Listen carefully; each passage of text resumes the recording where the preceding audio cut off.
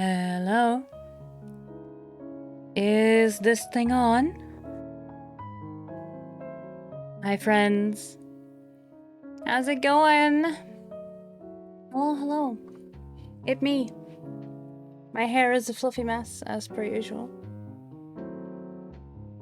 And I think I'm gonna move it around a bit.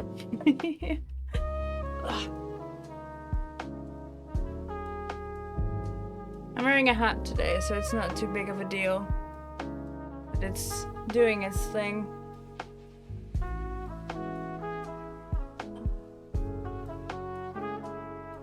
I'm a fluffy mess and I'm not wearing my jacket today. I know it's a crime, but yesterday, while I was streaming, it turned about 28 degrees in this room. So you'll forgive me for not wearing my suit jacket. And if not, then tough shit.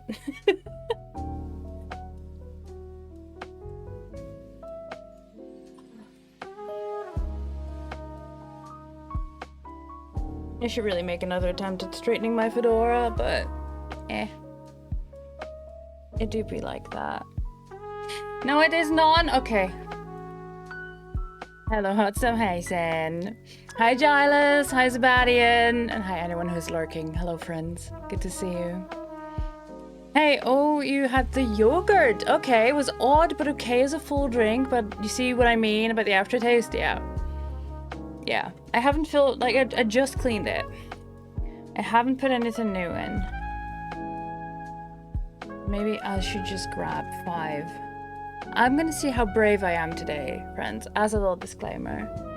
I went to bed with a migraine last night because I'm hypermobile and some things on my spine have misaligned, and Sen helped me pop things back into place, but that resulted then in a migraine because of the release of tension and pain. Because there was 2 places, one between my shoulder blade and one right at my tailbone. So like the entire spine in between was also tense and things. So when they pop back into place, that tension releases, and yeah, I've taken painkillers, I've had food, but I'm dealing with things like bouts of nausea, coming and going, mild like headache and stuff like that. So yeah, it is already 26.5 degrees in this room. I've opened the window today, so I hope it's a bit better. But we'll see, alright? We'll see. I will probably need to borrow your brain cells a bit more. But yeah, I think I might actually pick 5 flavors today because I'm already dealing with nausea and I don't want to make that worse for myself by grabbing something that is an interesting flavor, so to say.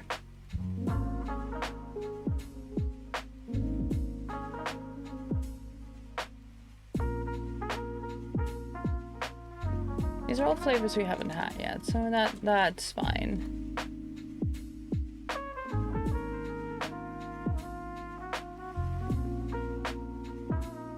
So you'll forgive me for not putting in the rum as an option.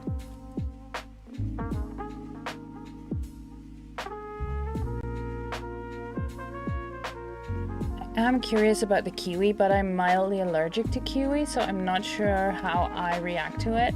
It's probably fine, because I'm pretty sure these are all artificial flavors. Yeah, you said the red sangria wasn't for you, right, Giles? I am inclined to agree. I haven't tried it, but I'm not a huge wine lover. For video okay with you giving us options which are complimenting to you? Thank you.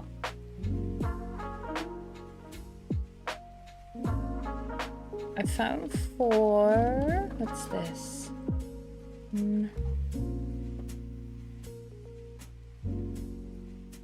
Yeah, why not? Alright.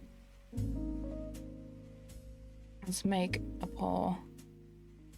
Yeah, I'm not a fan for some reason. Do you know why? Like, I know sangria is like a chilled wine, usually red wine. But you can make white sangria, but because this is red sangria, I assume it would be a red wine base. At least the flavors of it. Is it the tannins? Like, I've not opened it. I've not tried it. I do not know. I can only speculate what it is. Oh. What flavor? Water? Question mark. Lime. Ice, tea, lemon. This is a sweet tea. No, for those of you in the USA. That's what we call iced tea over here. It's always sweet tea. Carrot and orange.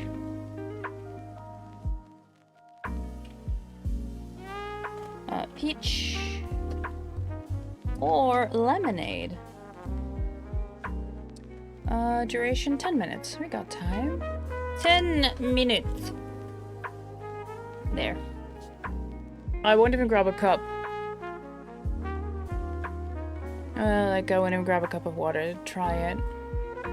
I'm sure it's fine. I have my coffee first though. I really enjoyed yesterday. I think we might play some more Scriptorium at some point. I'm eager to hop back in. I really enjoyed it. I had a lot of fun. There's some cheeky requests there as well. I like that. Put this post-it here, there. I still have the post-it that I made for this game, the posthumous investigation, with the binoculars, the things that we could see at which degrees, but it might be different at different times of day. Who knows? Because that was near midnight.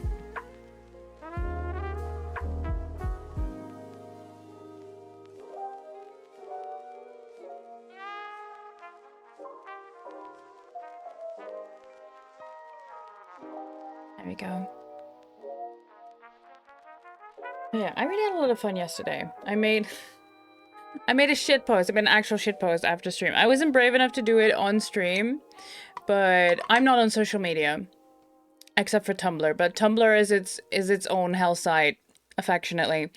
And someone got, so you can send anonymous asks, so anonymous questions to people if they have that turned on. I've turned that off because I'm anxious enough as is. I don't need some anon hate on top of all that. But the someone that I follow in there, it was quite a big blog, got a question related to something that he posted like last week or at the beginning of the week. He was like, the great thing about working from home is that you can just sit there, you know, with your cock out. And that resulted in a cascade of posts and people asking like, wait, what do you mean? Do you not have meetings or whatever? And he just replied with, yeah, I'm posting this right now, fully naked, which resulted in one anon basically, well, not basically, just straight up begging for pictures of his cock and balls, and he replied with, I don't have a crumb to give. To which another popular blog, Shitpost Calligrapher, replied with, my liege, do thine coffers runneth dry, in calligraphy, medieval script on a card picture, and the other blog posted like, yep, that's it, I just want my genitals referred to in medieval form from now on. Now, he's also a content creator, so he also got a code to Scriptorium. So I commented on that, going, be right back, making this post in Scriptorium. But I wasn't brave enough to do it on stream. I debated it, and I was like, I'm not sure I can. So I have... Can I show you? Hold on. I have the image saved. Let's figure out where it saves them again. Scriptorium, there we go, sandbox.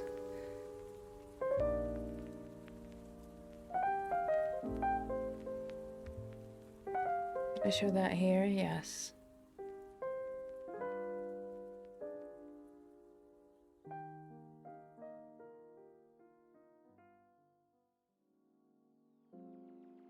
You can hear helicopters fly over, by the way.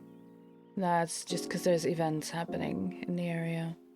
I don't think you can. I think my microphone is set up well enough for that not to happen. What happened here? Let's see. I need to... Did I add filters? I did. There we go. But yeah, this is what I made.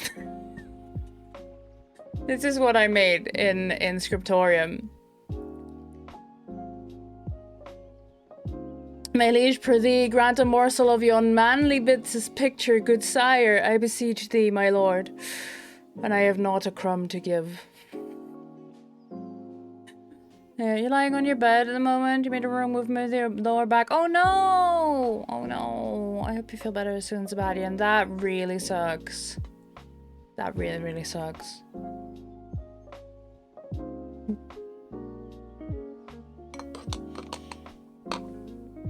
So yeah, this is the shit post I made. So yeah, you can in fact make shit posts in Scriptorium, friends.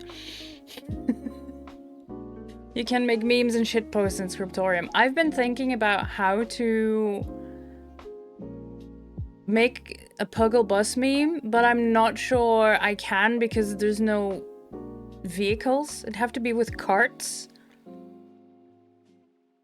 Maybe horse and carriage? I don't know. I haven't figured it out yet. I'm not sure there's elements in Scriptorium that because, you know, it was from a time there was no vehicles. And if you're trying to make a meme with vehicles, that's going to be, well, a bit of a challenge. So, wait, we have in the Discord, we have a thread. I think it's in the other games channel. There's a thread, and every once in a while, there's just a new Puggle Bus meme. It's a meme in itself at this point.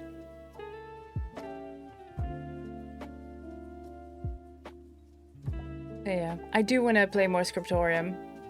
I want to see if I can do it on stream, but I have so many games that I want to play, and I want to do more crafting again, so that George doesn't become a last-minute rush job.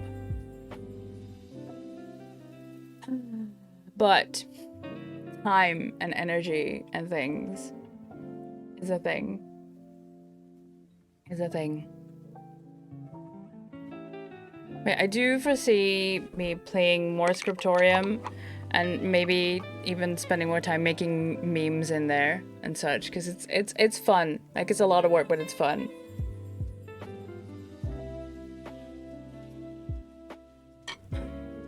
Wait, you can use it to make invitations and such.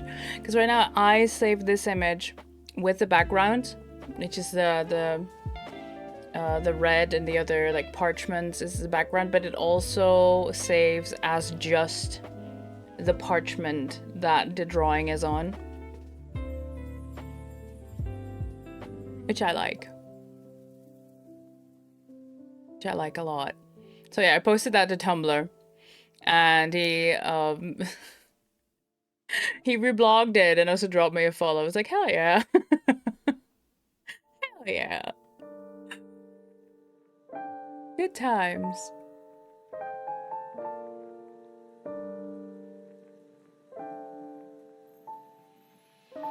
Someone else needs to vote to break the tie, otherwise we roll a die. These are all flavors that I am comfortable with drinking, so that's fine. It's a downside of doing it at the start of stream, right? Because I know people take a little while to trickle in. They're all non-cursed for sure. Yeah. Yeah. At least we hope so. We hope so. The titles, like the names imply non-cursed. However,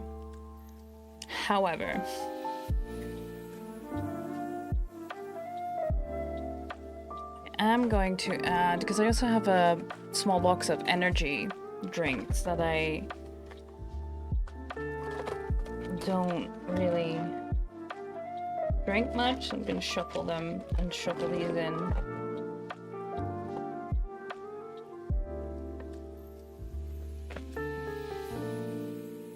I'm not even reading what's on them. I'm just seeing different colors, so they're going in between stuff.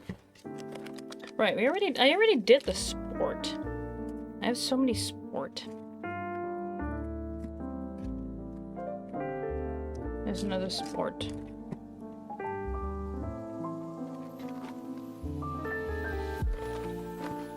Good sport. What's this?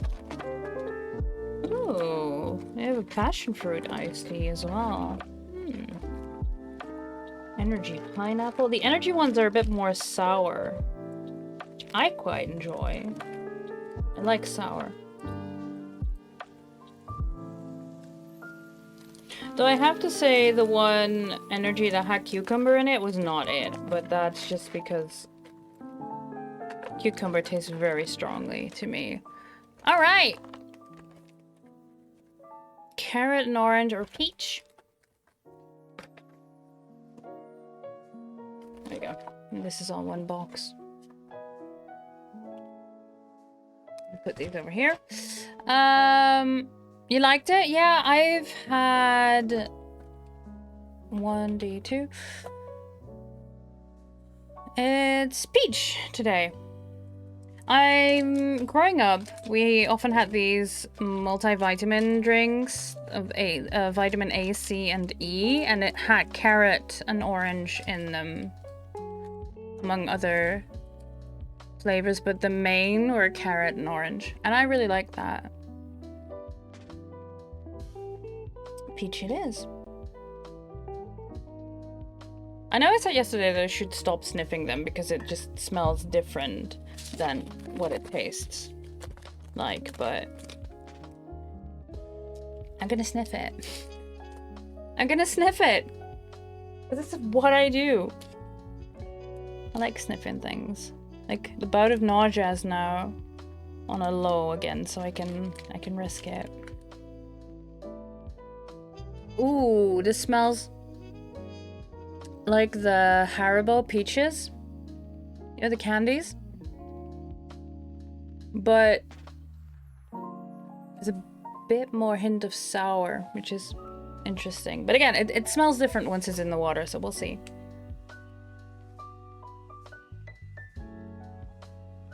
Right now, I'm not mad about it. I'm gonna get a bit more.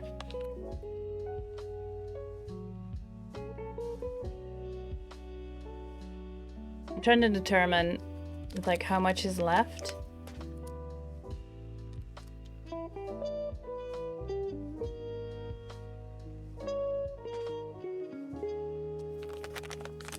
I think I left... Sen, can you verify if I have left my roll of tape on the table downstairs? Because we used that when we played tabletops last week. It's either downstairs on the table still, or it's somewhere on my craft table. Either or.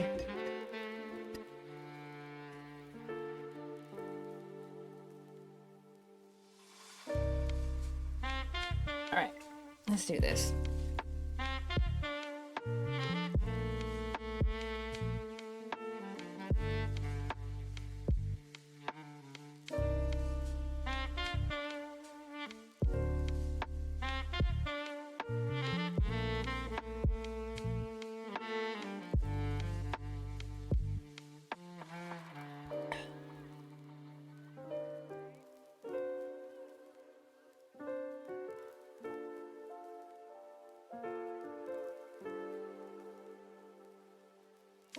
I like this one.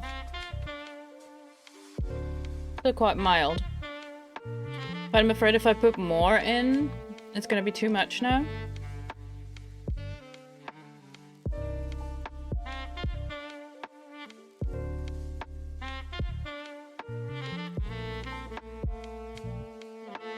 Yeah, I like this one. But I like peach flavored things, so yeah, this is a success. I'm secretly hoping it would be this one, but yeah.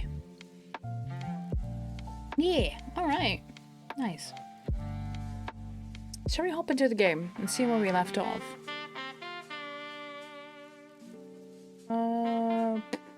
Where is the game? There. I have so many icons on my desktop I rarely look at. I need to go here and pause the musica. Go here, go to the game capture.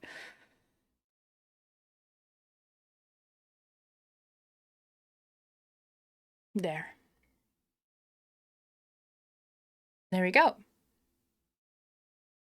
Aha. Of course. Forgive me. Because I route my audio different, I need to tell the game that it needs to use a different cable. There we go. They should have fixed it. There we go. Alright. Investigate. Loop 33. 12 hours 36 minutes so far. 15 suspects, 60 clues. We're at 69%. Nice. Nice.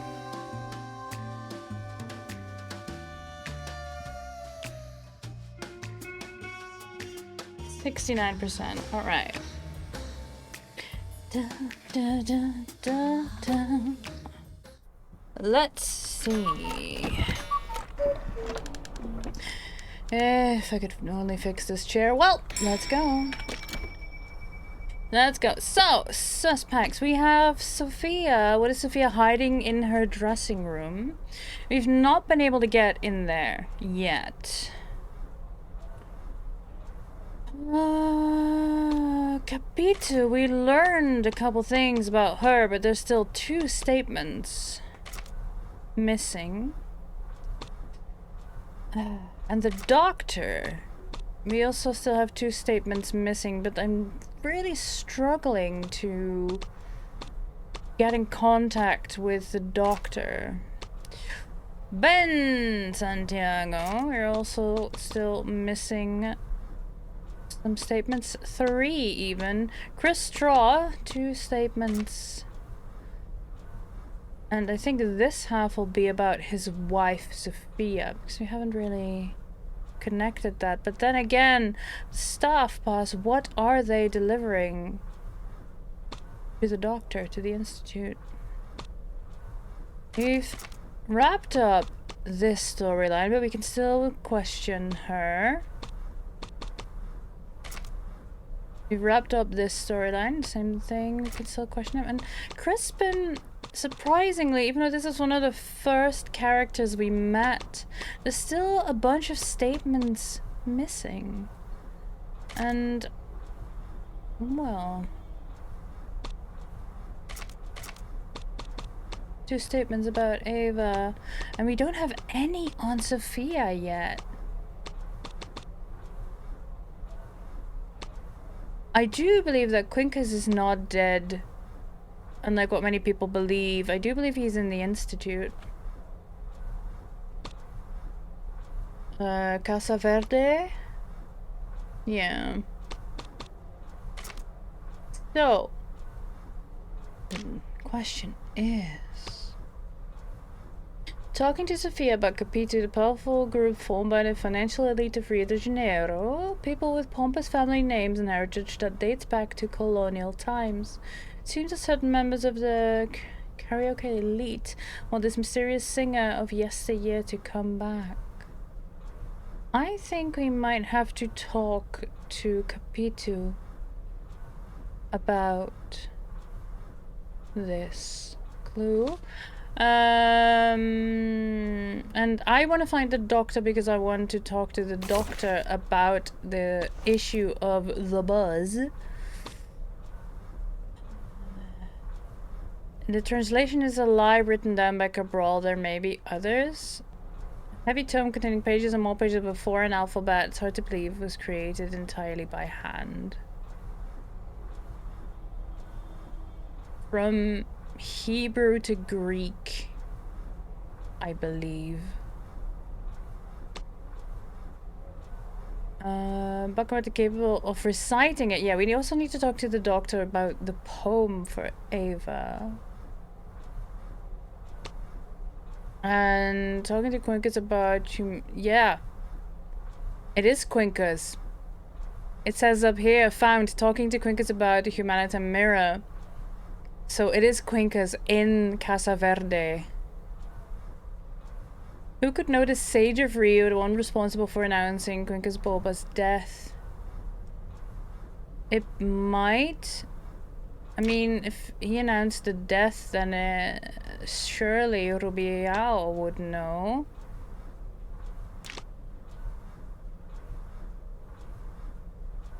What are the clues? Yeah, we need to talk to the doctor about the divorce.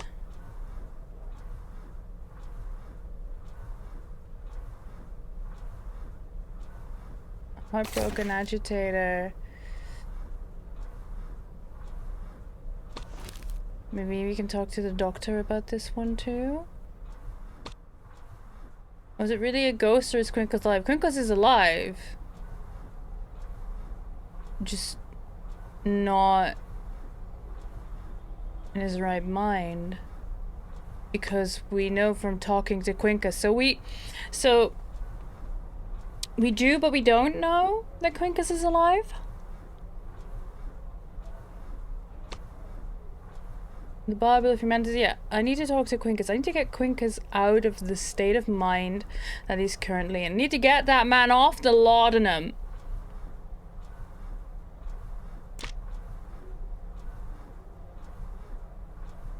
So, let's go back to Capito, I suppose, and see what we get from there. Yeah, friends, feel free to throw in your theories, send me in the right direction. We're doing this together. Noble Spark. Yes. We're doing this together. All I ask is no spoilers if you already know the story. Knock on door. Am I too early? Shoot.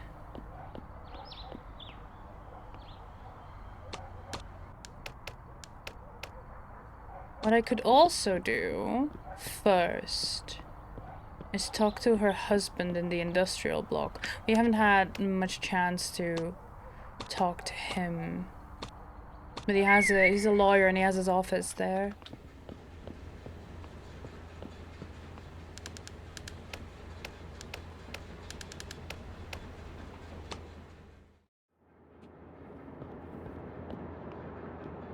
If we can get some more out of him. Go straight to the point.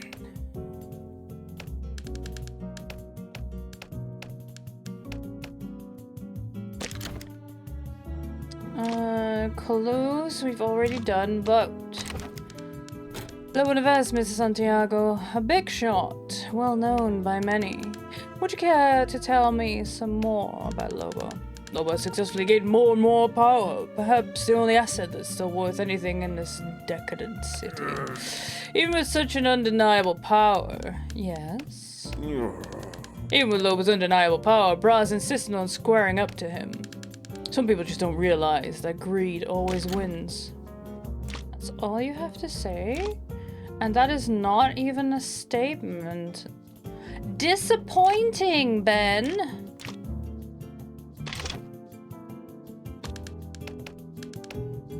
Get out of my sight, detective. Wow! Aren't you a ray of sunshine? Taxi. No. I will go talk to your wife. Hopefully before you come home.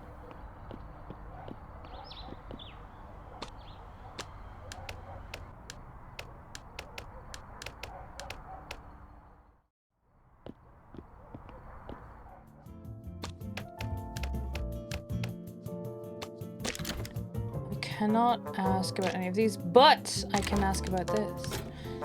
What do you know about power, investigator? Do you know where it comes from? Where it builds up? Every city has its elite, and every elite owns the city. That's exactly what I came to talk to you. Honestly, I'm tired of people running this place. It's because I fear they come for me and I carry out my activities anonymously. They want to dictate the cause of culture and the arts.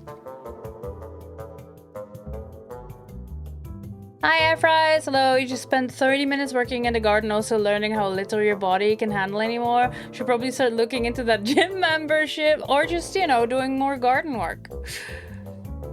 It's good to see you, Fred. I hope you're well. Yeah, I had to build that shit up.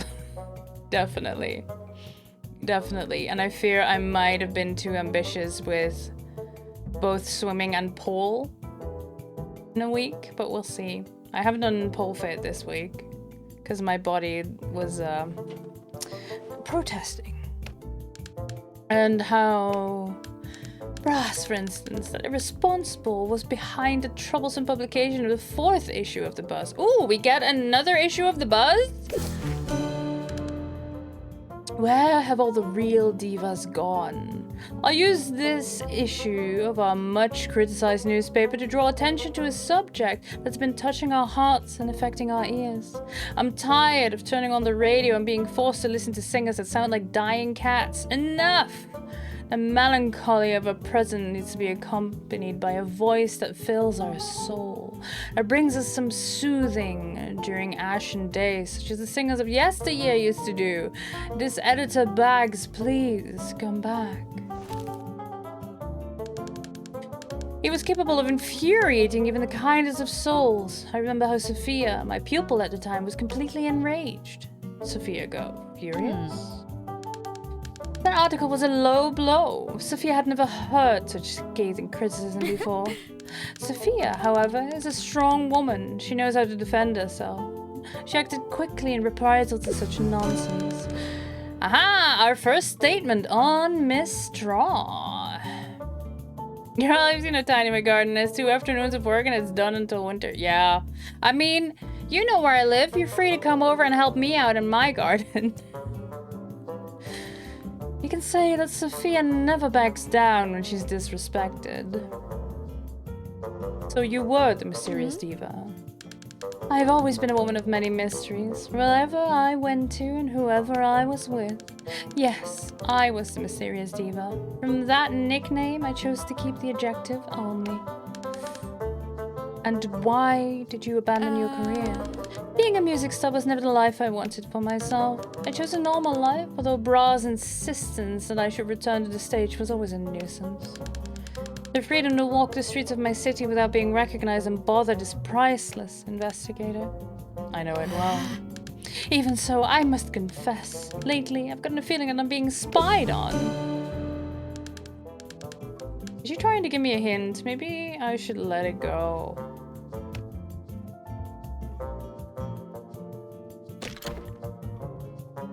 Tell me more. Investigator, tell me something. Have you ever had the feeling you were being spied on? Usually, I'm the one doing the spying.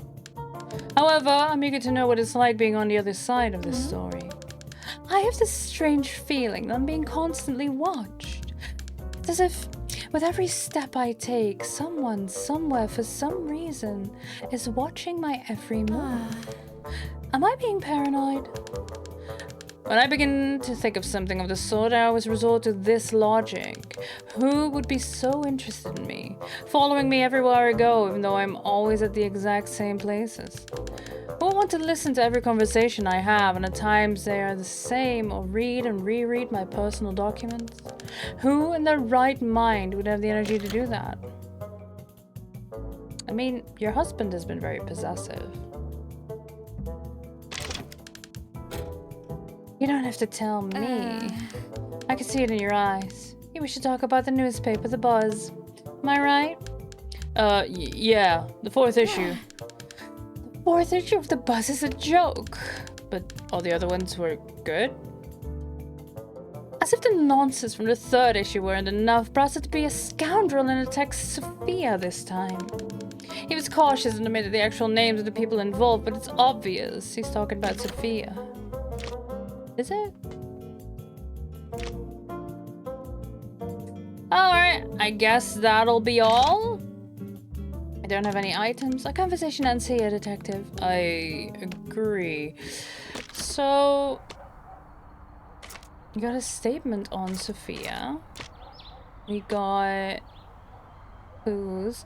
So someone is spying on her, but who? I say is the husband, because he also attacked the messenger that went to his house and talked to his wife. I think he's already left his office. He might be in the fraternity.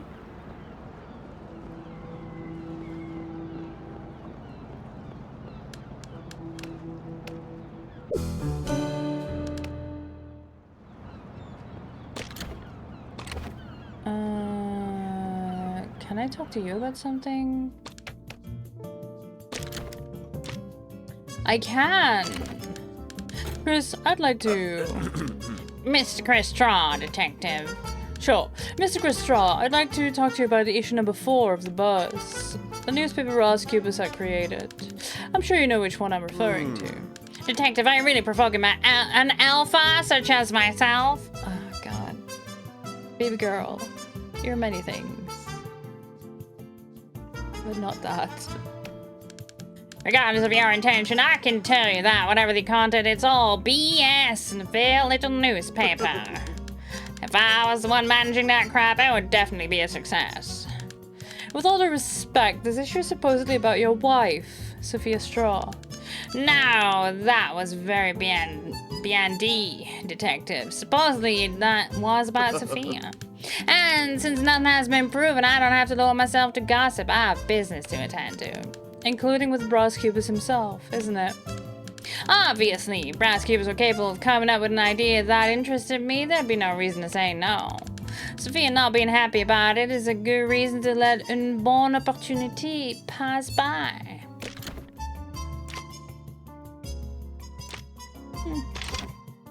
That'll be all.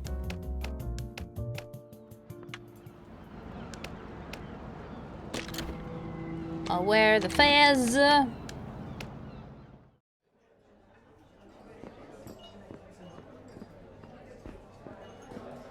still willing to— No! Oh, fuck.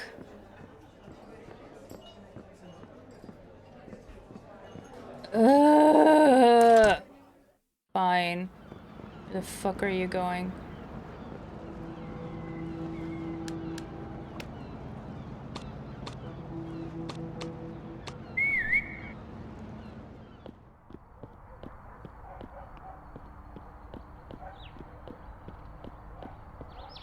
Are you going back home?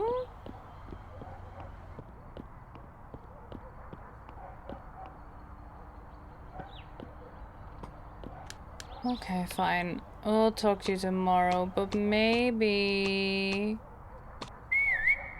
the doctor's in?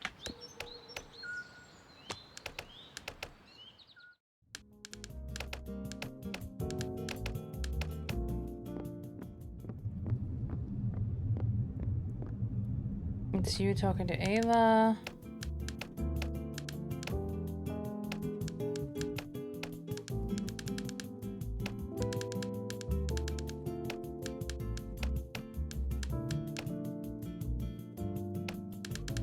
Okay.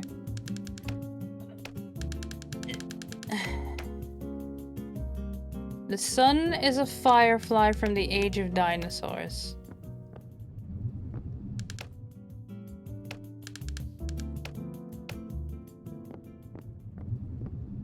That one's locked.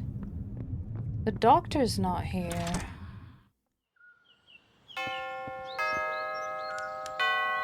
Where the fuck do I find the doctor at this hour? By the pharmacy, maybe? No, because you are here. Because that's Rubiao. You just got— oh, right, you just got punched by the guy.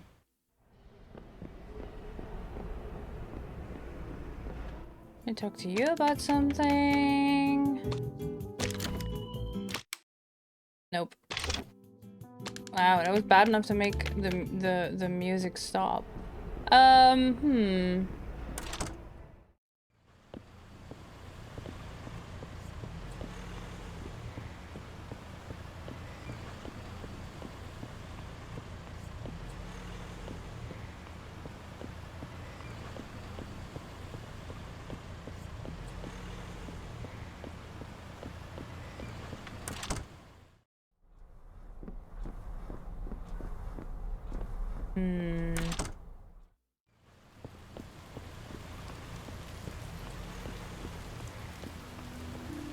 already too late for Sophia as well, and I don't have the flowers.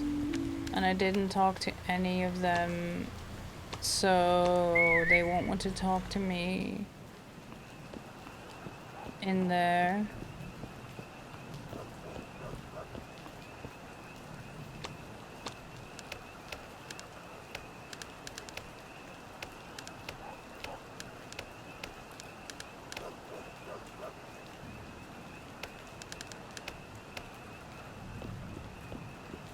Alright, so I can't talk to you at home. You're out and about. Miss Sophia is on stage. No one's at the manor because you just... Oh, hello. I think I'm traveling, Mr. Crispin. Oh, young man, you haven't seen me here, got it? Wait, where are you going? Not now, I have to go first, too late. We know exactly where you're going.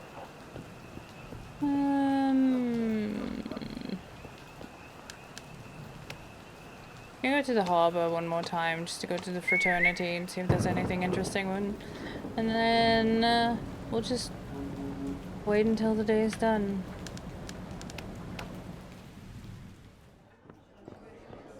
Can I now talk to you? Ah. There we go. During my conversation with Capito, Mr. Santiago, she said she felt the sensation of being watched. Were you aware of that? I didn't know she was feeling this way. I'm sure this is another one of her absurdities. Of course I try to keep track of her moves on occasion from a distance without her awareness. But there's nobody spying on her. All I want is to know where she goes and who she talks to.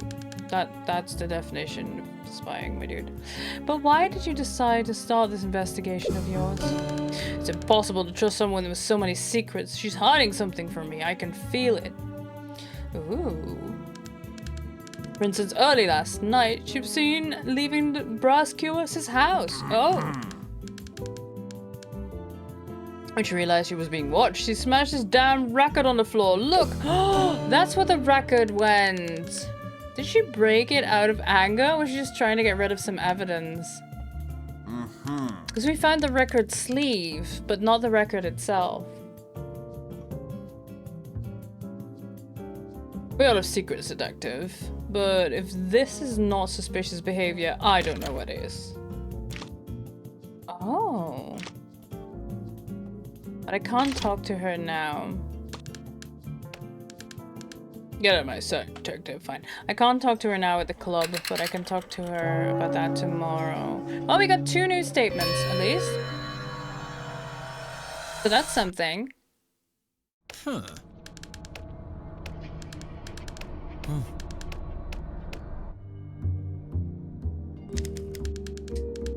Also, investigation on Capito, detective. Any new developments? You managed to speak to someone close to our suspect? Oh, I can see that you did. Someone very close.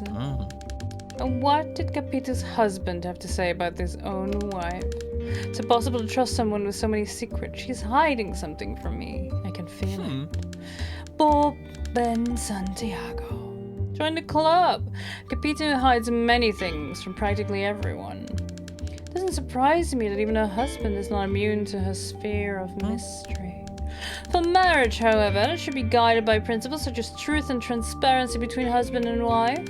It's understandable that Capito and Ben's marriage would be in crisis. Marriage crisis. Ben was my lawyer when I was alive. I know him as no one does.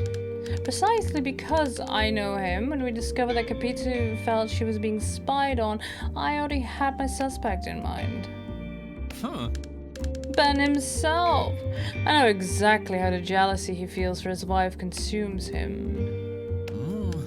But besides understanding him and frankly feeling sorry for the man, what else could I do? You know where he's in? Whenever he confided in me about his suspicions, I urged him to let certain feelings go. Would have been for the best. Such was my insistence, detective, that I started to sound like a broken record. Speaking of a broken record, you must have heard rumors on such an object. The record was very dear to me. Capito had no right to destroy it like she did. All because she believed she could use it to get through to me. Capito didn't know, or maybe she did, is that while he spied on her, Ben saw her break my precious record. Assuming that such an emotional display stemmed from genuine feelings, the act only served to fuel Ben's suspicions. Poor Ben. What must it be like to live under the grip of doubt? But we must agree with Ben Santiago on something. The manner in which Capito destroyed that record could easily be interpreted as an outburst of anger. But it could also be seen as a sign, a message. What if Capito was trying to send me a message? Both Ava and Sophia, each close to Capito, made it clear that she was secretive and captivating. A dangerous combination.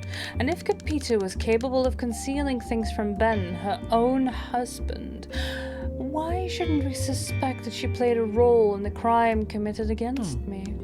She, with no shadow of a doubt, had the means, and her alliances had much to gain from it. Why don't you go to Capito herself and cover the last piece of this puzzle?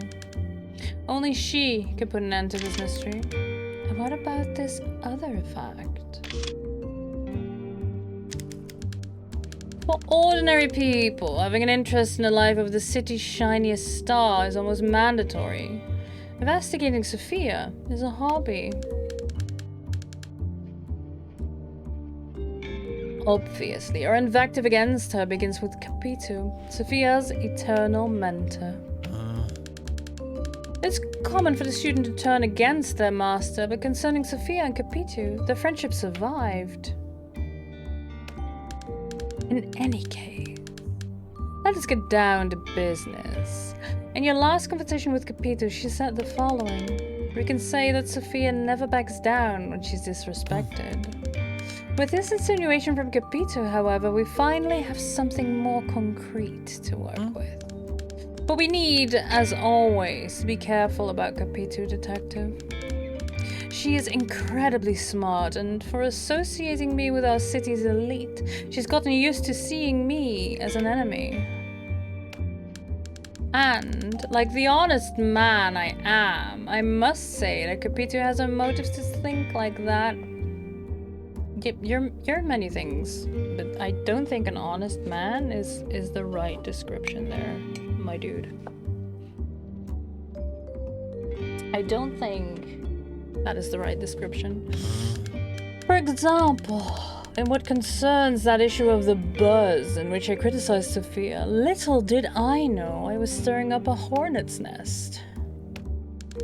Don't criticize Capito for seeing me, based on my words, as an enemy of the so-called popular culture. However, even considering us as the enemy, I believe she's revealing us the truth, unaltered.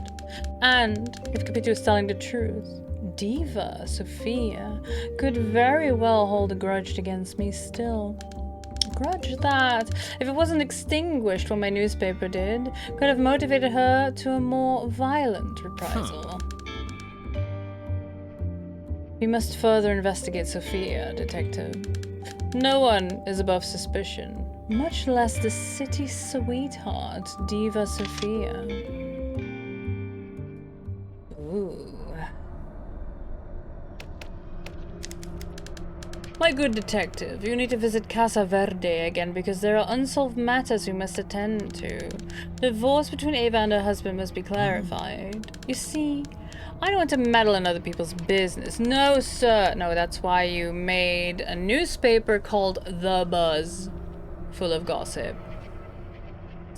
But there was such a Peculiar couple. It makes me think there's something to be investigated.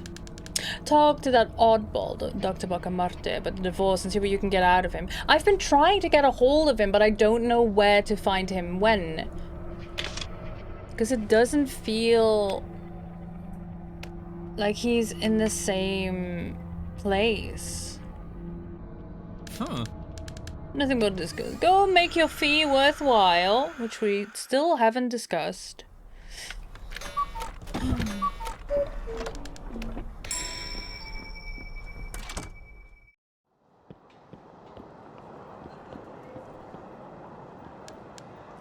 Let's see if we immediately go to Casa Verde.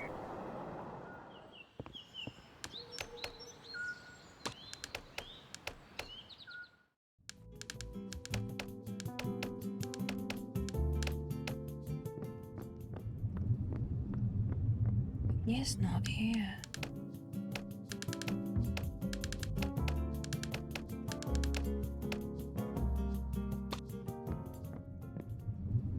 Can you confirm that this is a prison?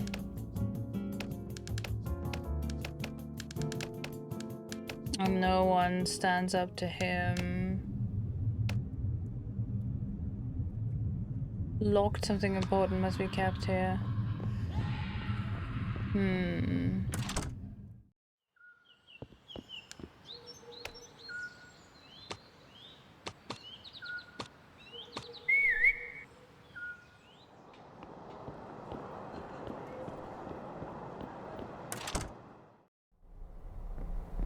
Well, where do you go from here?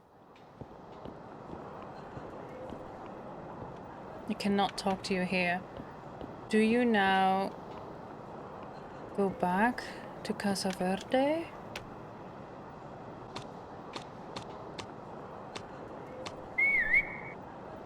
This is probably going to be my biggest struggle, getting hold of this guy.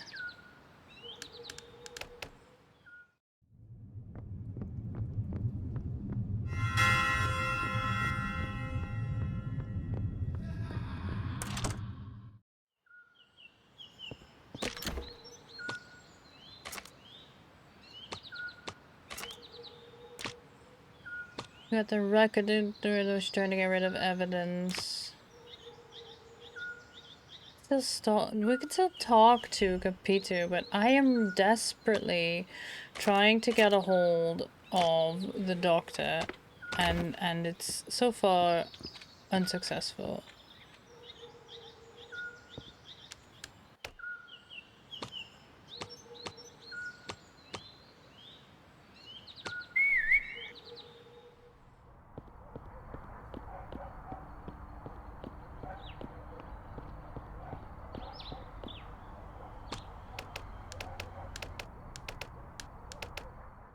Let's talk to you about the record.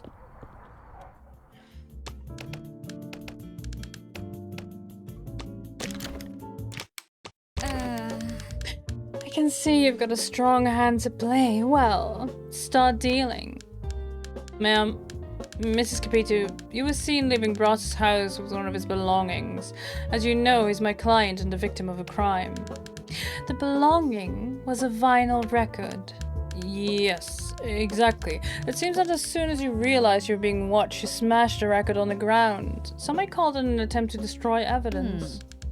And a sign of contempt for what it represents. Is that what you believe? I won't even start on why I was being watched, Detective. Some people believe they can have it all, but some obsessions belong in the past. But the lady doesn't esteem her own past. The life I've led, Detective. I cherish everything I've lived through, but the memories of my past and what's in it bring me a certain melancholy, a touch of regret, you see. I can't help but wonder what might have happened had I chosen a different path. Are you referring to your career as a singer? Oh, my career. A secret that doesn't seem to be so well kept anymore. If Ezekiel weren't in the picture, I might have regretted not chasing fame. And what about those who long for your return? I've heard from someone following regarding your talents and your fans.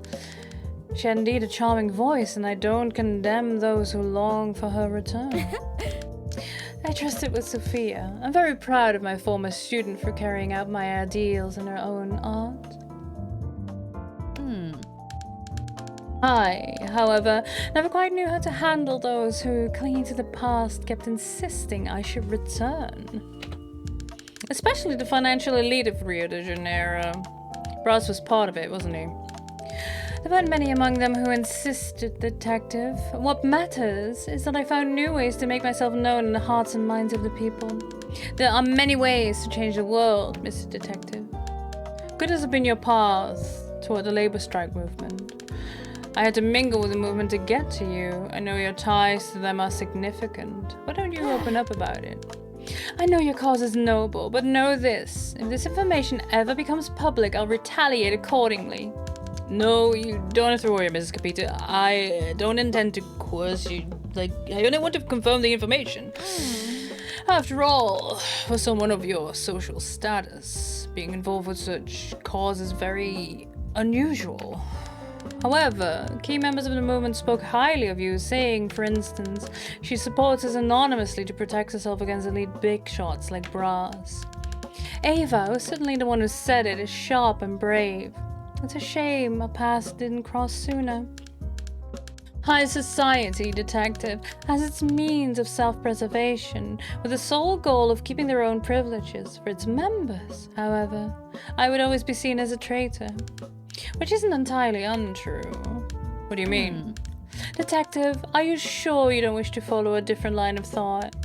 I can offer you other relevant information which may help your case in some other way. If you don't mind, Mrs. Capito, I would like to continue from where we are, if you may. If I may. It's just that I haven't been myself lately. No secret is safe from Brass. It's very hard to be yourself when you feel that society is looking at you differently all the time. Do you say that because you felt spied on? Do you really believe the feeling of being spied on may have affected my mental state? That I would have taken a more radical action against my enemies just because I was feeling bad? Enemies like your contractor from the afterlife, Ras Cubas.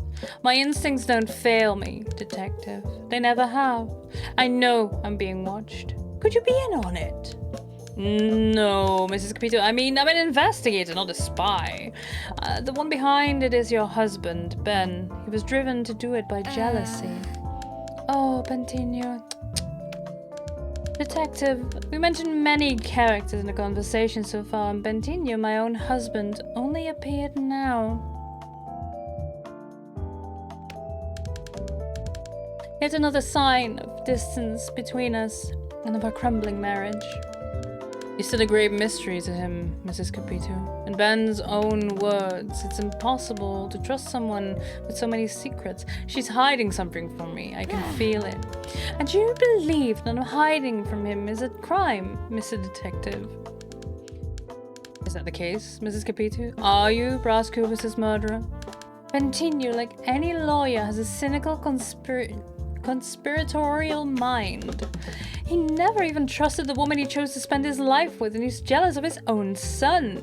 He sent Ezekiel off to a seminary just to keep him away from me. Bentinho seemed incapable of accepting me as a woman in control of her own life. His desire for me is so overwhelming that it prevents him from truly having me.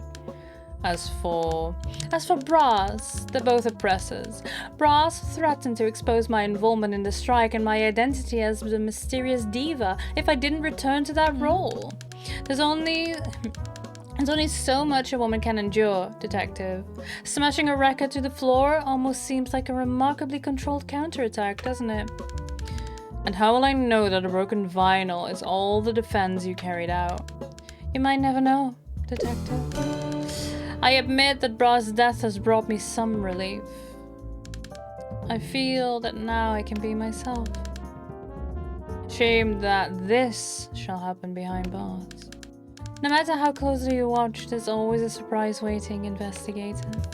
Even men considered good can join forces with the bad when it comes to self-preservation. Isn't that a truth? We wrapped up another storyline. Would you look at that? If it is my neighbor, Capito. In good spirits, huh? What's gotten into you? Nothing, my dear, except for the marvelous voice of the mysterious diva. I spent the entire night listening to her record. Such moving harmonies. Only an inveterate fan could comprehend such talent. Or the mysterious diva herself. Brass, you're despicable. Have some discretion. You're talking about things of the past. That chapter of my life is closed for good. I thought I made it clear to you to let it go once and for all. Impossible, my dear. The mysterious diva deserves to be back in the spotlight. And if it's up to me, this will happen. Brass, you fool. You better give up this idea of yours before... Before what? People learn your other secrets? For example, that you're the one sponsoring the strikers? How did you know that? It doesn't matter. What matters is that no one but me has to know if you revive your career. You despicable old man. Someone needs to put an end to your ruses.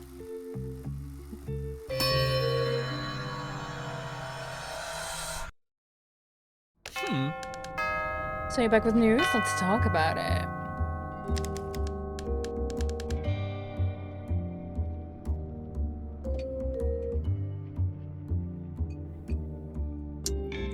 Capitu, did you manage to speak with her? Wish I had this chance. Figure you wouldn't have any troubles, detective. You've been doing well. But it's all true. I always idolized Capitu, our mysterious diva. To me, she represented everything beautiful and deserving of preservation in art. However, as it happens in life, the greatest talents, when not protected, isolated, are lost with time. In Capito's case, always in command, she herself was the one to abdicate her precious gift. All so she could live a quiet life, denying her light to the world. Yes, I did it, and I have no regrets. I did what had to be done so that Capito returned to where she shouldn't have left. Music. I threatened to expose her, yes, as the sponsor of the strike, as told by Ava, and as the mysterious diva, as told by Sophia. Wouldn't you have done the same, detective, if you could? Capito, impetuous, threatened by her own past, went to my house and stole the record I carefully kept. She did it as a demonstration, did she not? That she would take no audacities from me. That she could give me a taste of my own medicine if necessary. It does seem like something Capito would do. It would be strange to think that Capito, having channeled her anger in destroying one of my treasures, should need more than that. Would she have need to kill me after destroying the part of me I liked the most? At the same time, breaking a record might not have been enough to consume all the hate she had for me. After all, you heard it from Capito herself. I admit that Brass's death has brought me some relief. If Capito was or wasn't the one responsible for this relief, we may never know. An incomplete and mysterious ending, much like the very person it frames. Seems we made considerable progress today, my boy. Good work. We better quit while we're ahead. I'll see you soon. So we wrapped up, let me quickly go back, the storyline of the opposites.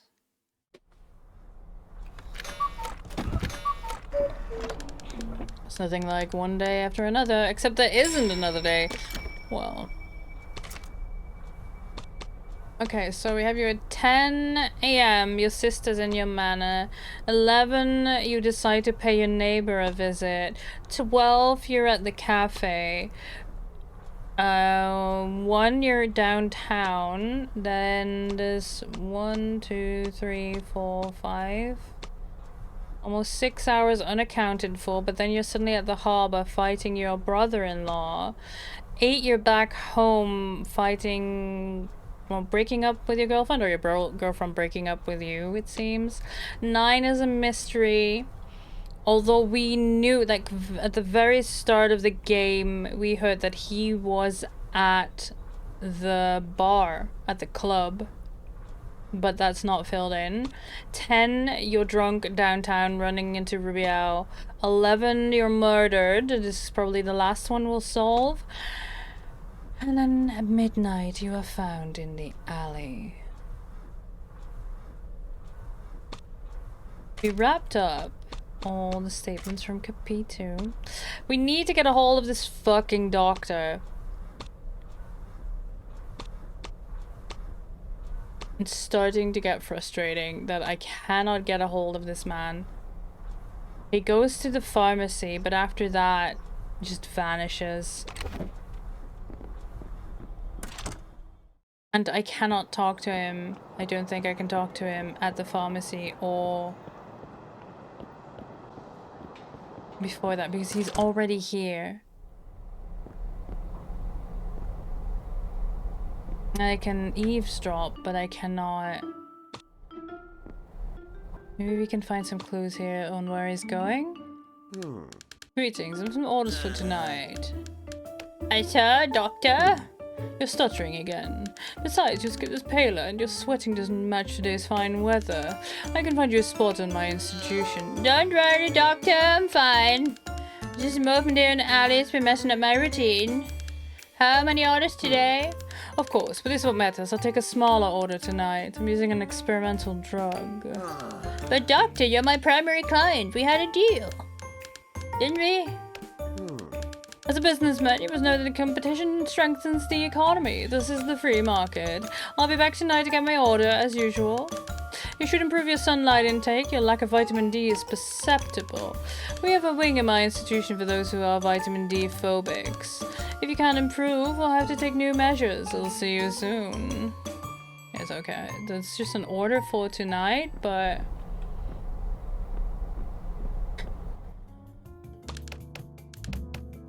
Can I talk to you about anything? No.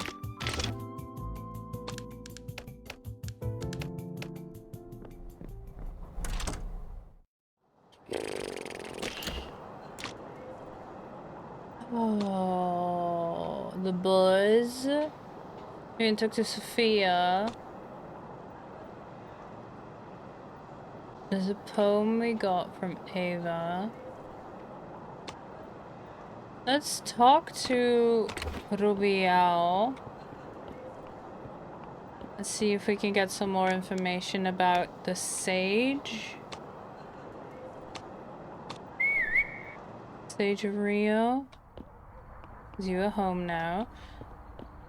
I'll get the flowers first so that I can talk to Sophia again.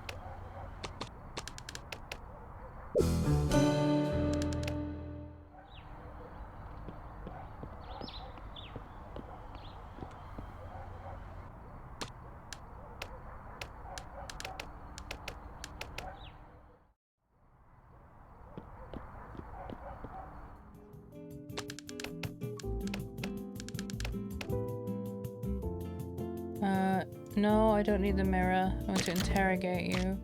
About... Yeah! Do you happen to know if I could find someone known as the Sage of Rio? Sage of Rio no longer exists. What do you mean? Has he died, too? Sage of Rio is not a person, but a bankrupt newspaper that circulated around town.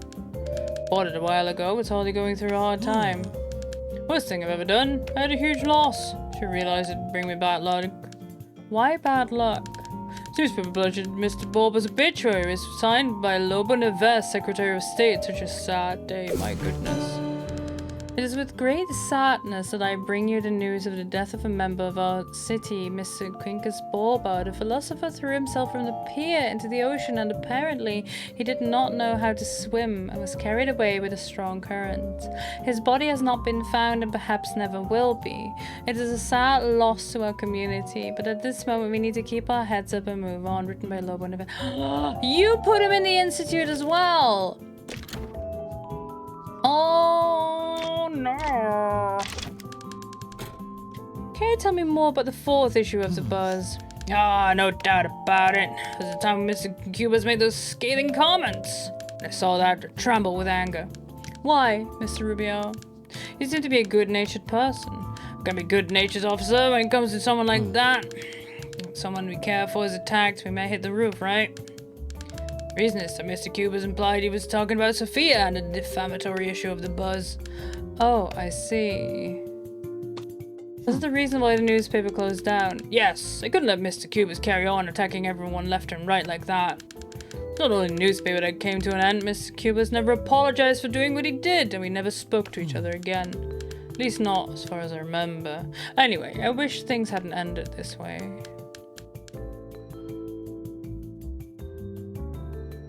Late response because I had to walk away for a second. Could you wait outside the pharmacy and follow the doctor?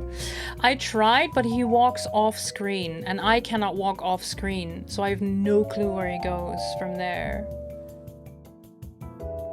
But why? Somebody had to do something. Someone needed to do something. No one offends Sophia and walks out unscathed. Right, Mr. Rubio, got it. Thank you for sharing this information. You're very devoted to Sophia, aren't you? There's anyone in Rio that deserves devotion, it's Sophia. I only do what it takes to praise my muse, that's all. Looks like you do anything to protect her, even cover up the fact that she is one of the main suspects in Brass's death. What? Nonsense, she wouldn't hurt a fly. I heard that Sophia was furious about the newspaper article and, well, its author is dead now. I will not allow Sophia's honor to be offended again. So, what will you do? Prove that you're not really as righteous as you claim? Here, here's the key to Sophia's dressing... He has the key to Sophia's dressing room? Excuse me? She doesn't even remember his fucking name, and he has the key to her dressing room. He won't remember giving this to me either, but... I'm afraid to ask how he got hold of this key. That's very sus, my dude.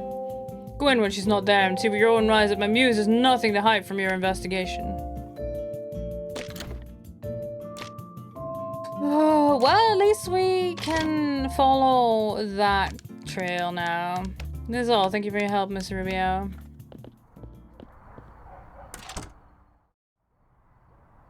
Well, we can at least see what Sophia is hiding in the dressing room.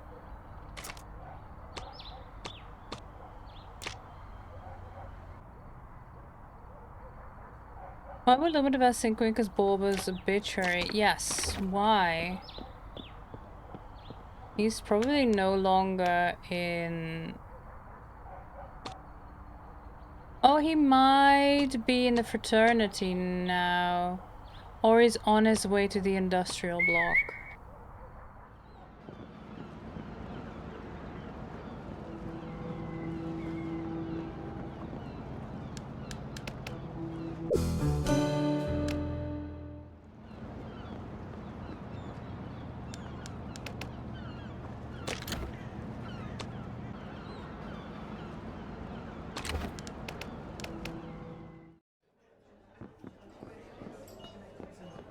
I can only eavesdrop on him going on and on about the strikers, blah blah blah blah blah blah blah blah blah blah. We already know that he's gonna put Ava in Casa Verde too. And I cannot talk to him here. Talk to you about things.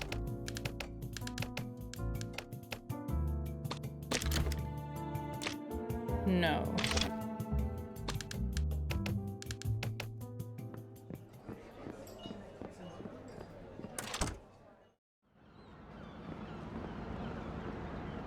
Fuck it. Can't talk to you about anything, but I can give you the hat.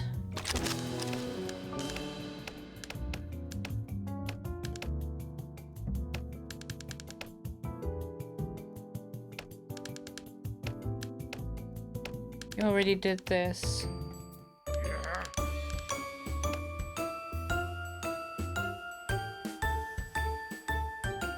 So if I could just find a different fez.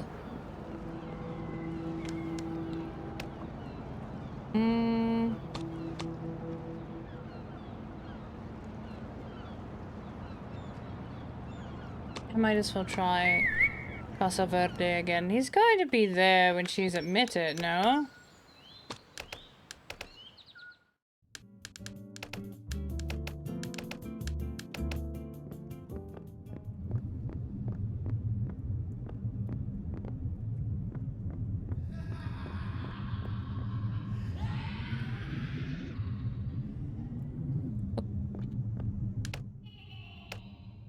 Yeah, no, okay. We can only talk to him if you give him the eclair.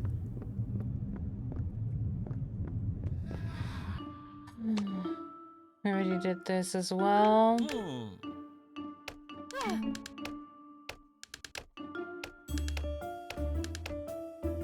Oh.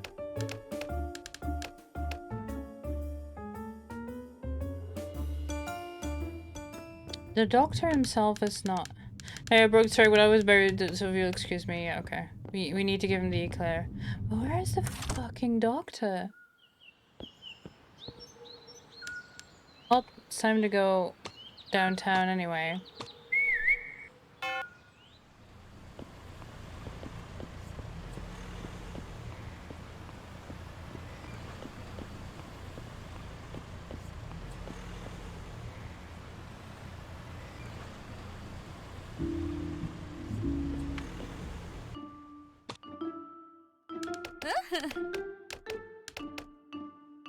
Show item, flowers. I'm not gonna show you the key to your dressing room.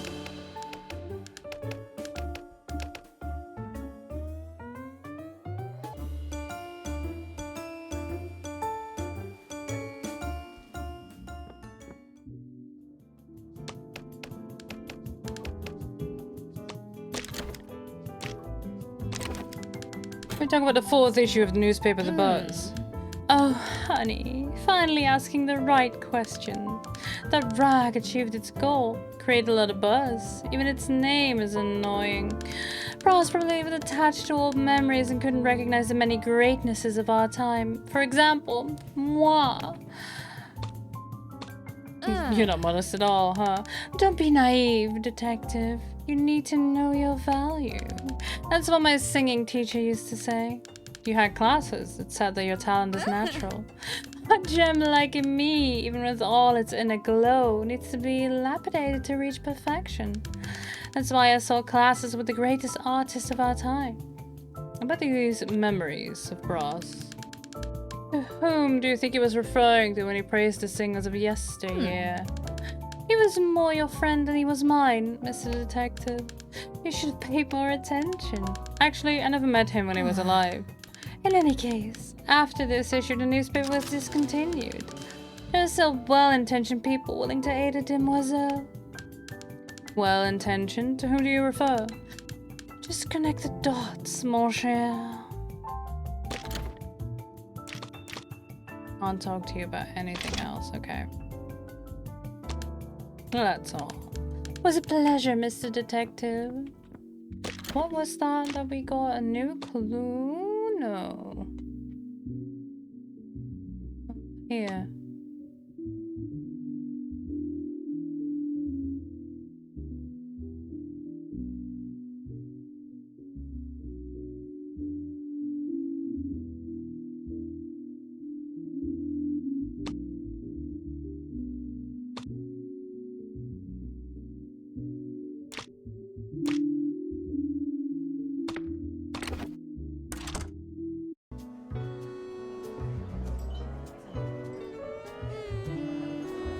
You're not on stage yet?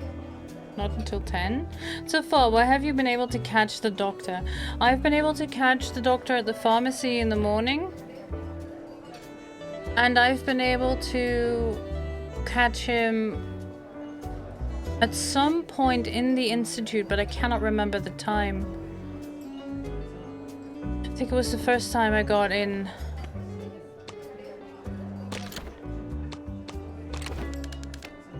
Now Sophia can't stop me from searching her dressing room. Oh my. Flowers, chocolate, strawberries, passionate letters. Such devotion, huh? I wonder what these fans wouldn't do to defend her. Look, a good portion of these gifts are from Ruby Owl. I wonder what Chris Straw thinks about this. Oh. Sophia's a woman of refined taste. I'm not an expert on fabrics, but these seem to be of great quality. An old poster. It's the mysterious diva. I wonder how many people know the identity behind that mask. So this is where the stars get ready. Wait, what's this? Oh, she keeps that in her dressing room. She takes that with her everywhere. This is excellent. So yeah. I only see him go into the pharmacy and out. That is the only place I know for sure that he'll be. I thought he would be at the institute when Ava gets admitted, but he wasn't there.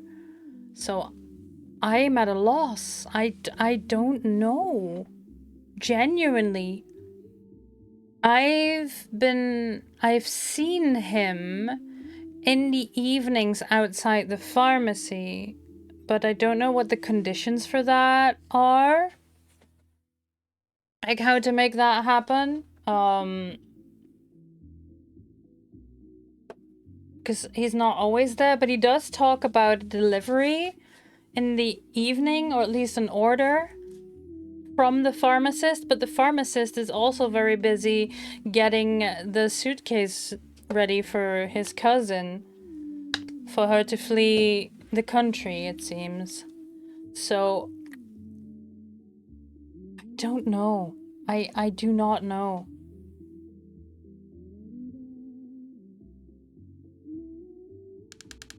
She definitely didn't like my client. Okay, so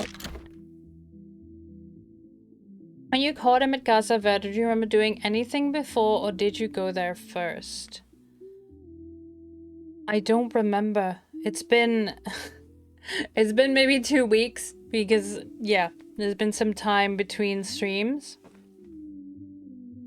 And I've only played this on stream. So I don't know. If you have, because I remember it was just after learning how you can get in. Yeah, it was, we talked to Cottram and he gave us the key card. Maybe tomorrow go straight there. I've been trying that in the mornings and I arrive at 9:33 and there's no doctor because he is at the pharmacy. Oh, do you mean go to Cottram? Go to the harbour.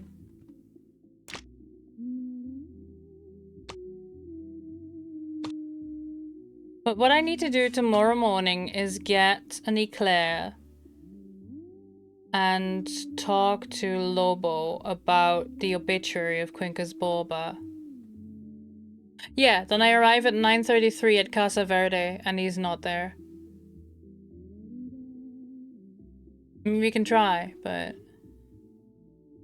because he is on his way to the pharmacy. I'll go and get the eclair tomorrow. Talk to Lobo about the obituary and see if we can talk about anything else. There's 3 people that I can talk to about these gifts. One of them is Sophia, one of them is Rial.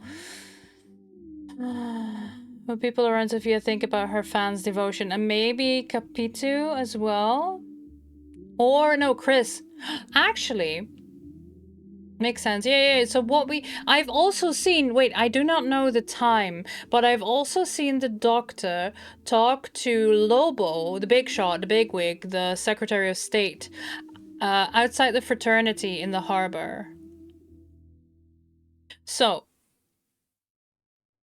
Helena's Cafe, eclair, give it to the bigwig, talk about the obituary, see what we get from there. Go to the harbor, talk to Chris about let's follow the Sophia trail. Like so far in things that I've been unable to solve, I've just been following a different path until I got more clues. You won't talk to me. Yeah. Chris? Oh, that's Chris. With us!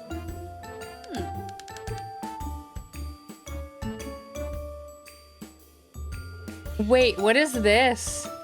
Stop the music. We have a persona non grata here tonight. Me? Yes, you. Sherry. I've had enough of the way you ignore my career, which unlike yours is a real success. Sophia, my fleur, please don't start getting all hysterical. Everyone here knows I'm a successful entrepreneur, a member of the frat.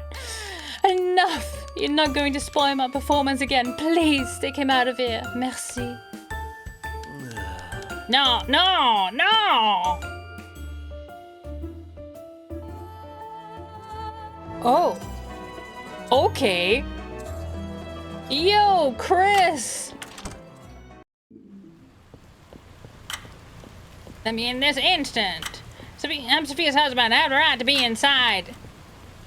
Hey, what's the meaning of this? I can't even talk to him. But it's funny that he's annoyed.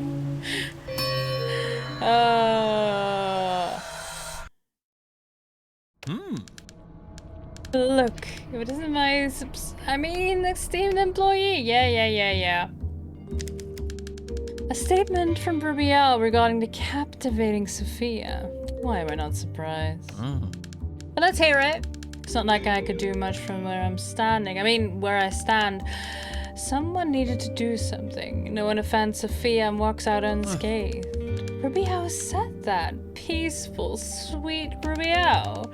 Impressive how his passion for Sophia could provoke such an aggressive reaction in the otherwise placid Rubiel. If you think about it, Rubiel and his adoration are just weapons that Sophia has at her disposal. Capita said that Sophia brought an end to the buzz, all because she took offense to the opinions I expressed. I didn't tell any lies, detective. Sophia shouldn't have been so frail. Rubiel, on the other hand, shouldn't be so easily manipulated and imprudent. His time with Quincas apparently didn't teach him anything. Sophia has Rubiel eating out of the palm of her hand. Certainly, that's how she managed to bring an end to my newspaper. But it doesn't necessarily mean she was responsible for the crime committed against me. Not in the least. Sorry, adjusting my headphones. We need to investigate Sophia even further, detective. I feel there's more to uncover about her. Lobanevaz's involvement with the obituary of Quincas Borba never sat well with me, but at the time I was mourning my friend and mentor. But then Nevez got the post I've always longed for. I was a wreck. But you, dear detective, can change this. Ask Lobanevaz about a certain obituary. See what you can get from that butcher. The butcher, eh?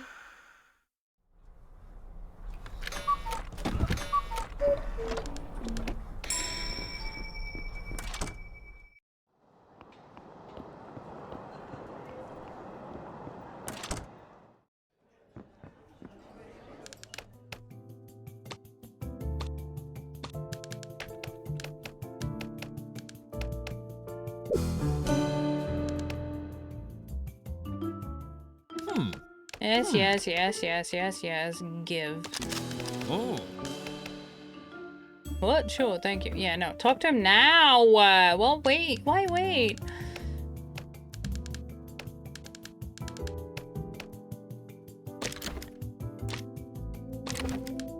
Mr. Lobo, since you've written an obituary for Quincas Borba, I gather you two had some relation. Would you care to comment on that? Obituary. Most of the time is one of my assistants who write those things. I don't always have the time. Secretary of State, I need to be in a position for cases that are more notorious, voter. You must understand. But yes, I do remember the obituary for Quincas. This document yielded me great approval from traditional families. What do you want to know? I'd like to know more about Quincas's death. Look, voter, I don't know about the details. As a man who serves the people, sometimes I must act and not think twice. What I was told is that Quincas jumped off a pier. Seems to be the only source related to this information. Could it be that your influence helped corroborate this version of the story? My valuable voter, it is possible. What can I do if the people choose to believe me? A vote for Lobanevaz is a vote for truth. In fact, I recommend you choose the same. Who doesn't want to stand on the side of truth? I'd like to know more about the note. Dear voter, the note on the obituary is a mere formality. If it was up to me, I wouldn't even do it. I had no time for such things. things. And since honesty is my policy, I'll be honest with you. I wrote it as a favor to the fraternity. The fraternity? Yes, Vota. The fraternity is a select group of powerful men interested in Rio de Janeiro and where it is going. Naturally, I'm a part of this association. A vote for Loban Events is a vote for being sure of things changing for the better. Right, definitely. One hand washes another, the rest stays dirty. But who among these powerful men from the fraternity could have asked for it? If it's so important to you, dear voter, it was Ben Santiago who asked for it, Brass's lawyer. Brass was well shielded, legally, at least. Ben is a very competent man. One day I'll get him to join my team. Ben's coldness while solving the problems created by Brass was terrifyingly admirable. Oh. Tell me more. Miss Neves, you're in the fraternity, right? Can you tell me more about this fraternity? How does it work? Do you exchange favors and aid each other? Dear voter, that's what a brotherhood is for. If a fellow member asks for help, I must help him without questioning. And it's reciprocal, not very different from how things work in politics. So it seems. Dear voter, may we change the subject? I have many places to be and this talk is going nowhere. Then go off with you. Go be places.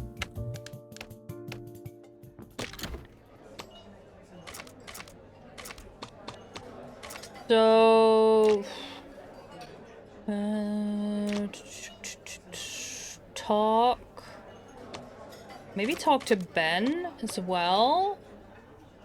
And Rubiao. Rubiao, we need to be quick for both of them. He sleeps before like 2 p.m. But Ben leaves his office sooner. So let's go to Ben because Rubiao isn't home yet. He only arrives home at like 11. Oh my, a secret club where men exchange favors, eh? Aid each other, eh?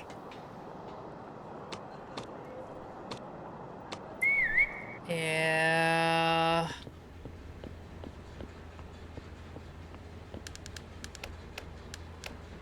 The more things change, the more they stay the same, huh? Hey, buddy! Mr. Ben Santiago, I'm the detective in service of Mr. Brass Cubas! Interrogate. Tell me. Mr. Santiago, we need to discuss a crucial point. Evidence points to a favor allegedly bestowed on you by Lobo when he had a false notice published in the newspaper. Such notice would be about Quincus Bulba's passing. Apparently, about a certain agreement of the fraternity. You're really willing to address the issues about the fraternity? Meet me there later. Be happy to answer all your questions. I'll do my best to arrive on time. So you only want to discuss this in the fraternity? Okay. Are we all Ben? Get out of my sight, detective.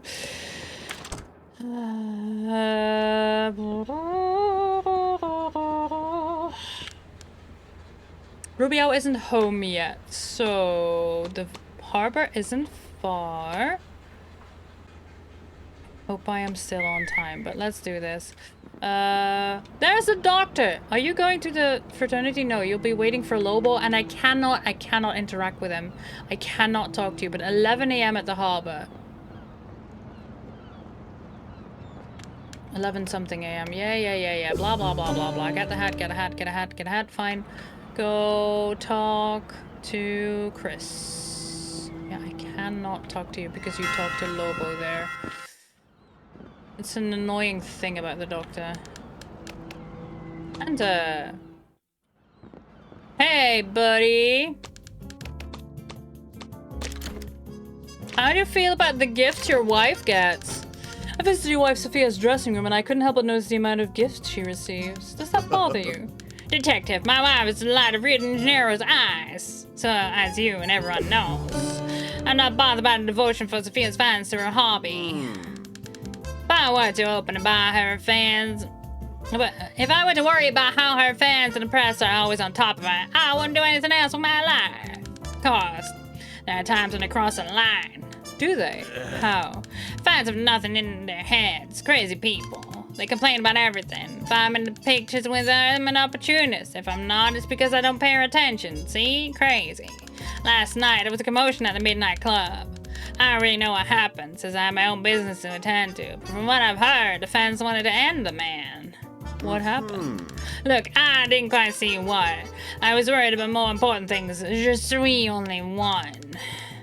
Maybe if I was up on the scene, from the stage, you could have seen what really happened. Only one person can tell me what happened last night inside the Midnight Club, where Braz was. Braz Cubas was at 9. Because we already know, because he requested a death fairy or something? Some cocktail? Luckily, I arrived right on time to keep the worst from happening in there. Mr. Crystal, do you have anything to say about the stage in the Midnight Club? You must be kidding me. It's where the singers perform, you imbecile. What else is there to know? Would you say that anyone performing from that stage has a full view of the club? Think so? I'm not a stage person, detective. People go on the stage to satisfy me, pour mon plaisir, and not the other way around. That's how it is. So, monsieur, my shift is over, and so is yours. Let's get moving. Fair enough. See if I can get to Rubiao in time.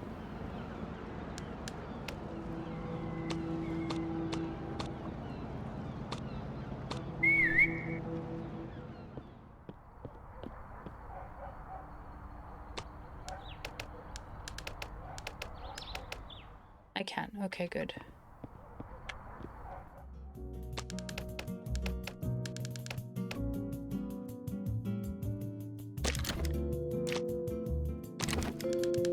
I saw that most gifts to Sophia had been given by the same person. You.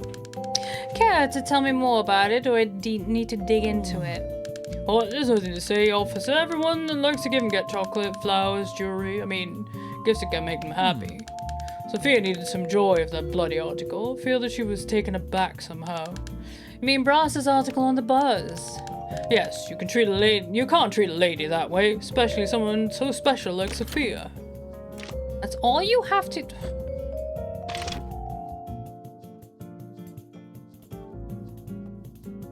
I don't think I need the dressing room key anymore. Or the mirror.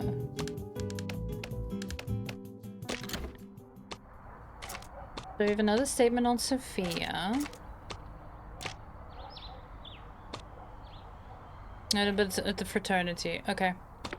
Fraternity it is. Hello! We are getting more clues. We're getting closer and closer to the truth. Back to the harbor.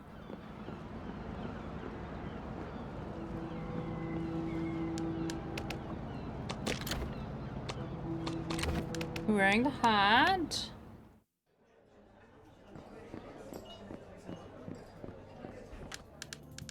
Miss Santiago, would you mind sharing some other piece of information?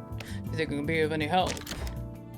Talk to me about the fraternity. Miss Santiago, we need to discuss a crucial point. Evidence points to a favor alleged episode by Lobo when he had a false notice published in a newspaper. Such notice would be about Quinca's bulbous passing, apparently about a certain agreement of the fraternity. Okay, I'll play your game, detective. But be aware this is a serious accusation. I know. And because it's so serious, I reckon you'd be interested in collaborating in this line of investigation. After all, do you believe that the fraternity will care to save you? Or itself? I knew that one day I'd have to tell the truth. I just wish it'd be much later. Yes, I made Quincus disappear to protect Brass. This was my intention. Quincus and his humanitarian ideals were affecting my client. In what way was Quincus a problem for Brass? The humanitarian philosophy is very unorthodox, and Brass was becoming a much more difficult person than usual. Quincus' influence was very harmful to Brass. It was a question of time for a fatality to happen. Was your plan successful? Execution has succeeded, yes, but the results have not. Brass actually proved to be a real source of his own problems. Who'd have thunk it? In this sense, I regret doing what I've done to Quincus. My plan has failed, like every attempt people make to control their surroundings. I feel I haven't been the same ever since. Your wife Capito said you'd been acting weird lately. Was that out of remorse? Capito, that... How dare she? My behavior was strange, definitely, but she and Quincus are not connected whatsoever. If you really wonder why I've been acting strangely towards Capito, Detective, this is the reason. Draw your own conclusions. Something in this photograph is disturbing, Ben. What is it? Dare I say that their beloved son looks an awful lot like a certain member of the Rio de Janeiro elite. Mainly my client.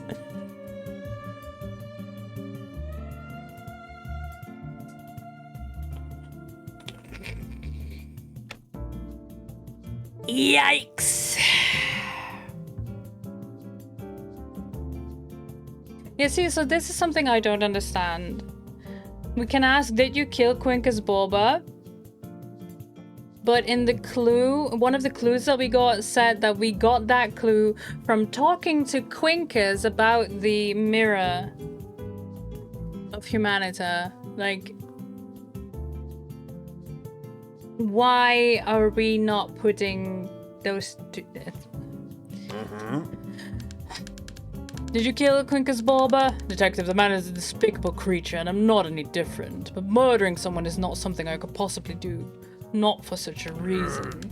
Let's say Quincus is alive and in a safe place. I set him apart from Brass to stop him from being influenced, that's all. However, I did anticipate that Brass was a problem this whole time. Truth is, Quincus was able to control his nonsense. Rumors about Quincus passing were clearly false. Keeping him away stressed Cubas even further. If you didn't kill Quincus Borba, tell me, where is he? God damn it, I'll tell you. He's at Casa Verde, where he's known as number 157. Yeah, we already knew that, but okay, finally the game's catching up. If I'm not mistaken, I even wrote it down so I wouldn't forget. On the matchbox! That's what the number on the matchbox means. Perhaps on the matchbox? Maybe it was. So that's what it was this whole time, the number inside the matchbox. Hey, so about this picture. I'd like to talk about your family, Mr. Santiago. The photograph shows her wife and son, I wonder. There's not much to say, Detective. Photographs are chunks of time of cruelty that devastates everything and uncovers the whole truth sooner or later. Unless you have come to a conclusion based on the photograph, this is what it is. A photograph, just like any other. Now get out of my sight, Detective. I'm pretty sure that that is not just a photograph, my dude, my guy. Alright, maybe now... They upgraded the picture. Maybe now we can go to Casa Verde because we know that that is Quincus, and then there we can talk to the doctor.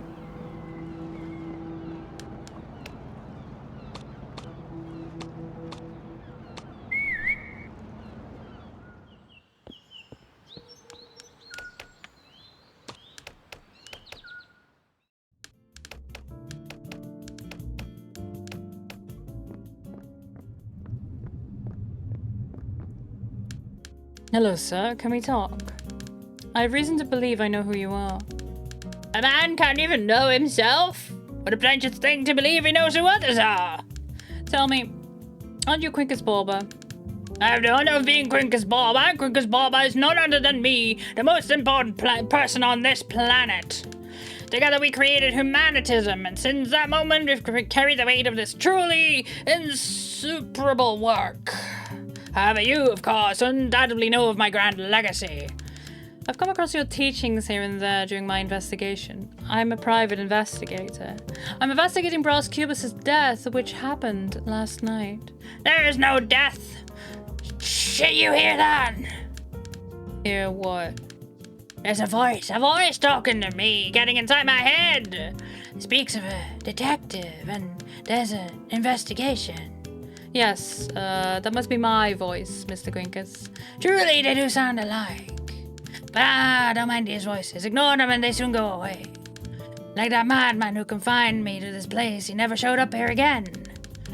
How would I love to wrap my fingers around his neck and... Mr. Quincus, are you alright? Alright, exactly! We're more than alright. My friend Quincus and I are perfectly fine here, thank you for asking. Cassafed is an easy place to manage. Guests are always coming in. They're like bees to honey. Call me crazy, but people like it here. I'm sure they do. Oi, 26! Patient 26! Isn't it about time you go back to your room? Who are you talking to? That chair is empty, Mr. Quincus. True, looks like he's already back. See, our venerable Quincus Bob is respected by all.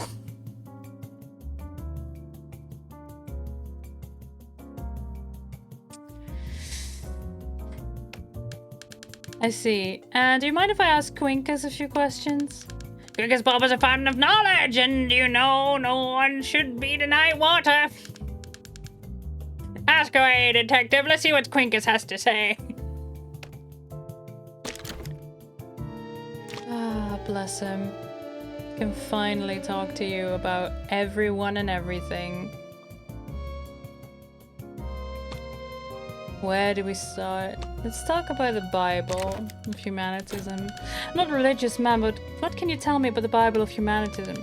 Don't be so reductionist. We're talking about an important philosophical doctrinal treatise. It is the knowledge of a lifetime resulting in the only possible doctrine contained within it. I would be. I had had the time to begin writing it. So we're talking about a blank book. Is there anything more full of possibilities than a blank book? What is that foolish look on your face? If you can't comprehend the infinity of the Bible of Humanitism, I recommend you find another artifact as inestimable. Look for the Humanita treasure, and you shall have the answer to your mystery. I wonder what sort of drunk that is. The music. Oh my god.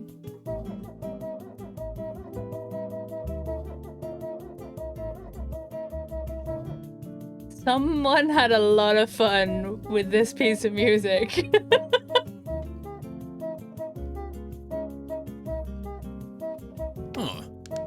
Quincus Boba doesn't know. Be quiet. You see this young man is lost and in need of help. Honk. Yes. Honestly, it's impressive that like there's different tones in the honk. My boy, if this is related to Brass, then go ask him. He is dead, Quincus. He has to ask somebody close to him. Can you please make up your mind? Maybe one of Brass' secret affairs? So romantic, Quincus. Quiet, you confused the boy. I'm sorry, boy. Good luck with your search for hidden love stories.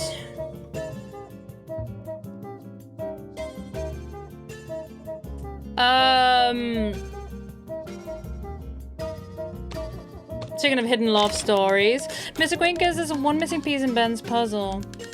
He revealed to me that the reason for his torment was his own family's photograph. Maybe Brass taught you something. Finally, you're realizing the power of Humanitas. If Brass had men's main ability, the gift of gossip. Well, that's not really it. Young man, Ben always showed himself to be a tormented creature. Especially being outshone by a bastion of humanitism like Brass. What about the gossip? Silence! I wasn't done! His discomfort with Brass' presence in his life was evident, and I'll tell you one thing. Ben locked me up to attack humanitism, and he would have killed Brass for the same purpose. What about the cause? Oh, damn you two! If you haven't deciphered the mystery regarding Ben's torment, I recommend you go back to Cupid's manor and look into Brass's eyes to find the truth. The portrait above the mantelpiece. Yeah, okay.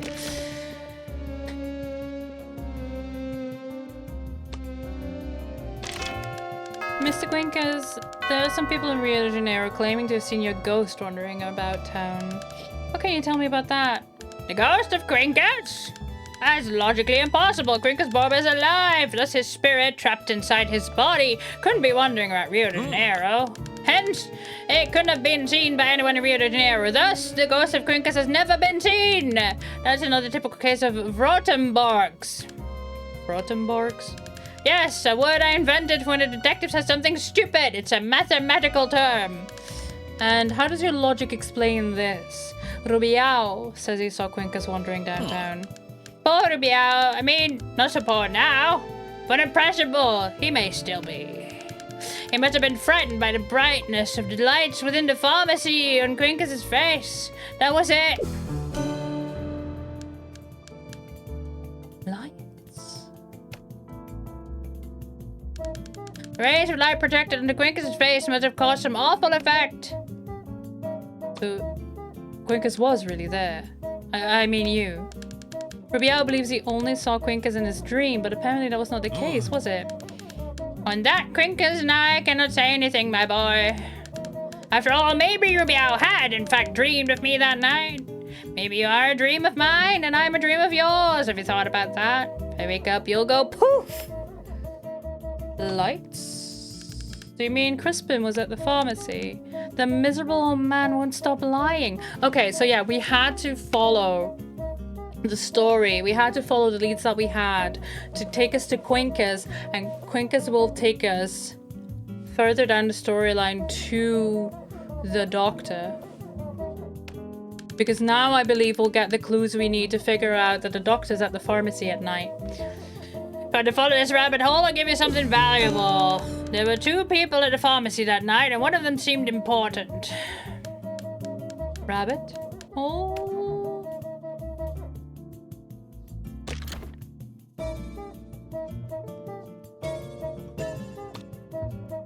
Honestly, the music in this game is so good. Mr. Quincus, what can you tell me about the newspaper The Buzz? Young man, Quincus and I don't have time for that sort of cheap editorial nonsense, seriously. Self-respecting humanity only trusts the information contained in an official books of our belief, which are empty. The Buzz was a newspaper created by Bras Cubas. Cubas used it as a means to criticize his opponents, with his opinions presented as articles. Brilliant, definitely brilliant. I'm sure The Fuzz was a great publication. Only humanity would think of something so impressive. Impressive is how malleable the humanity mind can be. During my investigations, I had access to a journalistic registry that may be shocking to you, Mr. Quincus. Did you know that an obituary was written for Quincus Bulba? An obituary for Quincus? What a sad report. The humanities understand that life and death are 2 sides of the same coin, but even so. Such news have a peculiar way of affecting us. I think I understand. Quincus was a dear friend, a lifelong companion. He was given that name precisely so he could live on, carrying the legacy of the greatest humanity who ever lived. Rest in peace, my dear dog. Oh, of course, the dog. Oh, buddy, no, your puppy is alive and well. No, wait. Quincus the dog is alive and well, as far as I know. I meant your obituary. What? My obituary? How is it even possible? My dear Quincus, can you believe this, huh? What do you say? That's exactly it, a stupidity. How can you say something like that when Quincus and I are standing right in front of you, very much alive? Oh, forget it. There are too many Quincuses here.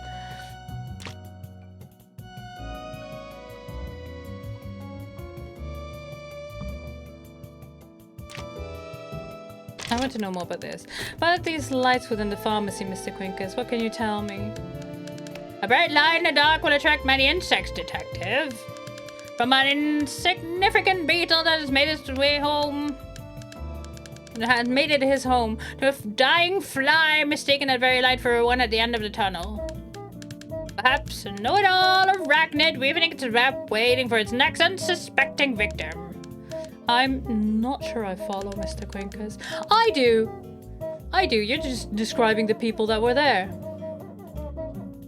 I thought we were going to talk about the lights within the pharmacy and not discuss wildlife trivia. Quincus Bulba couldn't make it any clearer. It's impossible. Yeah, I get you, buddy. This guy does not, but I do. Unfortunately, that does not give me any clues in the game. Tell me about the doctor. We talk about Dr. Bacamarte, Mr. Quincus. Oh yes, Bacamarte, my right arm. He's a very diligent employee. I'm delighted to have him in my team. He may be a little stubborn sometimes, but we men of knowledge can be like that sometimes, right, Quincus? Your employee? What are you talking about? Ha! If you don't know, who am I to tell you? Wait, I'm Quincus. Oh, or at least... Anyway, so I promise I hope you understand. Do you have the key to the medicine cabinet? Because I've not been able to open that one. Oh really? What's it like being the boss of someone like him? It's a pleasure to manage someone qualified.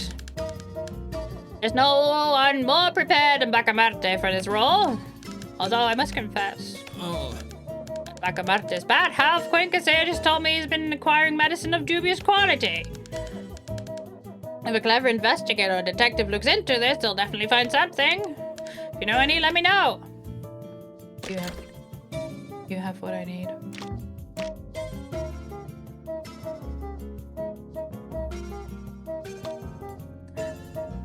Yeah, no, I'll talk about you first. What can you tell me about yourself, Quincus Bulba? Wait, do you want to know about me or Quincus? Make up your mind, boy. Aren't you one and the same? I wish I were a priest for the ultra-doctrinal philosophical seal of humanist knowledge. That's a long title. Unfortunately, titles are for those who prove themselves worthy of them. You, my boy, don't seem to fit that description. You're just another careless, dubious one. Quincus is always eager to clarify the most complex questions of humankind, so tell me, what do you want to know? Do you really believe this humanitism? A typical question for those of fear facing the truth, the one absolute truth. To quote from my group's primary book, page 222, paragraph 3. Oh, come on. Humanitism is what drives men, the ambition to win and demonstrate superiority. Wars are nothing but the humanitas system in action. And here we skip a line, careful not to fall, eh, boy? The losing nation is simply toppled by the victorious one, proving its worth as a true humanita. There's no room for guilt or sorrow over the misery of others. Oh god, this sounds very supremacist. Things are the way they are because the strong impose their will upon the weak. Yeah. Fascinating, Mr. Quincus. I believe if your investigation led you to us because you were already on the path of humanitism, every path leads to Quincus. Isn't it true that you had abandoned that babble about morals and ethics in your profession to get valuable information or clues? Hey, I'm a proper person. You don't have to explain yourself. Quincus tells me he sees the humanita fire in your eyes. Actually, that might be my glaucoma. How do I escape this time loop? Mr. Quincus, you're a wise man with a wide knowledge of the occult. Maybe you can help me. I find myself in a very strange situation. I'm trapped in a time loop. I keep living the same day over and over. How can I break this curse? What are you saying, my boy? Did you hear that, Quincus, huh? Did you? Boy's clearly not in his right mind. Huh? That's it, Quincus. I thought you could clarify the most complex questions of humankind. Yes, but, well, you see, nowadays everyone tells me they're stuck in a time loop as if it is in fashion. Furthermore, you're not authorized to that sort of information. What's your level in the order? What step are you on the staircase? Staircase? What? My office building has many steps, but... Precisely, my boy, precisely. Only humanity was standing on the 17th step, are ready to learn the truth, to access that sort of information. Isn't that right, Quincus?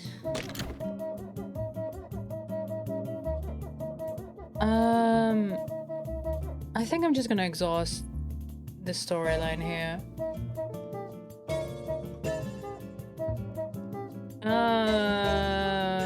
Tell me about Bras. Mr. Quincus, what can you tell me about the late Bras Cubus? Any information, even if it appears irrelevant, might help my investigation.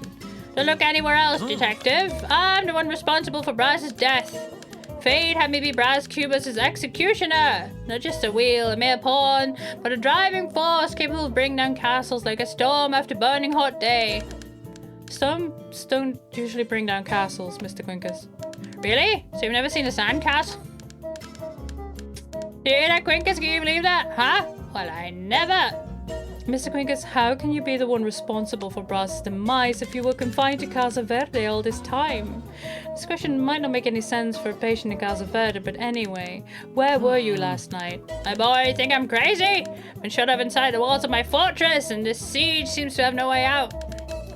Why doesn't that answer surprise me? See what's going on there, Quincus? Actually, the detective here is enjoying my situation, completely ignoring that these walls are figments of a mind distant from my own. One that has cut itself off from what is left of its humanity. Believe me, we're the ones in this dungeon today, but tomorrow you could be the one being analyzed and observed in this cold stare. Tomorrow? Me? I doubt it. Now, Quincus, tell me, if you never left here, why did you say you're responsible for Brass Cubus's demise? Maybe I said that? Was it you, Quincus, huh? Could be an attempt to bring attention to order? More urgent matters, maybe? I'm just another lunatic. You decide, my boy. Boss can't dictate what a humanita can or can't do. In fact, a humanita is free and his power is beyond the prison he's confined to. Why would you kill Brass? I thought you two were friends. Yes, we were great friends. Strengthened our friendship when Quincus became rich. He also enriched his philosophy in Brass Cubus's eyes. Voyage! Booty. Thank you for gigantifying an emote. That certainly is an entry. Thick. Whether fate would have it this way, that a humanita would overcome the other. Really? What does that mean? It means exactly what it means. Well, I never. Do you see this, Quincus? I need to take another sip because his voice is quite straining.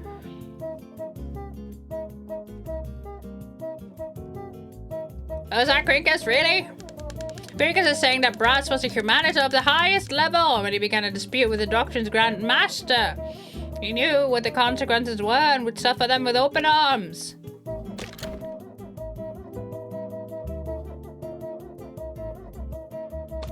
Tell me about your pupil. What can you tell me about Rubiao? With him being your apprentice, I imagine you must know him quite well. Every man who holds knowledge of the divine, the absolute truth, needs in fact an heir, a legatee epigon. A defender of his legacy, isn't that right, Quincus? Huh? Yes, that's it, epigon. And to you, this person would be Rubiao. Rubiao? Why are you talking about Rubiao? Don't say rubbish, my friend. Did you see how fast your vehicle was going?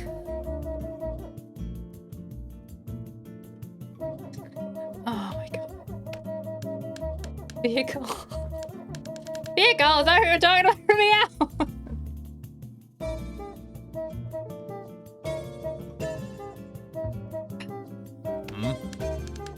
Anyway, Rubiao's not the defender of my legacy. The chosen one was, of course, Quincus Bulba. Rubiao may have the privilege of being a pupil of the Grand Master and day-to-day companion. And she, even with all that, the presage of the humanist doctrine never got into his thick head. Why didn't Rubiao become a humanita? My friend just seemed slower than the others. Wait a minute, I'll get my blackboard. Assistant! Get my board, please. Kazuke's don't lower yourself to the level of crazy because he will beat you with experience. What assistant? What? Quincus? Oh, that's right. They won't let me use the blackboard ever since the accident in 1876. Yes, of course. But, son, don't feel bad if you can't keep up. After all, I'll become of the wise if every subordinate creature will awaken beyond average, am I right? That will never happen. Not to everyone. Yes, of course. Not to everyone, no. Only a few men are capable of catching a glimpse of the greatness of the universe, and they will know that it belongs to them. The rest won't get very far. Take Rubiao, for example. Such men won't even scratch the heaven of knowledge. Why didn't you leave your heritage to Rubiao? After all, he was your great pupil. And what would be the logic in that, if it is Quincus Bulba who's named after me? Quincus Bulba, the dog, but it's an animal. Animal for animal, Rubiao is one too. And Quincus Bulba the dog is much more than a dog. He's the container of the Humanita dynasty. Well, we do indeed live in a dog-eat-dog world. Tell me about Ben. What can you tell me about Ben, the lawyer? Me? I can't tell you anything. What about you, Quincus? Huh? What? Oh, sure. Quincus tells me he never liked Ben, but he doesn't quite know why. Quincus said so, did he? Yes, what was that, Quincus? Oh, Quincus says maybe it was his humanity instinct warning him of something. Quincus says he has matters to attend with him and that he won't let his attack on the Humanitas slide. What do you mean, Mr. Quincus? An attack on Humanitas? Ben is an excellent lawyer, my boy. And a good lawyer is like a sword without a knight. It will serve the first one to put their hands on it. Yesterday it was revealed to me that he was one truly responsible for my confinement. Quincus and I are here on his account. But why would Ben do that? What does he gain by it? Irrelevant! I don't care about his intentions. It's enough that I know where he's hiding. As soon as we leave this place, Quincus. Mr. Quincus Ballback, can we talk about Lobo? I would really like to hear what you have to say about him. Lobo, as in wolf? Do I look like some kind of veterinarian to you? I don't have no wolves, no coyotes, or hyenas. Have you ever, Quincus? Can you believe it? No, Mr. Quincus, I'm talking about Lobo Neves, the Secretary of State. Yes, of course, the dromedary of state. Not very fond of his character, are we, Quincus? But one's a wolf in sheep's clothing, if you don't mind my saying so. Really? He would have never made it in humanitism, never! And did he have any contact with his doctrine? Never! Humanitism chose Brass as its champion. Consequently, Brass has always had the favor of fortune every quarrel against his rivals. You don't say. Keep our animal metaphor. Wouldn't choosing Braz be the same as betting on a nag? After all, Braz is never very successful in politics. Lobo, on the other hand. My friend, you'd better bite that tongue. Humanitism is never wrong. Humanitism chose Brass, and Brass is the winner. In some other field, one much higher than you can possibly comprehend. Isn't that right, Quincus? Yes. I think we finally exhausted this entire storyline. Maybe, what do you have to say about the fraternity? Probably nothing. What's this? Quincus Boba has no interest in it. Yeah, I figured. That's all. See you soon, Quincus. See ya! So, I have the picture.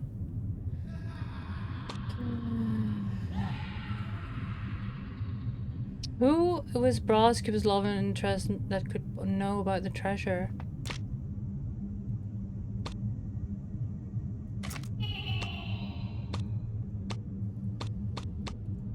Would that be Cordelia? Also Crispim again. Okay, well, I don't think it's very useful going anywhere else at this point. But we have at least 3 new statements.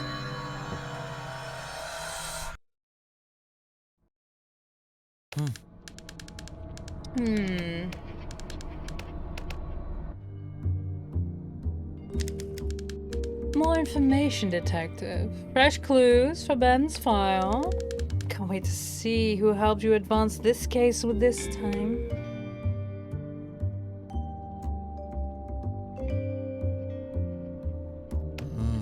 Oh, this artful old man. Do we believe a word he says, eh? And what did he say? Something useful. Ben's coldness while solving the problems created by Braz was terrifyingly admirable. Nothing I didn't already know. Counting on Lobo and nothing is the same thing. We have motives to suspect him. Let's review what we know about Lobo's relationship with Ben. I know you're good at starting from the beginning, detective, so this shouldn't be hard. It all started when I rightly wrote the first issue of The Buzz, those truths about Lobo Neves. Clearly, the oh-so-respectable Secretary of State didn't take kindly to the mere expose of this arbitrary nature. Lobo filed a lawsuit against me, and this is what connects Ben to the both of us. Ben was my defense lawyer. However, there's much more dirt under this rug called Rio de Janeiro. From what you discovered, Lobo proved how low he is when he wrote Quinka's obituary. He even confessed to have written the obituary as a favor to the fraternity. So shameless, meaning the obituary he wrote was completely forged. There is, however, something that surprises me. To whom this favor was done for, right? Lobo told us he did the favor for Ben, but why? What could Ben be bargaining for with Lobo behind my back? Very strange, don't you think, Detective? First, Capita says her husband seemed more preoccupied than usual. Now, we're uncovering some mysterious alliances between my right arm and my mortal enemy. Besides, what Lobo envies the most in Ben is his coldness. A useful trait for an assassin. Or, at the very least, in those interested in conspiring against another's murderer. Continue snooping, Detective. I might not know Ben as well as I thought. Let's see. Quinkers. Who would have thought? Few know that he's still alive. And he has something to say about Ben, but what could it be? Ben locked me up to attack humanitism, and he would have killed Brass for the same purpose. That's exactly it, Detective. Ben is the one responsible for Quincus' disappearance. That's a favor Ben negotiated with Lobo, thanks to the fraternity. That's what 157 in that matchbox means. 157 is the room they put Quincus in at Casa Verde. Patient 157. According to Quincus, Ben locked him up as an attack on humanitism. This desire led to my murder. A strong accusation from Quincus, Detective, don't you agree? We begin with Capita's slight suspicion on Ben, which evolved to an exchange of favors with my rival, who complimented Ben's coldness, and now we learn that Ben was capable of imprisoning a humanity companion and conspiring against us. It seems there's no turning back. We must uncover once and for all whether it was Ben who killed me or not.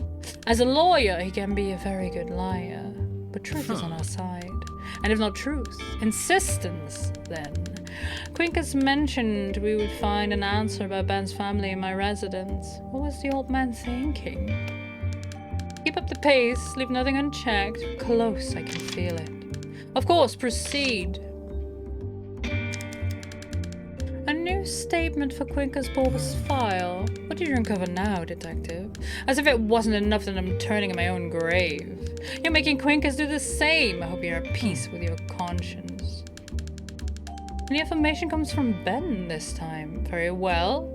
Let us see what the shameless being that used humanitism against me has to say about the greatest humanist that ever lived. Quincus' influence was very harmful to Brass. It was a question of time for a fatality to happen. Let's just analyze Ben's words. The first sentence is one we already know, the same as we heard in court, but the second one digs up something of true value. Bear with me, Detective. In fact, at this juncture, we're practically the same person, aren't we? To what fatality is Ben referring? And perhaps more crucially, to whom would this fatality occur? Could be that Ben is referring to me. Could be that he's referring to Quincus. And with the two of us gone. Huh? What? What do you mean by that? Quincus is not dead? We literally just discussed this. How did you come by that information? I didn't think you'd get this far. I'm impressed. I can't say the same for myself. I already knew it. The only reason I didn't tell you was because I wanted to see just how deep you would dig. You found the matchbox, didn't you? Or reason 157. A discreet hint of Quincus Bulbous' true whereabouts. Casa Verde's patient 157. It was Ben who put him there. He told me so himself, in a pathetic attempt to get me to reveal something else in return. How much dirt can Ben drag himself through, just to ensure that Quincus gone away wouldn't influence me? As if I'm that impressionable. I came to this world to be the protagonist of my own stories, Detective, not some supporting character, anonymous with no remarkable features. No offense. Back to the story. Ben had Quincus hospitalized in an attempt to control his client, me, but he didn't do it alone. He and Lobo invested it together, that devil. It was him, my enemy, that Ben turned to make Quincus disappear. It was all done behind the closed doors of the fraternity. And to ensure that Quincus's disappearance didn't prompt a police investigation, Lobo arranged for an obituary of Bulba to be published. An obituary completely forged, of course. You and I know now that Quincus is very much alive. I'm recalling all of this so we can put every information and entanglement of this plot into perspective. Now that you know that Quincus is alive, I shall stop pretending. Nonetheless, here's a riddle. How could Quincus from the confines of Casa Verde be the one responsible for my demise? If you wish to keep Quincus as a possible suspect, we must find an answer to this question. He was at the pharmacy, but I just don't understand why. Like, clearly the doctor took Quincus to the pharmacy. And Crispin was there too, because he's the pharmacist. But why? I mean, you must answer this question, Detective. I am already gone. Good luck. Of course, proceed. Yes, it makes sense, Detective. If we are investigating Sophia Straw, sooner or later our line of questioning would arrive at Chris Straw. He commented on the gifts given to Sophia by her fans. Now, what does the greatest man in Rio de Janeiro's business have to say about this big devotion of his wife's fans? I'm not bothered by the devotion of Sophia's fans to her hobby. Oh yes, of course. Chris's statements, a blasé declaration of indifference, being true to his personality. Come on, hi! Taking you 15 to chill here until I get home to set up on TV. Early finish shifts are wild, hell yeah. Not very different from Chris's other attitudes concerning her career and, by extension, his own wife.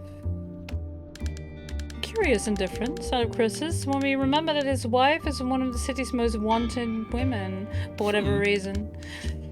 It always gets me thinking. The living aren't very good in valuing their wins and conquests. Isn't that so, Detective? I still remember Sophia up there on the midnight club stage, dazzling as the star she is. But regardless, Chris's comment, aside from his lack of interest in his wife, hides something that's valuable to our case. Notice how he mentions the fans' devotion to a suspicious little singer. Devotion! A rather powerful feeling, is it not? This very feeling that we had previously attributed to Rubiao, Sophia's husband claims it also controls her followers. It might be difficult to imagine sweet Rubiao, or even delicate Sophia, committing a gruesome crime like the one committed against me. However, what to say about the anonymous master composed the diva's devoted fans? It's difficult to believe that there aren't dozens among Sophia's followers that wouldn't like to assassinate me. When we put together this fact on Sophia's powerful influence over them, and then the hate she apparently has for me, it all adds up. I feel we're close, Detective. Very close to an ending for this plot. Continue your investigation on Sophia. Make her sing, Detective. Not all the harmony in the world will impede her from telling us the truth. And what else? I got so many statements this round, all because we got to Quincus. A statement from the ghost of Quincus Bulba. Or was it from Quincus himself? Almost irrelevant. After all, living, dead, what difference does it make? Our friend Quincus claims he saw the lights on at the pharmacy on the night of my murder. That's quite interesting. This pharmacy belongs to none other than Mr. Crispin. And that's not all. With the lights on through the coal window glass, two figures were visible. One of them was clearly important. There were two people at the pharmacy that night, and one of them seemed important. More important than me. I won't waste my time arguing with a ghost. But things are getting complicated for our friend Crispin, aren't they? First, he's accused of not being trustworthy. Now, he may have been at his pharmacy only a few steps from the crime scene. I always knew he was cunning, smarter than he looks. Was it Crispin at the pharmacy? And if he was, who could have been this important person with him? We must uncover the truth. Everybody's more important than you, dude. You were an asshole. Yeah. It's not a mystery anymore that Sophia Straw had me thrown out of the midnight club, but only from up the stage could she see what really happened. A horde of fanatics who'd do anything to shut me up. And she would stand there, smiling with satisfaction at this tragic outcome. But the show must go on, detective. We'll bring this star down and take the sham apart. Okay. So. Get the cheese bread, feed the pigs, get the key to the Cubist Manor. Look at the portrait up above, compare it to the picture we got from Ben, and draw the conclusion that Capito's son is probably Brass's. Then gather the flowers, talk to Sophia about him being thrown out of the club. But that is late at night. We'll see what other clues I have once the day starts.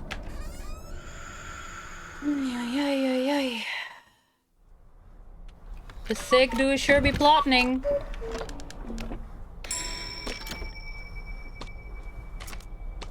We need one more statement on Sophia to wrap that whole thing up. We need one more statement on Quincus to wrap that whole thing up. We need one more statement on Ben to wrap that whole thing up.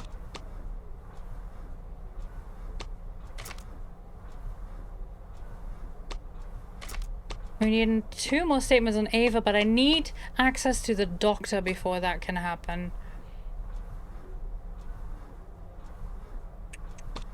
And we need a... Well, we don't need... We do... Yeah, we do. 2 more statements on Crispin. 2 more statements on Chris. 2 more statements on the doctor. You wrap this one up. You wrap this one up.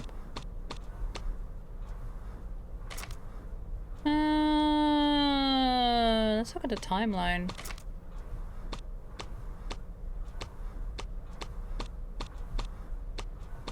So Sophia, this is Sophia then, had him thrown out of the club, which means that it's Crispin or maybe the doctor here at 11, or Quincus. And there's still several hours missing here. Alright.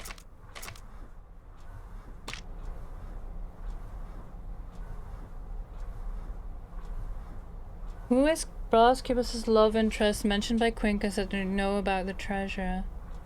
Cordelia, probably. Okay, let's get the cheese bread, get the key. Or it was a former love interest. No, it was too far back if they had if she had a son. Does he even know?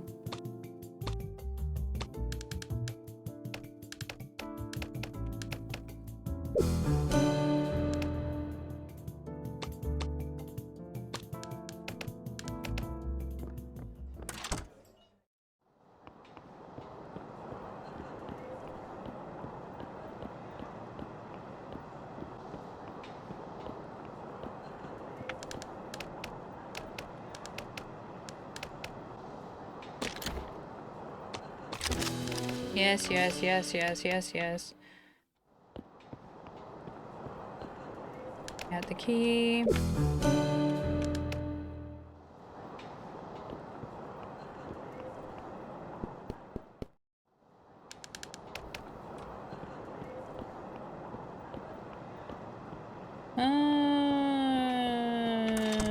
Can we talk to Crispin about... Oh, you're still here with the doctor. We can come back later.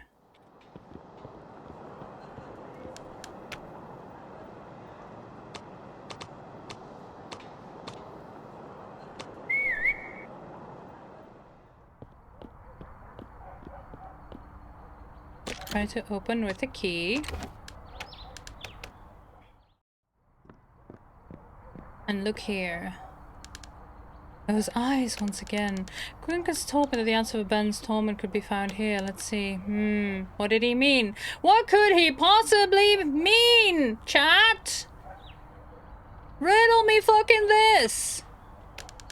Looks like a happy family or not. Ben looks at his son with some kind of resentment. Maybe it's another sign of jealousy over his wife, or wait. This boy reminds me of someone. My goodness, he looks very much like Brass Cubus, so this is Ben's fixed idea. This is what torments Ben Santiago's mind so much. Should better weigh up my assumptions. Let's see what Ben has to say about this.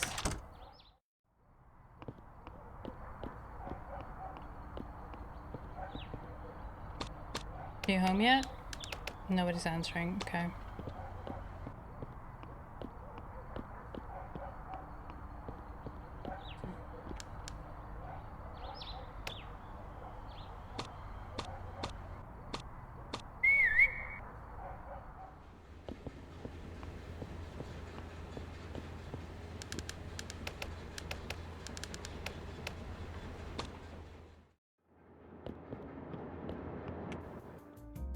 Straight to the point.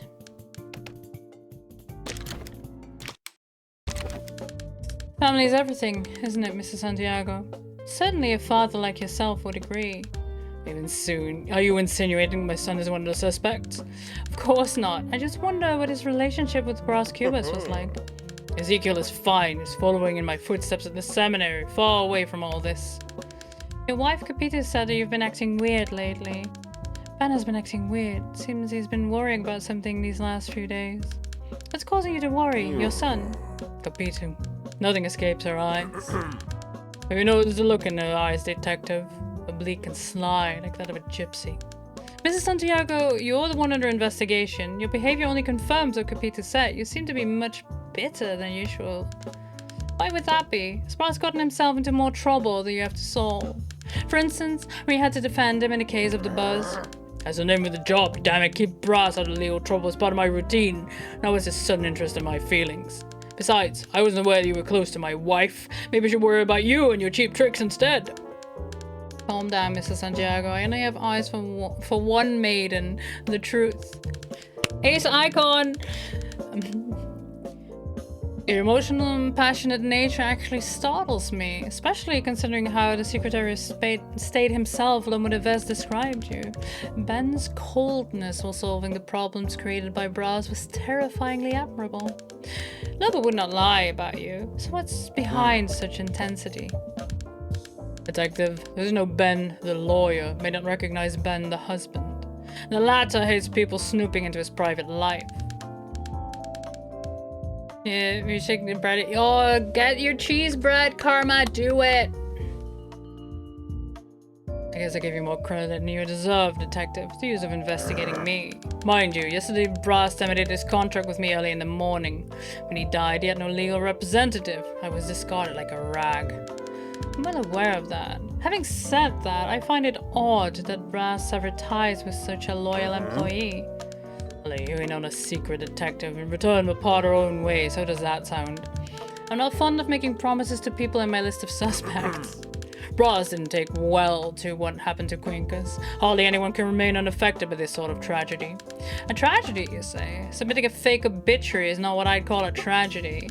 At most, it was a crime of forgery. Would it be fraud? And to accomplish that, you sought the favors of Lobo Neves, Brass Cubus' main opponent. How desperate were you, Mr. Santiago? Sometimes you have to dirty your hands to do the right thing. If this is any consolation, Detective, Brass Cubus was none the happier when he found out that I took the initiative. Okay, last 15 minutes of shift and I can treat myself on the way home. Yay! Do it! Do it, Karma. I believe in you. Naturally, since Quincus was a sort of guru to Brass Cubus, even at the hospital, Quincus remained an enthusiastic thinker. When I asked him about the reason why he'd been admitted to Casa Verde, he told me, Ben looked me up to attack humanitism, and he would have killed Brass for the same purpose. Would that be true, Mr. Santiago? Do you believe Quincus? I had to take action because of his nonsense, which Brass listened to and deemed to be true. But things have backfired. Brass has become more uncontrollable than ever without Quincus. When I confessed to Brass that I secretly had Quincus admitted to the hospital when I told him about patient 157, about the number written inside the matchbox. It was just a trick to make him tell me anything about one of my suspicions. Your suspicions, right? I guess I know what suspicions you mean. This idea going around in your head, what did Quincus warned me about. The child has his mother's eyes, but he doesn't look so much like you. Ah, so I have reasonable grounds for my suspicions.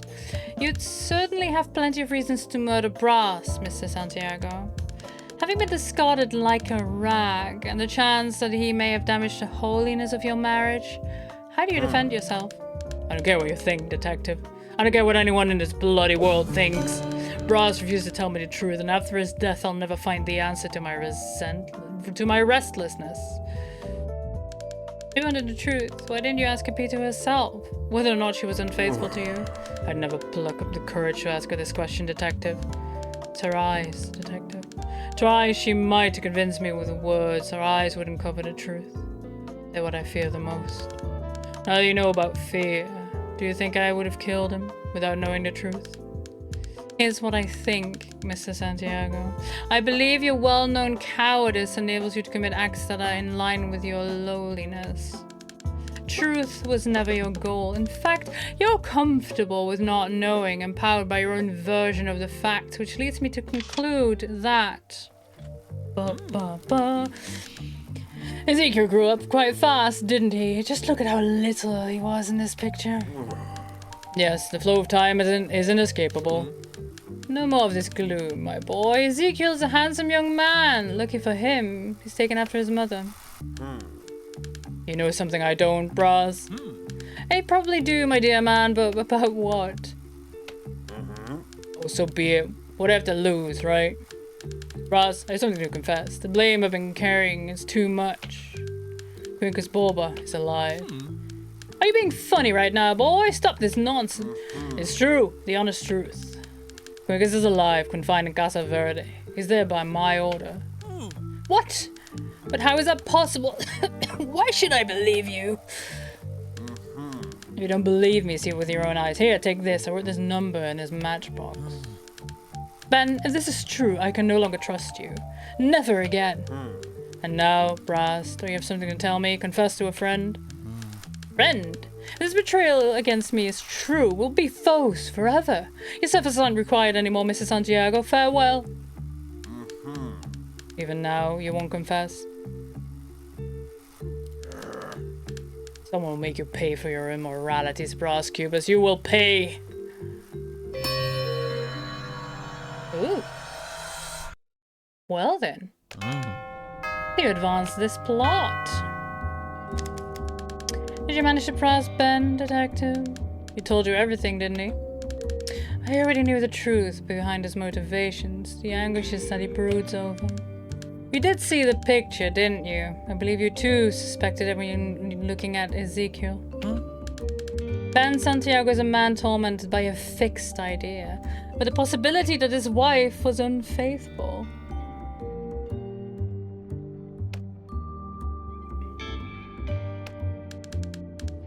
His suspicion is that Ezekiel is in fact my son, not his. And now I know that he didn't tell me about Quincus' imprisonment as a sign of trust. He was only trying to get me to confess. Put an end to his doubts, put an end to his suffering. It doesn't surprise me that he said what he said, detective. Brass refused to tell me the truth, and after his death I'll never find the answer to my restlessness. Mysteries of this magnitude are meant to remain hidden, no matter how heavily they weigh on one's soul. However, this puts us in a difficult situation regarding Ben's suspicions. On one hand, he could be my assassin. Being on the edge of frustration over his uncertainty, he was driven to kill the one he suspected the most. On the other hand, if he desired such an answer from me, and could only obtain it from me, would he kill me? Would he take the answers he thought he could only get from me to another person's grave? Hard to say. Devil's Advocate! Ooh. Okay. That wraps up that. Now what else? Which is 2 p.m. the Santiago office. We need to talk to Capito about this. We need to talk to Crispin about this. We need to talk to maybe Capito as well. Or perhaps Farelia. And we need to talk to Sophia.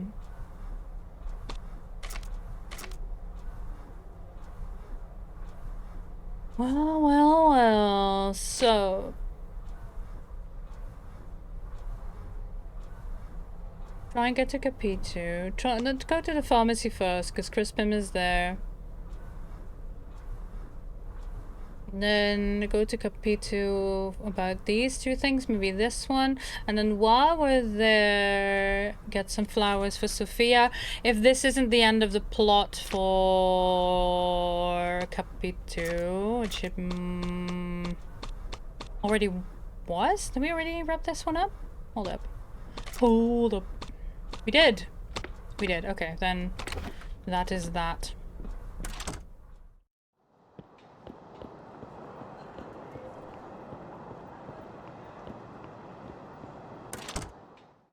And the doctor's on the way, but let's talk to you. Go straight to the point.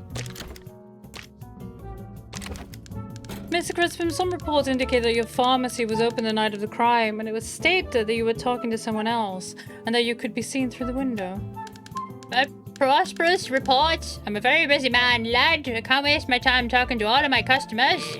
Whoever said this either trying to hide their real involvement with that crime or worse, completely bonkers. Ah, fuck. Okay, so we need to wait until this one is done. Eavesdrop. Just to pass the time. But without risking fast forwarding too far.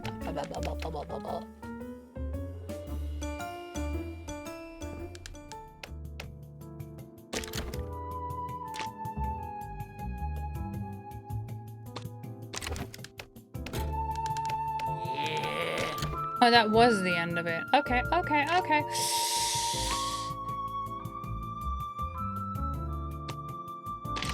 Well, that gave me jack shit. So the only one I can talk to about this is the doctor, but then I need to get a hold of the fucker again.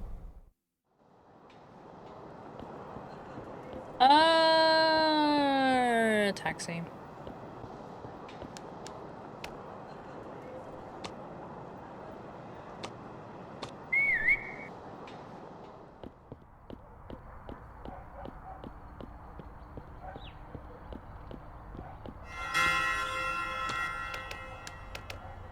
Nobody's answering. Is she...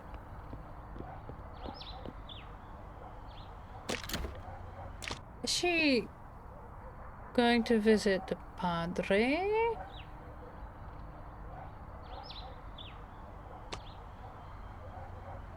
There's so many clues I can only talk to the doctor about.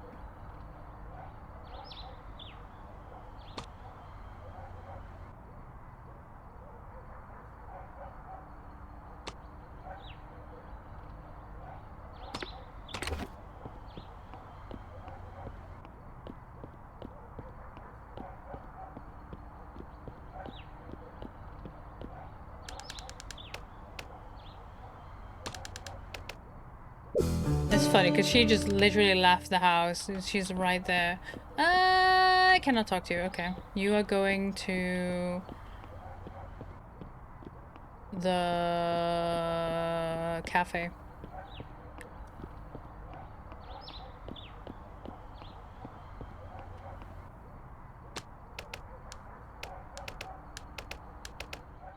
Now we can talk to you. Hello, ma'am.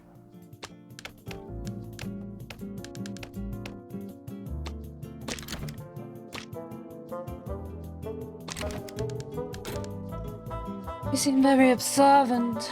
You think of my family. I don't know you all well enough.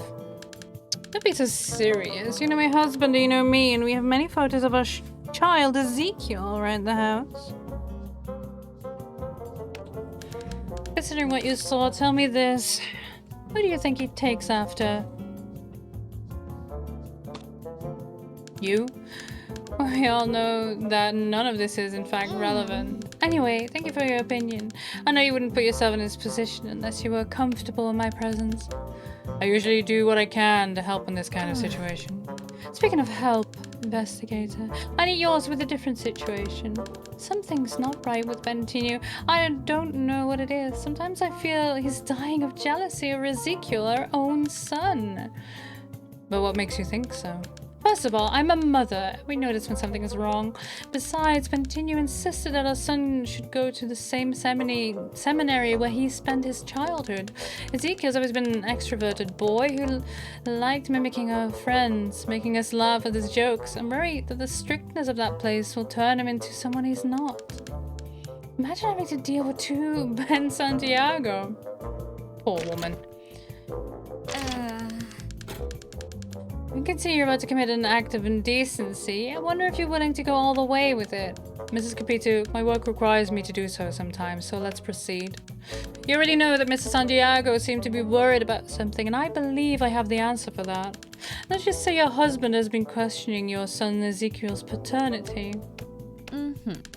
That's a very serious accusation, investigator. I hope both you and Bentinho are absolutely sure of this, because that's the only thing that could ever possibly justify such an insult. I am only the messenger. So tell me everything, messenger. What could have possibly led Bentinho to come up with such a serious accusation? Ezekiel's resemblance of Bras Cubas. Well, not even the dead will escape his sick jealousy.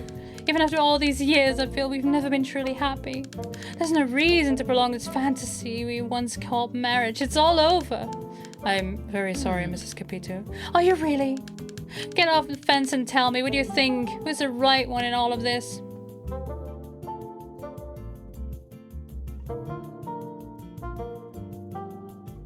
I tend to agree with the hypothesis. This might...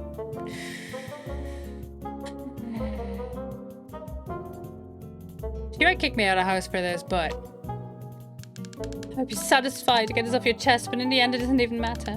Many tend to think that their opinions can change reality and not the opposite.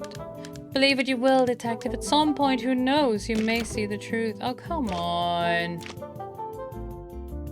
We do that line of questioning again? Yes. What if I choose the other one?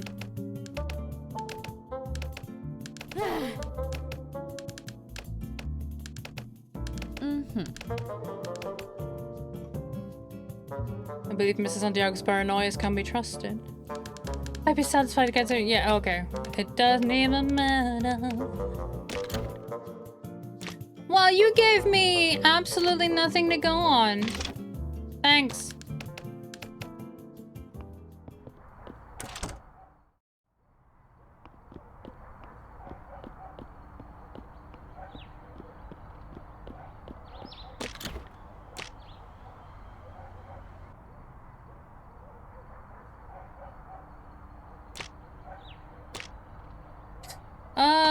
Let's try to see if Virgilia is willing to talk.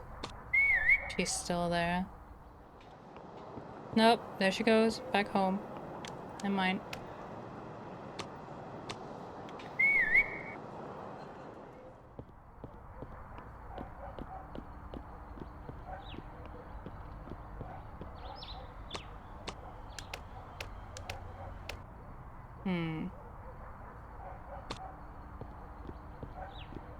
Can I wait for her here?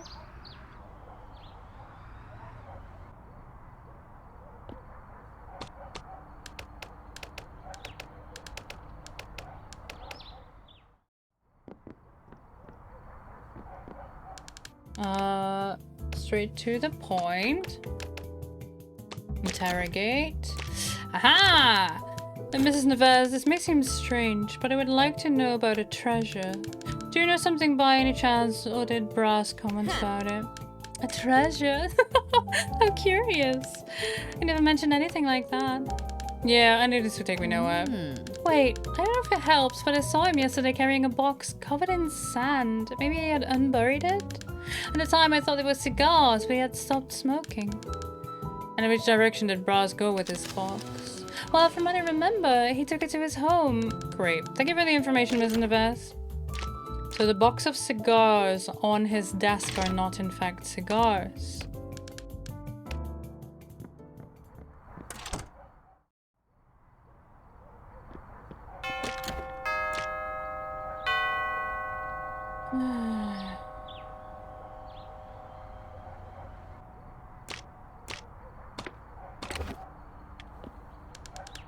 I've already picked up the flowers. Really? Do I have them?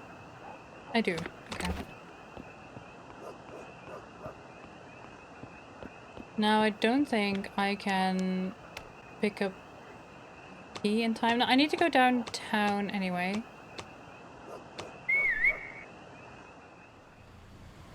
That's you there.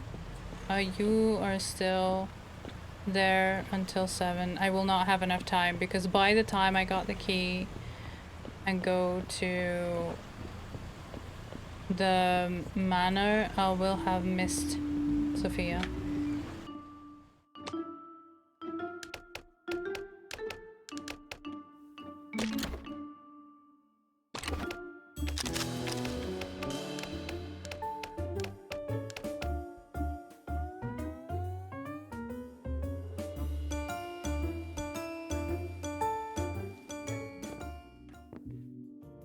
Go to the point, yes. Interrogate about your many gifts. Mrs. Sophia, I heard you receive a lot of gifts from your fans. You certainly receive bonbons, candy, chocolate boxes, isn't that right? Oh, mon cher, I'm used to receiving gifts from my fans, if I can call them that. Especially the kind and always endearing Rubiel. His name is Rubiel, right? I really think he may be capable of anything for me. Mrs. Sophia, I hope you've warmed up because I would like to hear you sing. Really, mon cher? I heard that last night there was some trouble at the Midnight Club and it seems that you had a privileged view of the place from the stage. A person who wanted to contribute to the law would certainly have a thing or two to say about it in this situation. Your sources must have dried out, honey. My fans are of the highest order. They don't get involved in troubles at midnight clubs. And if by any chance something had occurred, it certainly wouldn't make a lasting impression on me. When I enter the stage, Mr. Detective, nothing takes me out of it. Except when I give your husband the hat for the fraternity and he shows up wearing the hat at your club. Your words seem very well rehearsed, Mrs. Sophia, as expected of an artist. However, if something threatened your performance, how would you react? Because I heard this. You can say that Sophia never backs down when she's disrespected. How demeaning! Loose quotations and inquiries that don't go anywhere. Then again, what should I have expected from someone like you? A truculent henchman who sells brass. Dang, don't say that. Henchman offends me, Mrs. Sophia. Speaking of offenses, let's talk about your spat with my boss, as you've put it. Did it start when he offended you in 4th issue of The Buzz? Oh, please, Detective Spat. What an old and wrong description. What I have with brass doesn't even deserve a footnote, much less a newspaper issue. Some people in this town try to impose what art is for them. They think that money makes their opinion more valuable than others. People like Cubus, in my opinion, are heading towards extinction. One of Bra's many privileges was the audience he had in life, don't you agree? What did you do when you could hold a 4th issue of The Buzz? Do you remember? How did you handle Cubus' attacks? Oh, I handled it. Why? What did you expect? It's enough to say that proper countermeasures were taken. And as you certainly know, the newspaper, just like Bra's progeny, was extinct. Proper countermeasures? I'm assuming we're talking about Rubial, right? After all, his devotion to you is what ended The Buzz, isn't it? It was he himself who said, someone needed to do something. No one offends Sophia and walks out unscathed. Mon cher, this dance with no music is boring me. What do you say we end this here? I'll even give you an autographed photo. What do you say, honey? But Mrs. Sophia, we're just starting. Maybe your fans are swayed by hand waves and crumbs of attention, but I'm different. Besides, isn't it usually you who receives gifts? Treats from your dedicated audience? Yes, yes, of course, mon cher. My fans are very passionate, and also, it's not uncommon for them to take my sorrows as their own. You wouldn't want to have one of them as an enemy, oh no. Don't worry about me, Sophia Straw. I know how well supported your audience makes you feel. But we can't say the same about your spouse, right? After all, your husband stated this. I'm not bothered by the devotion of Sophia's fans to her hobby. That's sad, isn't it? I'm sorry, mon cher. I'm not used to crying out of the stage. I would be lying if I said I'm not disappointed in Chris for how he ignores my art. What depresses me the most is how he joined in with Bras, who expressly opposed me, and for what? Greed. What don't men do for money? Mrs. Sophia, I didn't mean to make you cry. Do you accept a handkerchief? You keep your handkerchief to yourself, detective. I'm not shedding a single tear for all of you again. You would extinguish the light of my star. But I'll tell you something that may help you, detective. Chris did something useful at least once by arranging to get Brass kicked out of the club last night. Kicked out? For what reason? From the stage I could see that Brass was causing problems at the bar, certainly outraged with my performance. Chris, in what must have been a lapse of reason, must have provoked my audience to antagonize that troublemaker. Antagonize? What would your fans be capable of, Mrs. Sophia? Would your followers have the courage to murder Brass Cubus, the man who muffled the music in your life? If so, you may very well be linked to this crime. What my fans did or didn't do, detective, is none of my business. If you're capable of proving one of them committed this act, I'll gladly take the blame. Good luck with that, mon cher. I have fame. When was the last time you've seen a famous person suffering the consequences of their actions, being them proven or not? However, I confirm that my fans clearly knew of my distaste for Brass. What can I do if someone did what was necessary to silence Brass Cubus once and for all? The way you rallied your fans into feeling the same spite you felt toward Brass Cubus resulted in his death. You may consider yourself a queen in this town, Sophia Straw, but your crown shall fall as soon as everyone finds out about your involvement with this crime. That's why... Dun, dun, dun.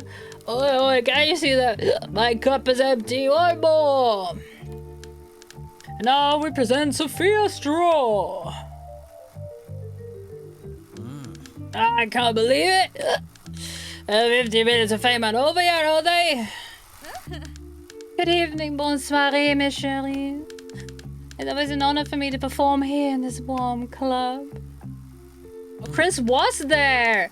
Good evening for you, baby! Right, little girl? It's the management of this place being stingy with the refrigeration. Let's get started. I'll start with a new song. I know you'll enjoy it. Oh no, girl, no one came here to listen to this type of modern nonsense, isn't it? My friend, Mysterious Diva was a good one. She knew what real music sounds like. Boo! We want the Mysterious Diva! Boo! I know where she is. I can go to her if you like. Security? Where's security? Chris, my dear, could you please sort out the commotion back there? I'm on it, my love. I'll sort it out. Oi, big man, could you be my useful under the wall for a change? Oh, look, it seems we have a troublemaker in our club. Standing ovation. That's it, Sophia, don't let it slide. Get him out of here. And if one of my many fans were to do something to him, I wouldn't stop them, no. Let's play this song. Well then, that's a statement to make on stage. We have a plot to conclude, we sure do.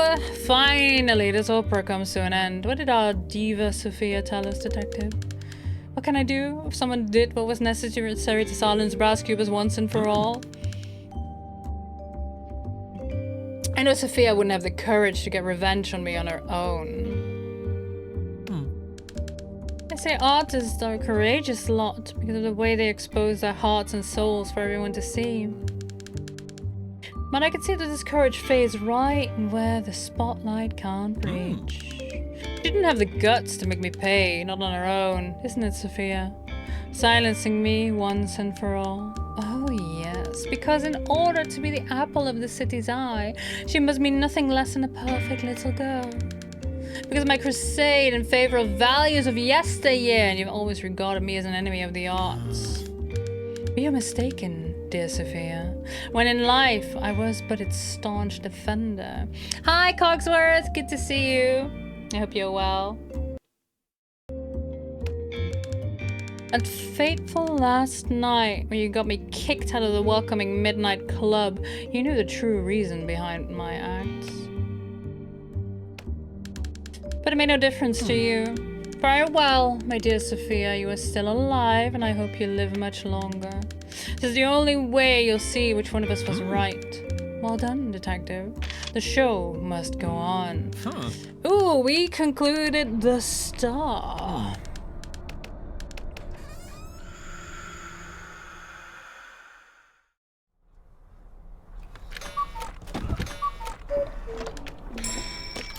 So, that's probably 9. Yes, 9, the Midnight Club. We already knew he was there. From the what is it, the Death Fairy? Oh, it's in clues, right? Here. What did he ask for? Where is it? Here.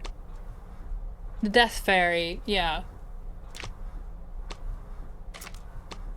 Statements from Sophia, we've wrapped this up, so...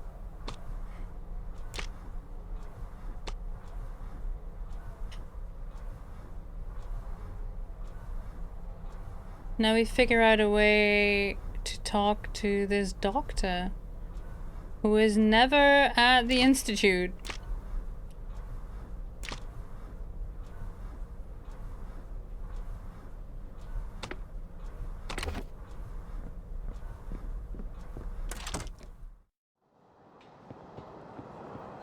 Who goes to the pharmacy and then disappears off screen. Because he is here now.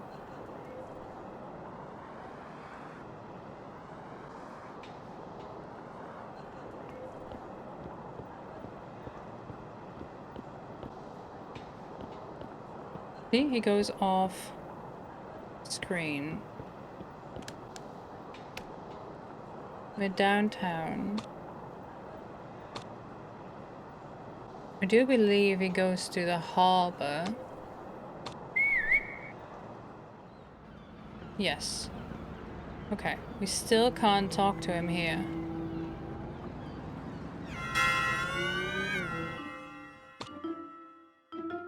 Let's listen to this again. Presidency is somewhat anxious. I can suggest a treatment at my institution. No, thank you very much. By the way, do you consider my proposal? It's precisely the reason for my honorary present. You can classify the situation as a class IP. I beg your pardon, what does that mean? Irrefutable proposal. Well, there's no other option but to accept it. So, do we have an agreement? Positive, I'll get one of my rooms ready for you.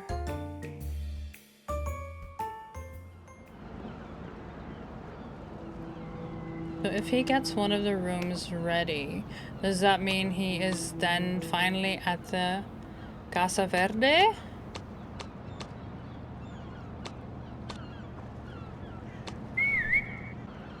He's getting them ready for Ava.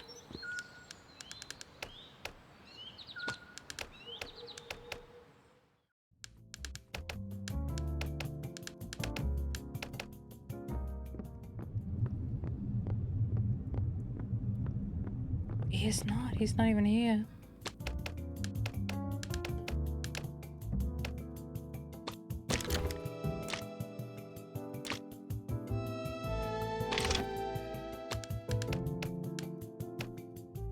He's never at the Institute. What the fuck is this fucker? Am I missing a location? Or is he there and I just can't get to him?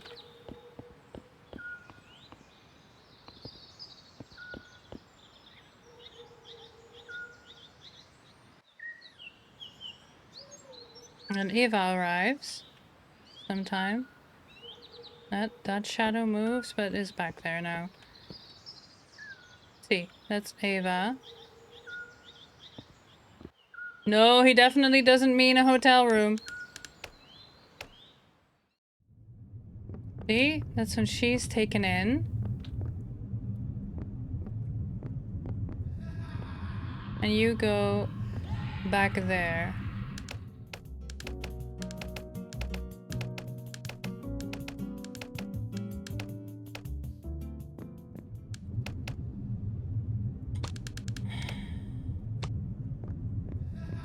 And you two there, you I can't talk to.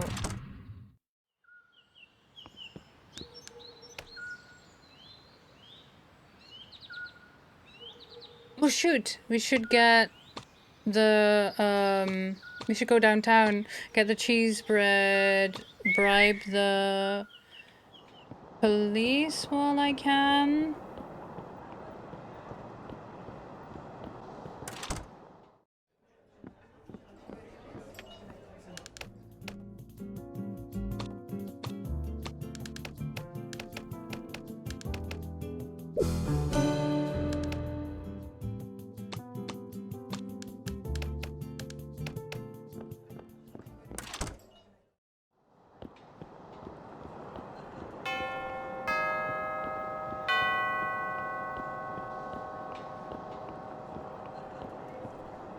Oh, they're here to be relieved? Ah, okay. Cleaning up the crime scene. I'm too late for this, probably.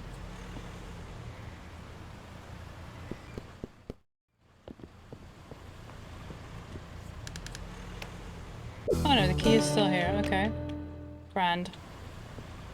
Let's follow this line of investigation then.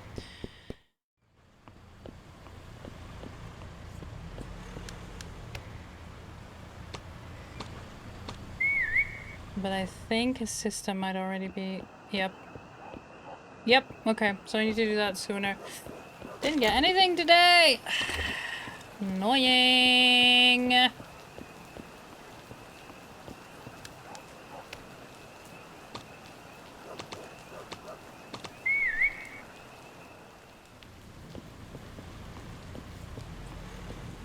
Do you think the doctor shows up here?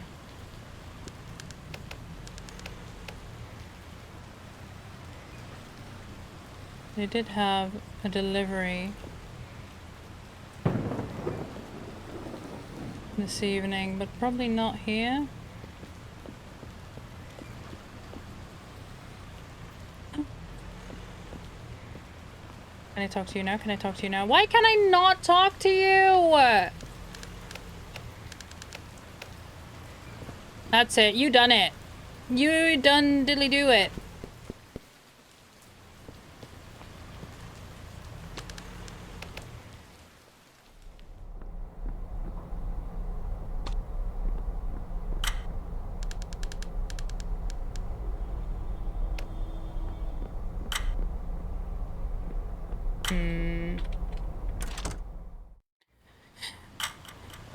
I did do the 3-line thing for the gambling.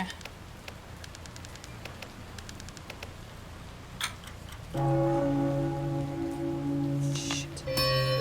Alright. I cannot talk to the fucking doctor! I'm so annoyed. Can't believe it. What? Oddball Dr. Bakamata writing poetry can't get into my head.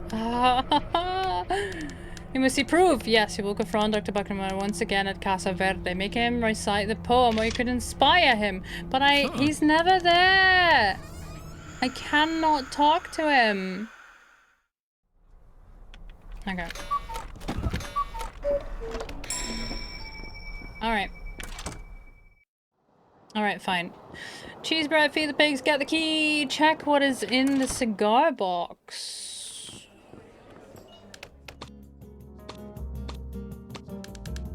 Do you talk to him if you get arrested? No. Then Lobo talks to me.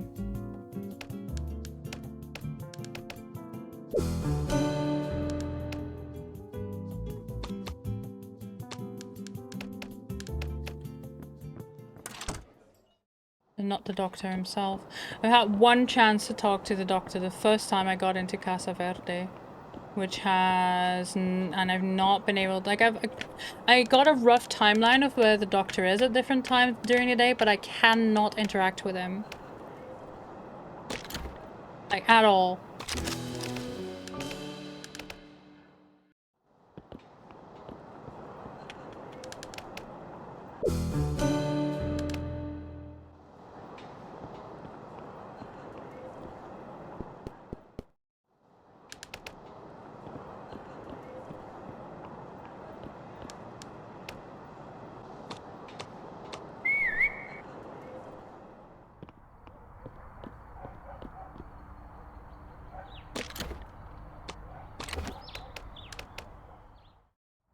Let's see what's in the box.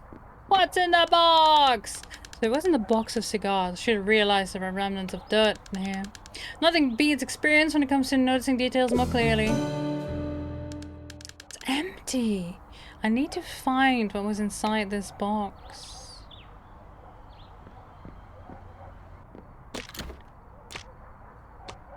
Could humanity's treasure be an empty box just like its Bible?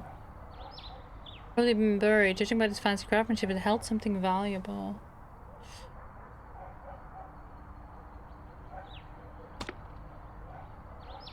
See if Ruby Owl has anything to say about it.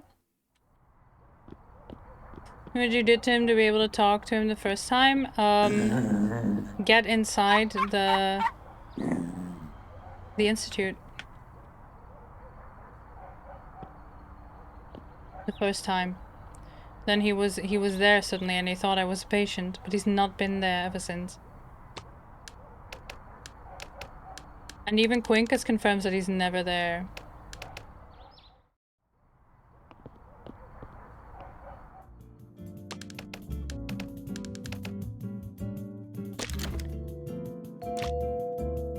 I cannot talk to you about this.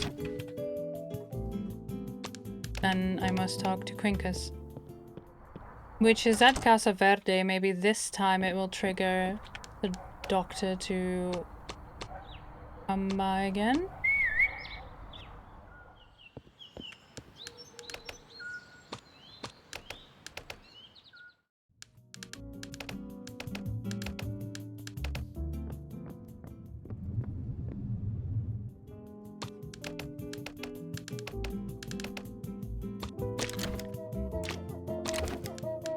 Mr. Quincus, I found an ornate box inside Brass Cubus's mansion. Is this the Humanita treasure? So you're committed to finding the treasure, much like a potato raiding armadillo. What is a potato raiding armadillo? Do I want to know? But is it an empty box? Your head is empty. Your Humanita treasure is very well buried, much like a potato. Thus, an armadillo such as yourself will have no problem finding it. So you have to pass another trial. The map to the Humanita treasure will aid you. Oh. 10 a.m. 55 is the buoy. Question mark at 160 is the foggy island. And 9 p.m. question mark question mark. Amigo. Oh, that's the dog. So this is at 10 a.m. 55 degrees. So look at the buoy at 10 a.m. and then see what we find.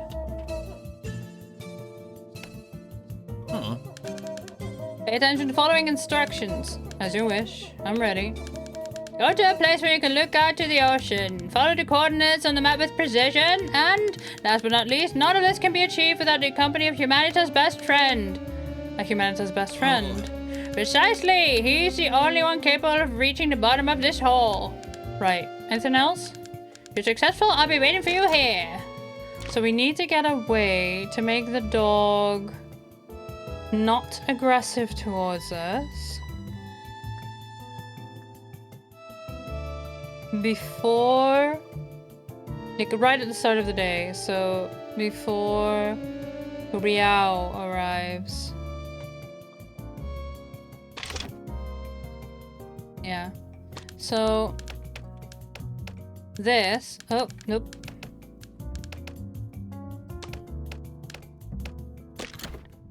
So, this... the reason I grabbed a post-it is because I've already looked through the binoculars in the harbor. I know that at 55 degrees is the buoy, at 160 degrees is the foggy island. Now, what we saw at 5 degrees was a submarine. But none of this can be achieved without the help of the dog.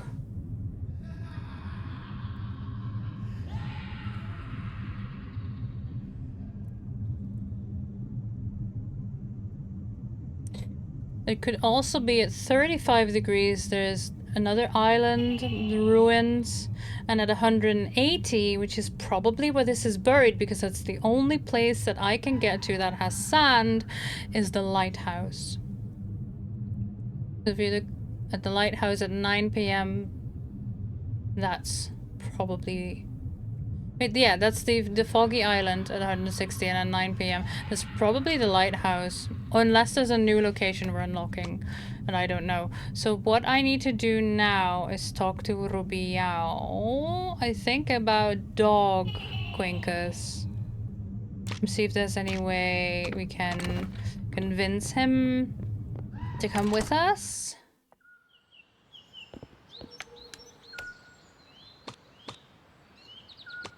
Back to Noble's Park.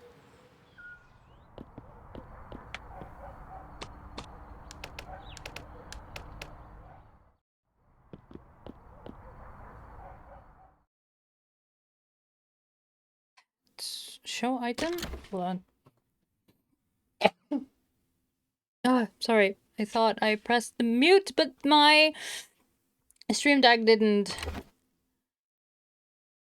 react. Pet? That's a good boy. We can still pet the doggo. Maybe you can tell me?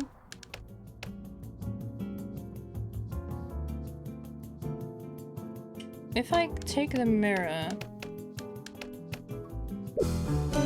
But I won't have the mirror tomorrow.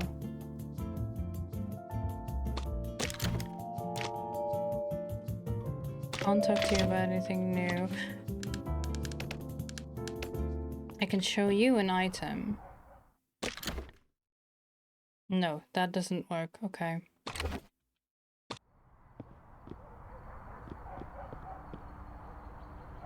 What if Sen, you suggested last stream or the stream before that we could get the sandwich to see. Yeah, do you feed the dog? Yeah, maybe.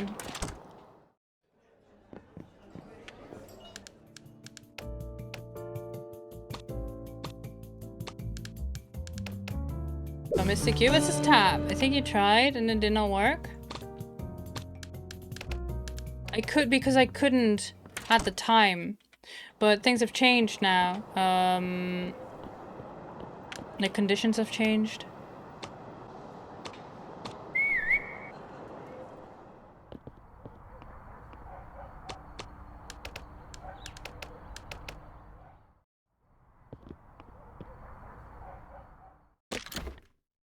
See, I have not shown him yet. Yeah, boy.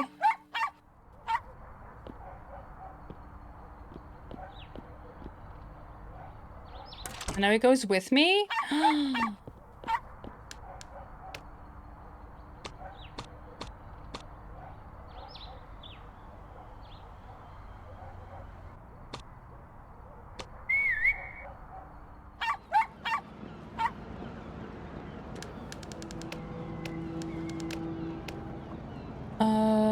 $160. There's an island.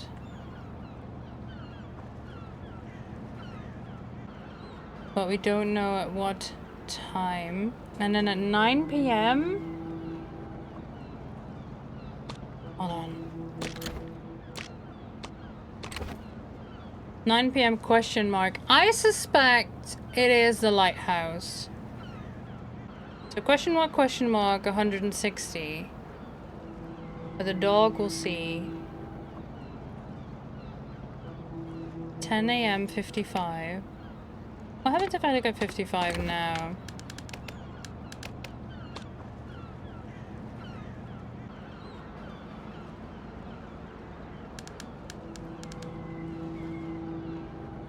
You can see, is this the right time? No. So I need to do this at 10 a.m. But might not need the dog at 10 a.m. I don't think I can get the dog in time. I just need the dog to sniff it out. Oh, I need to wait for 9.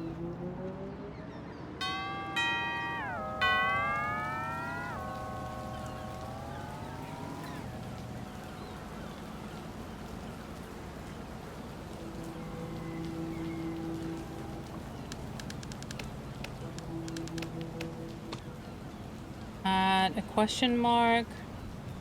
I think it's here. This is the lighthouse. It's the only place I can go with sand. I'm not sure. Hey, Quinkins, can I still talk to you? Are you still following me? Yes. Okay, good. Let's go to the lighthouse.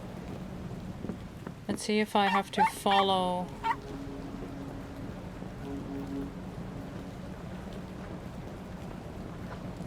The exact tools if I can skip.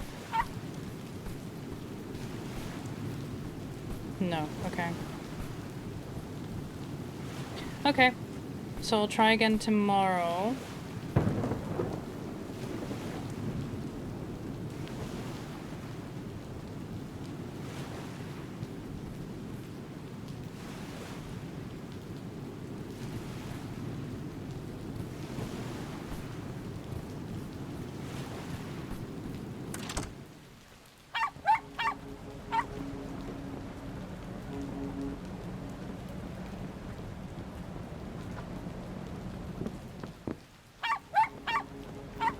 Because it's, like, sure there's a foggy island, but I can't see anything because I don't know the right time. And it has to be between 10 and 9. There was a submarine at 5.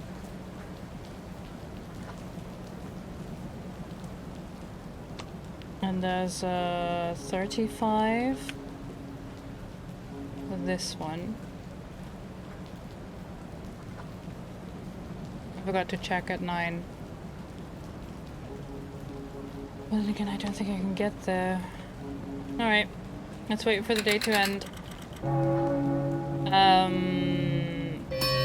Go here at 10.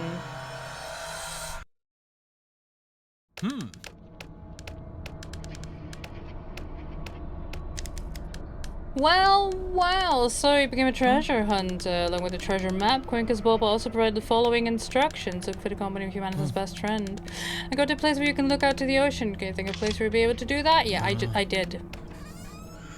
did. Because I don't think I have enough time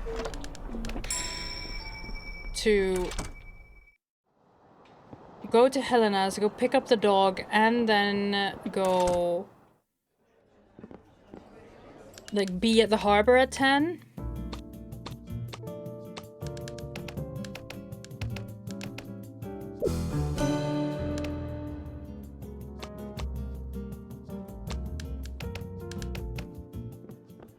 I don't think I can. Let's see. Yeah, because it's already 9:42.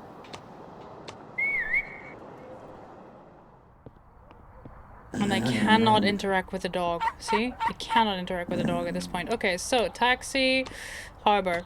It's 10:15. Probably still enough to go to... Oh. Hello? Oh! You were there.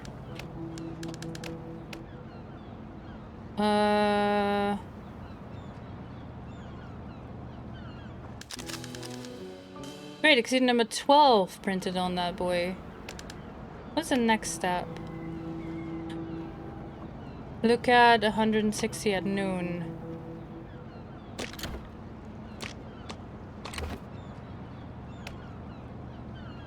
Find the coordinates and indicating noon 160.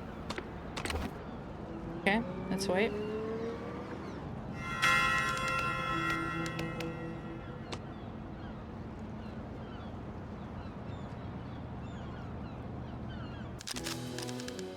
I found a new coordinate. Number 35 was painted on that box. Oh, it is the island ruins. I can continue.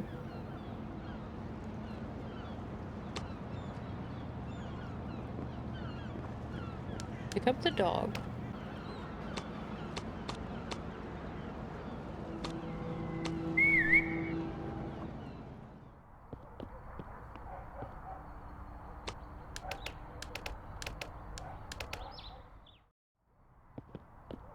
Hey, puppy.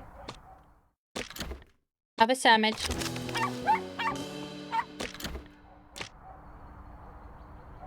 Mr. Take Quink's dog with me to disappear in my harbor. Number 12 in the library. Second one is number 75, painted on a stranded boat. So then at 9, I look at the island ruins and not the lighthouse, like I thought.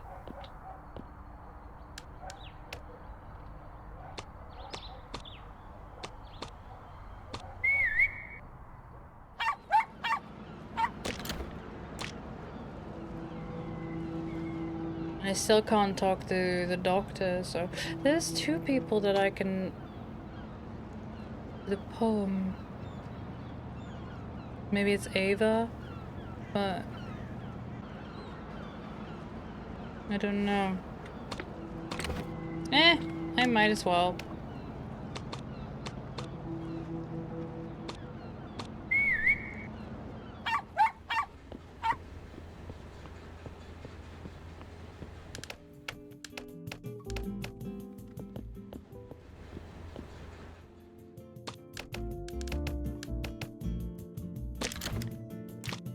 Can. Sakamoto wrote your poem, didn't he? How does it go again? I think I, forgot. If you forgot it, detective, let it be. This poem fills me with nostalgia for a time that can never return, sadly. Okay, so I've shown it to you and I just need to show it to your ex-husband. No, I will not join the strike. I sadly have other matters to attend to. Come on, boy. Let's go to the harbor, wait until 9, and then look at 35? Let's set it to the right number. Wait until 9.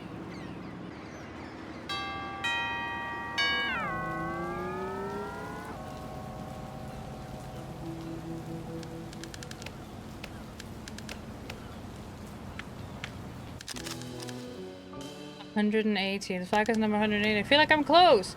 Yes. And then I need to go and see. Even though I already know that that is the lighthouse. Now suddenly there's a magical shiny. And that's why I got the puppy. Alright. Go on, Quinkus.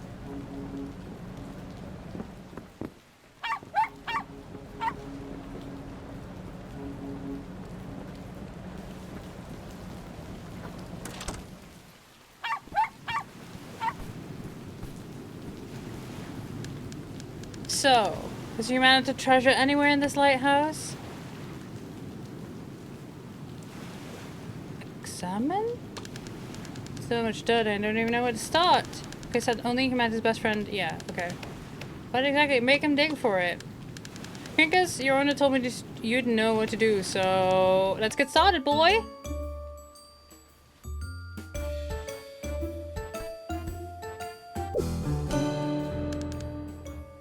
Humanita dagger? Why does Quinkus think this object is so special? Bye, puppy!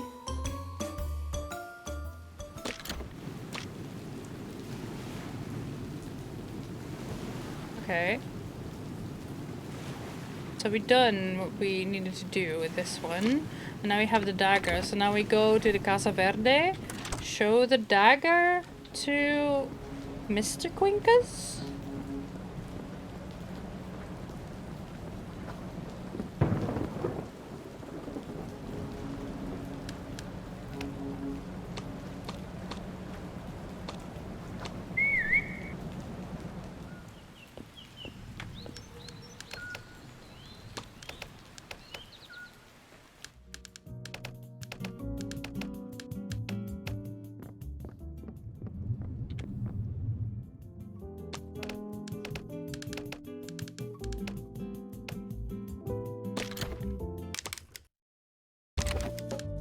Very well, Mr. Quincus Boba. Patient 157 and high, prophet of humanitism. I believe I have enough to question you the proper way. However, of all my suspects, you're by far the one I suspect the least. See here what I found. You found it! Wasn't sure anyone would ever find it. The dagger's of great importance to the symbolism of the Humanita doctrine. After all, much like the dagger, knowledge can be easily concealed out of sight, only to be drawn when they least expect it, and then wham! Lethal blow is delivered. Metaphorically speaking, I hope. The philosophy Quincus doesn't reward sensitivity, and there's no place for regret. Tell him, Quincus.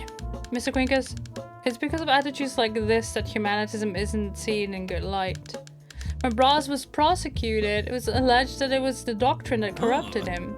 Prosecuted? Lawsuit? Ha! It's only one law, my boy, life. A fleeting arrangement of particles caught between the before and the after, the non-being, the non-place. Did you hear? You brought a file from your investigation. Allow me to teach you about the four phases of humanitism, yes? First phase is called static, which I just described to you. Your current situation is a bit static, locked up in an unbreakable place. Everyone you know thinks you're dead. It's much like not existing, wouldn't you say? Reminds me, my boy, the capital of Finland is Helsinki. True. Mr. Quincus, one of the people who believed you're dead is Rubiao, and this is what he told me. I don't doubt that Braz's and Quincus's tragic outcomes are related to humanitism. By tragic ending, he meant your demise. A tragic ending is related to humanitism because everything is related to humanitism. But the endings of Braz and Quincus were very distinct. Braz is gone, but Quincus is very much alive. And even if he weren't, Quincus the dog would still be here. Strong and steady, carrying the weight of our doctrine in his little paws. That may be so, Mr. Quincus, but that's not all that's being said. There's even an obituary written for him. But how? Quincus, can you believe that? Apparently it was forged as an exchange of favors between the big shots of Rio de Janeiro. One of the big dogs of the city, a member of the fraternity, seemed to want you gone. You see, Quincus, so it is true. It was a forgery, then. You are truly alive. Why did you hide the champagne? We must celebrate. What? You drank all of it? Quincus Bobby, old rascal. Mr. Quincus, doesn't it affect you to know that someone on the outside was eager for you to disappear?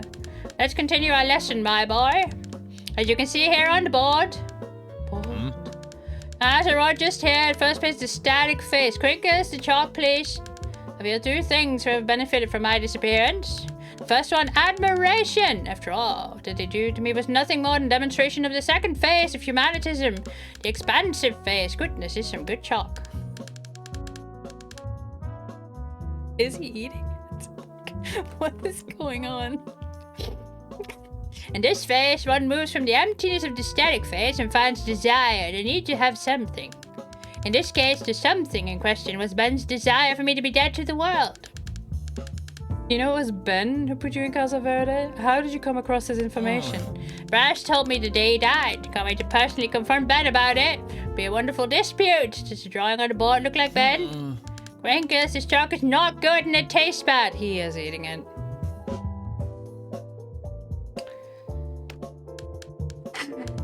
Well, that's true. Ben was the one responsible for it when I talked to him. This is what he told me.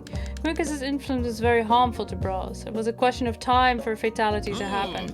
A typical attitude from someone not initiated in humanitism, a coward. Stuck with modesty, stifling their true desires. Well, this takes me to the second feeling I felt towards my conspirators. The third phase of humanitism is called the dispersive phase. In it, The impulses and desires are multiplied, expanding themselves to the beyond as they please impetuously. You have cheesy garlic bread? Hell yeah. I could go for some cheesy garlic bread. Damn.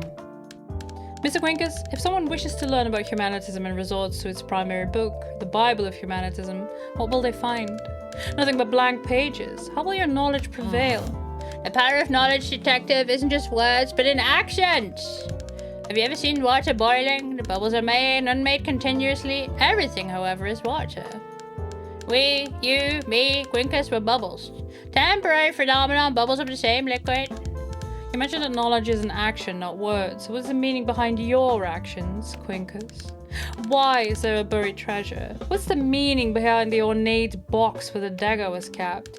I have to ask, did you kill Brass Cubus? Because the way Cubus stained the name of your doctrine had his lawyer lock you up in a sanatorium. You'll only see the truth if you wish to see a detective. But I'll give you a little hint.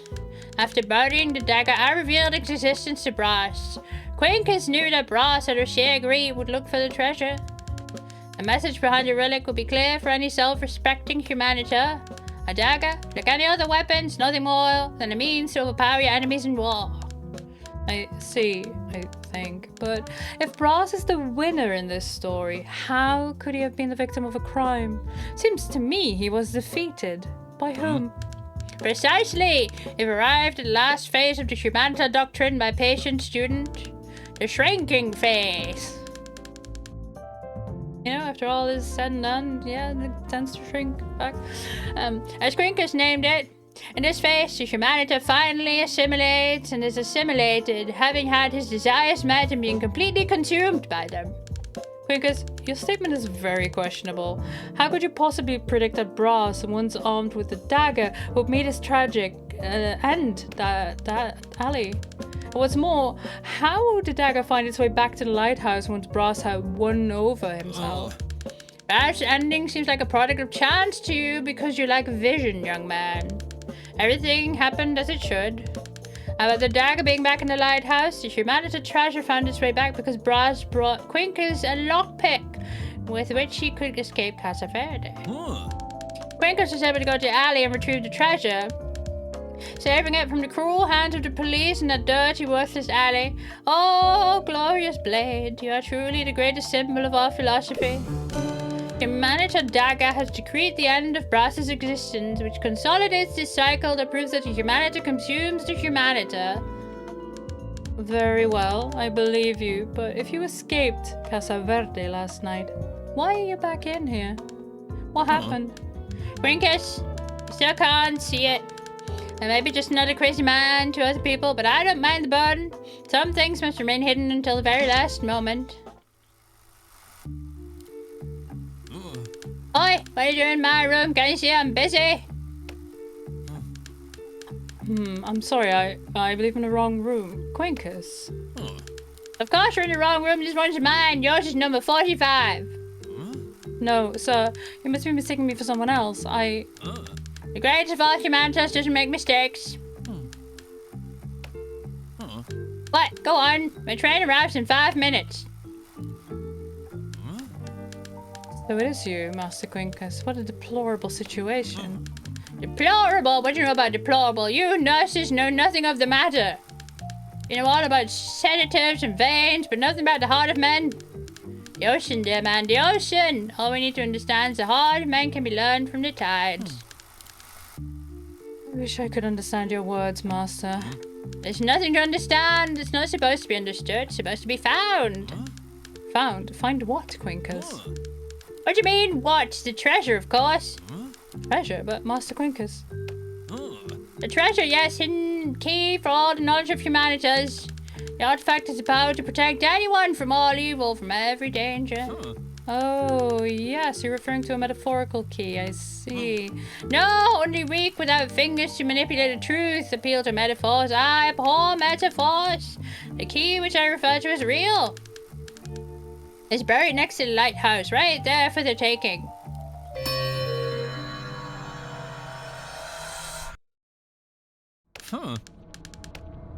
Let's finish this plot. Apparently. Impressive, Detective. Very impressive. You had already given me reasons to trust your capabilities before, but this time you really outdone yourself.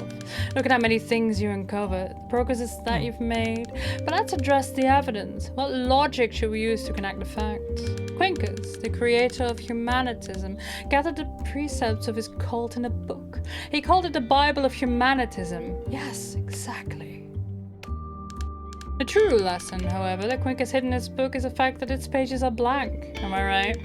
Quincus Bulba's intention was to communicate that the humanitas' main principle is that action trumps words. I remember well.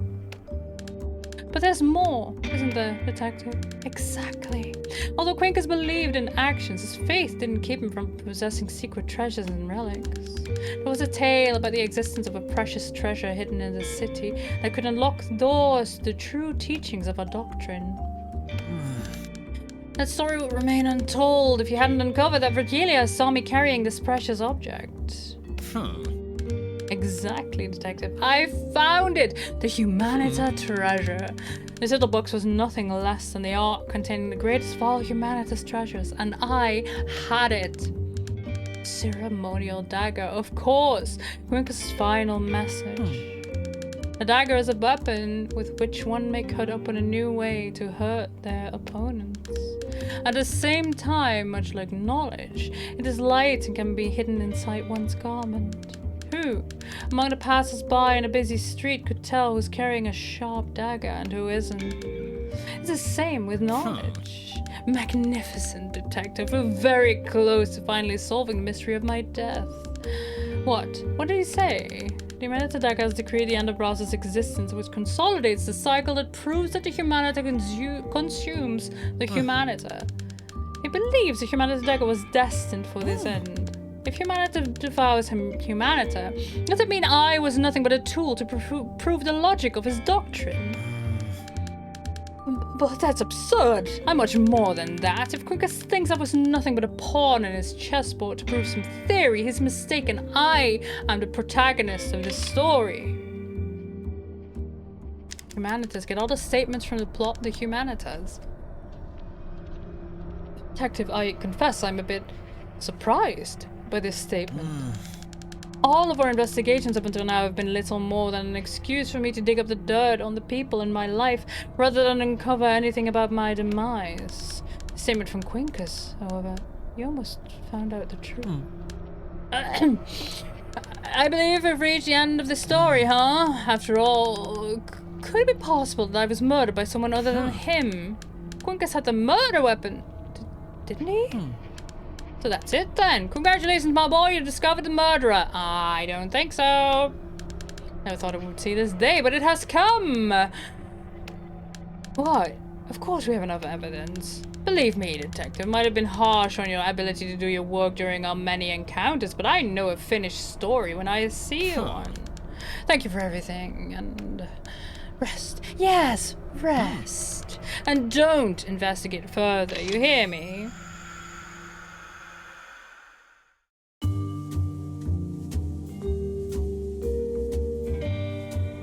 No. We're not done here. We're not done here. Oh, okay, good. We can wake up. We are not done here. Brass Cubus, additional game design, Brass Cube. Yes, I see everything, Brass Cubus. Wake up.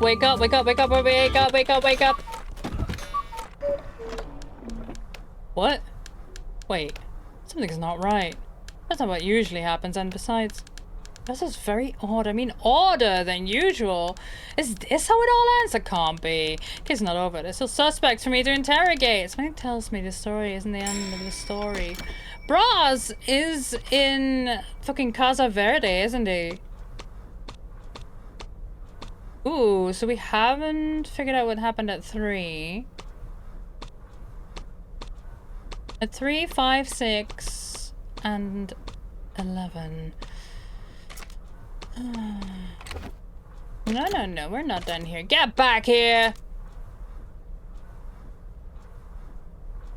Okay, statements. I'm missing 2 statements on Ava, which I will probably get from her ex-husband.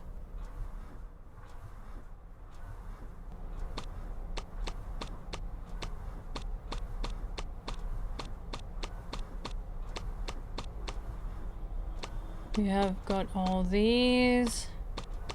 We've got all these, and we've got all these. We don't have all the statements on the doctor. We don't have all the statements on Chris. So Ava, Chris, and the doctor. And Crispin. We're still missing. I need to talk to the doctor. I need to talk to the doctor.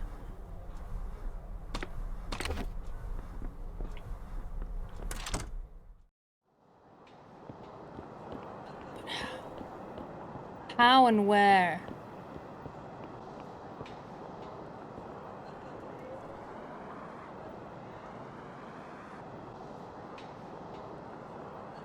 There you are. Now you go to the harbor.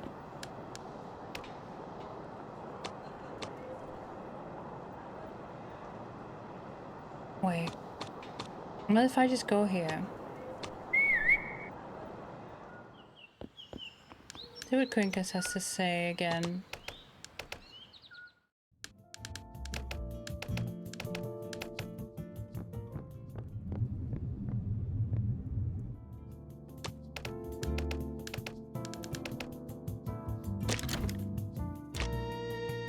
Shit.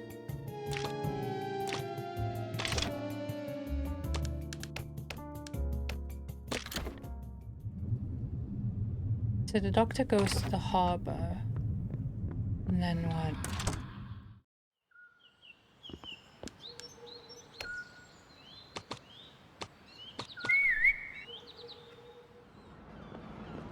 You two talk. Then where do you go?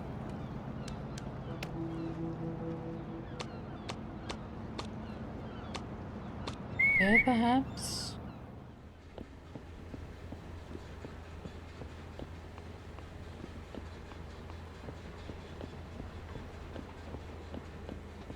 I haven't seen you here. Where else? And also there's that toolbox we haven't had a use for it yet, but why is it interactable? I don't think I have anything more that I can show you. No.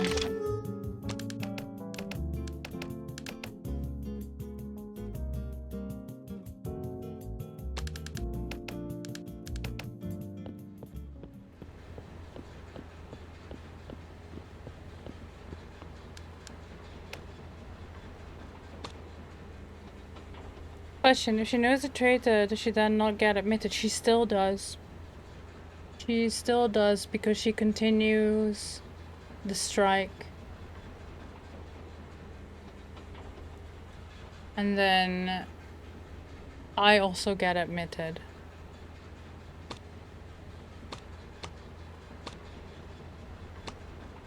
But maybe that's it?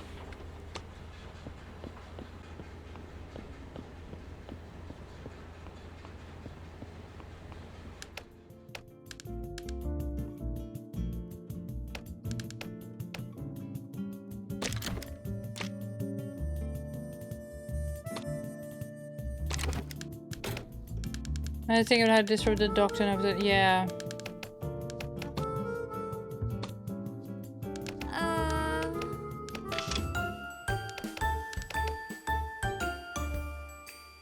We've had this, blah blah blah, his hat got stolen, yes yes. Woe is me, don't tell my family, blah blah blah. I won't.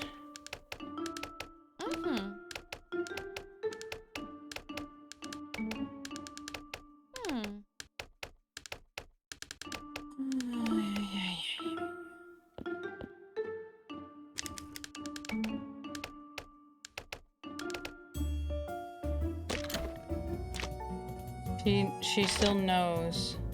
But maybe... If we do go to the strike...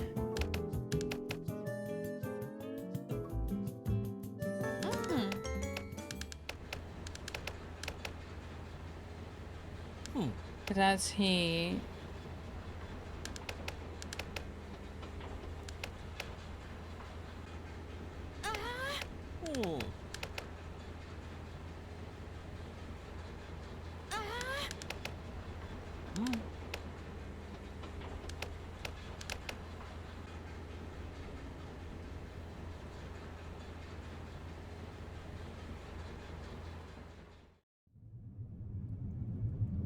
Hmm. See, we don't talk to the doctor. Hmm. Hmm.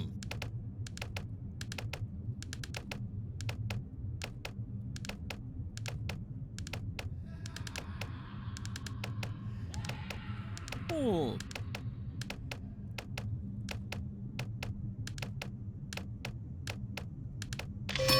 Yeah, seeing that ends the day. So that's not it.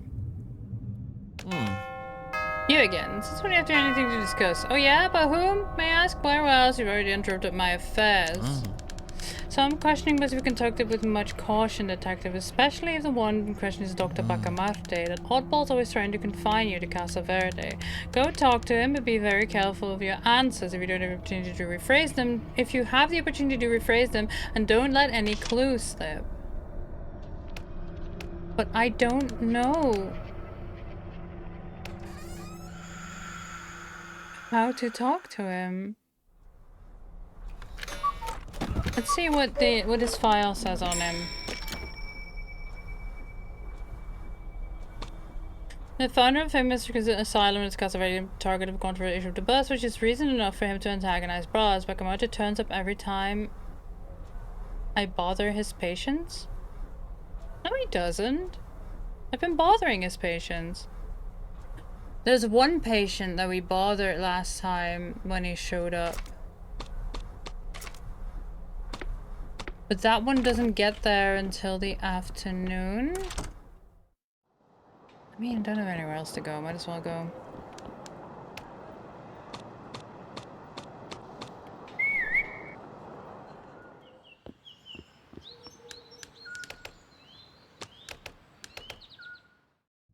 There's one guy that is here.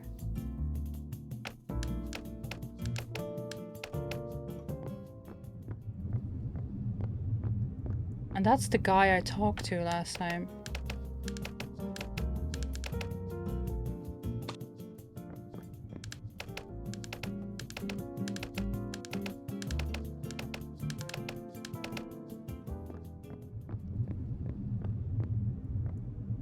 Was in here before.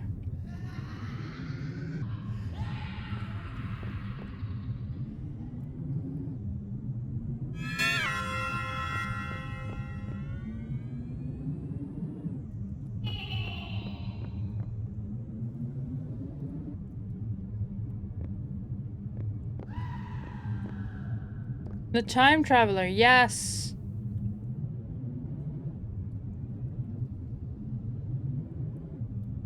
That's in you two come in. You go there.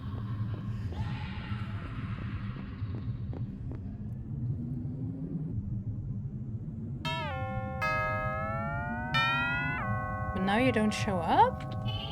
There you are.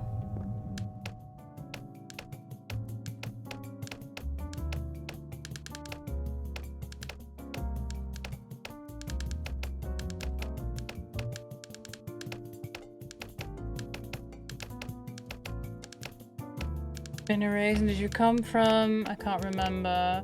I have a strong mind read it several times. Confusing my mind. The story doesn't make sense. I watched them put all together. Do you believe me? Well, I do, but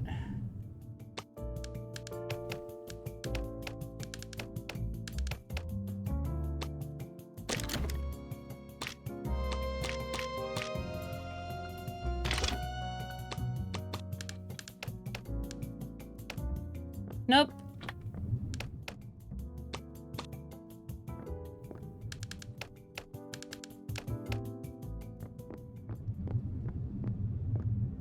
Nope. understand little. I know you must think I'm crazy, but it doesn't matter. Left several times with negative, it's been erased. Where'd it come from? Yeah, you are also stuck in a time loop, but... I don't know, chat. This is very frustrating.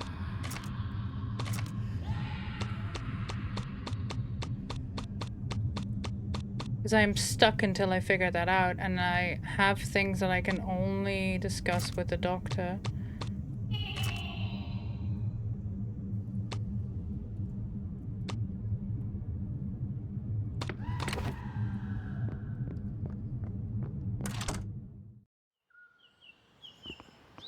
You implied that the guy that you're also stuck in it. Oh!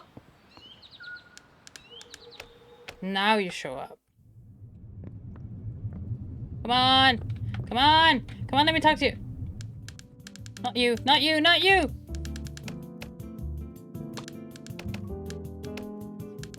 Ah! There we go.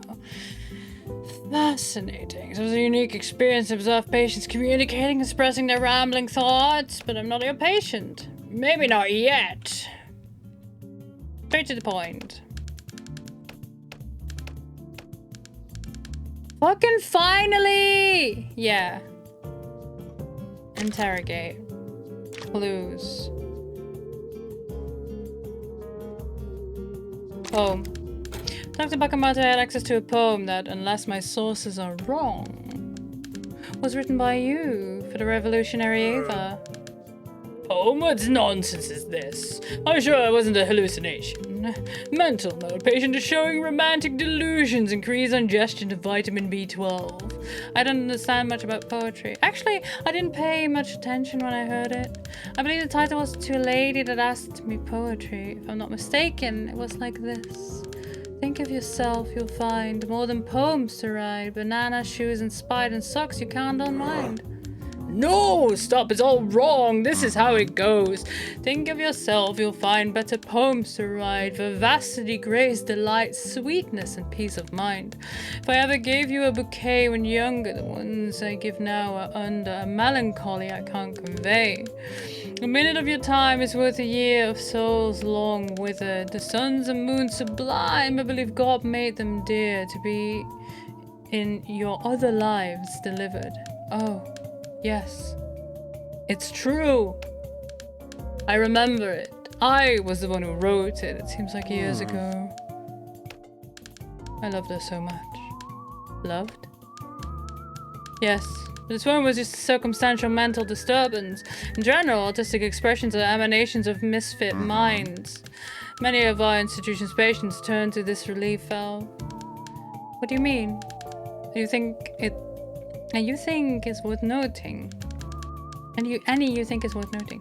One of our guests, for instance, gave me one of his autistic expressions. Obviously just reveries of a sick person. Still can get rid of it properly. Wood sculpture. A puppy! Reverie. It seems like someone was trying to express something here. Could represent a great disconnect from our reality and trying to chisel a wooden dowel.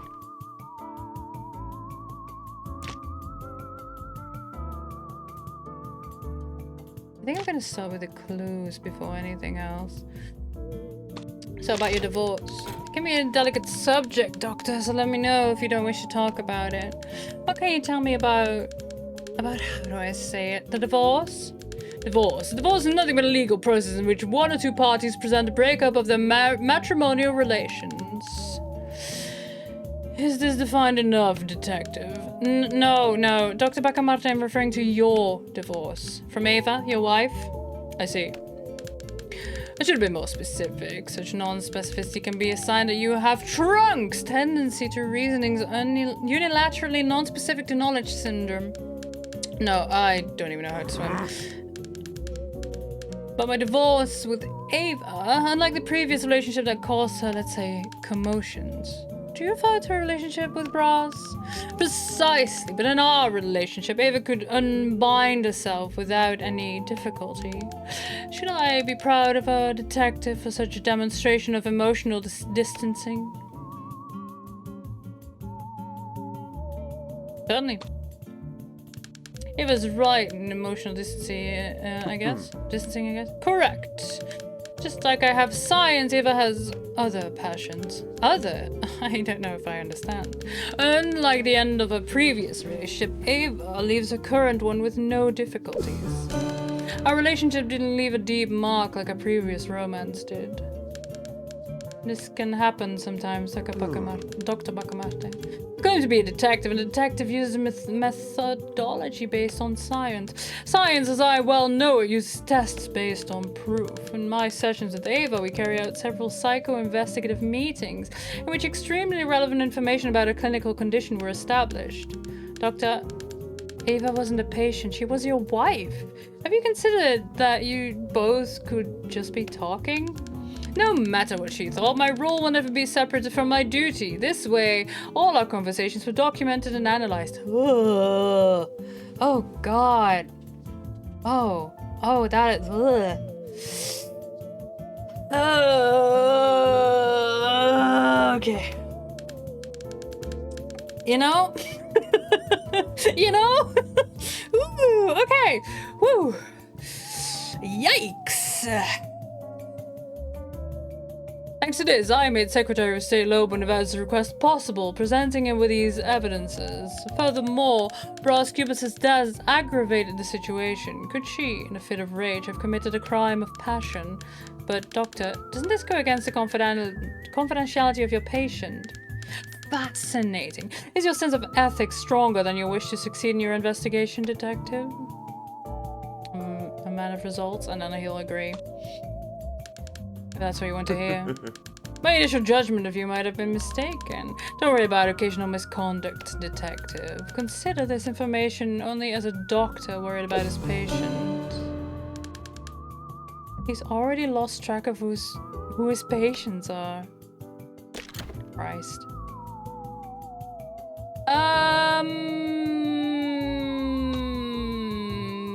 The translation.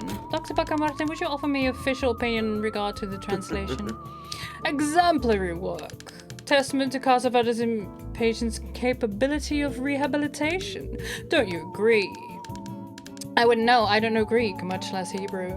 Maybe you do. We don't know what we're truly capable of until we try. Are you saying that? Okay, you know what? I don't even care. The pharmacy. Dr. Bacamarte, were you downtown last night? Yes. I was at the pharmacist as usual. I was negotiating a new lot of medicines for Casa Verde. Thank you, Doctor. Based on that, you have the habit of asking me extremely obvious questions, Detective. Such a trait belongs to manipulative or dissimulative personalities. Such personalities find themselves frequently asking the obvious with the goal of testing the people around them. Do you consider yourself to be a dissimulative person? Yes, evidently. No one truly dissimulated would say something like that. Continuing, I was with the pharmacist. If you need any confirmation, see my schedule. Oh, cool. Now we get his fucking schedule. Is his schedule coded or is his writing just terrible? It's medical shorthand. It's awful unless you're familiar with it. Thank you, Doctor. As you can see, my schedule's very busy. I save my night appointments to take care of this kind of minor business. However, my life is an open book. My comings and goings from Casa Verde. The establishments I visit, it's all registered. I think it's just a doctor that just like that. Hi, Lyra! Rat flag! Rat flag! Yeah. I'm calling the safe word now.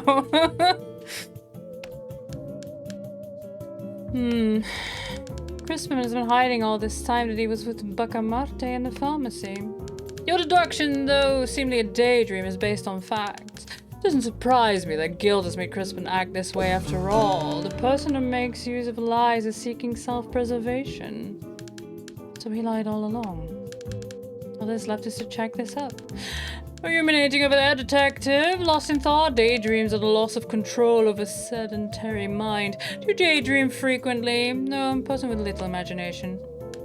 I'll have to believe you. My sincerity detecting machine is broken. I won't be able to check your affirmation. Seems you're in luck, Detective. Thanks. Request for Ava's hospitalization. Document schedule. Doc, your 3 p.m. starts in 5 minutes. Thank you, dear. That's my lunch. Your 3 p.m. static. The Buzz, issue number 2, issue number 3. What not? But the 3rd issue of the newspaper, The Buzz, Doctor. Anything special to declare? Discussed matter was the popular strike movement. Nothing to declare. I didn't read the issue. Correction, I have something to declare. Do you oppose my self-correction, detective? No, of course not. Strike movements are transgressions of the social order. Collective disorders are symptoms of disorders at the individual level. What? The 2nd issue of the newspaper, The Buzz, Dr. Bacamarte. Brass made some biting comments about Casa Verde. What do you have to say about this? No surprise in regard to Brass' stance on the matter.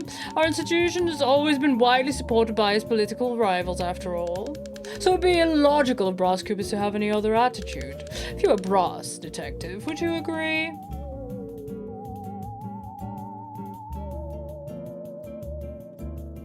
Yeah. Intriguing, especially considering that Brass is dead, not being able to agree or disagree with anything. It's such a bell end. Mental note. Patient presenting delusions of belief in life after death. Approach canonical neo-transcendence therapy, CNT.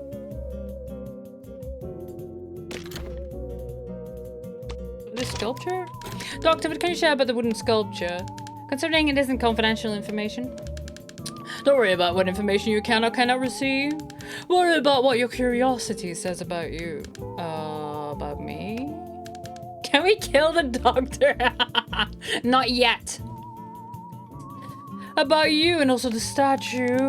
Isn't it surprising how the subconscious of someone deep in their daydream starts to communicate in such a rudimentary way? I don't know for sure. Fascinating. Would you like to comment about your request for Ava's hospitalization? Any additional information you'd like to add? Any general remarks? No. Just no? It wouldn't be ethical of me. Oh, now you have problems with ethics? Do you have any issues with a no? Do you have an innate difficulty with being contradicted? Does being prevented from satisfying your desire make you nervous? No, I mean, not any more than any normal person. Normal. Intriguing, detective, intriguing. Do you consider yourself to be a methodic person, Dr. Bacamarte? I had a chance to see your schedule's content recently and was impressed. Impressed with my simple organization. Mental disorganization, detective, is a huge indicator of mental loss of control. If you can't balance your own day, how will you balance your life? I don't know for sure. I don't know, dude. I got ADHD, man. If I don't consciously think of all the steps of a shower, I will forget. If only. You literally told... Never mind. To me, every day looks a bit like the other. Like the other, you say? Do you catch yourself always doing the same things? You have difficulties differentiating what happened in the past, present, and future? I guess so. Actually, I wouldn't say I have a future exactly, or a past. Fascinating. Tell me about yourself. I believe you have much to say about yourself, Doctor. An illustrious and crucial figure to the well-being of Rio de Janeiro would certainly not mince his words about himself, after all. About me, you're mistaken. I have much to say about my methods, about the organization of the institution I've created, Casa Verde, and about the rigor we put into making it what it is. There's nothing Casa Verde that isn't me, and everything I am so is Casa Verde. It is an extension of me, and I am of it. I think I get it, Doctor. You and Casa Verde are one. What about you, detective? With all your interest in my casa, what do you think about joining it? I believe we have a perfect job for you here. You'd fulfill it completely. Do you consider yourself prepared to be a part of our institution? I think I need to prepare myself a bit more.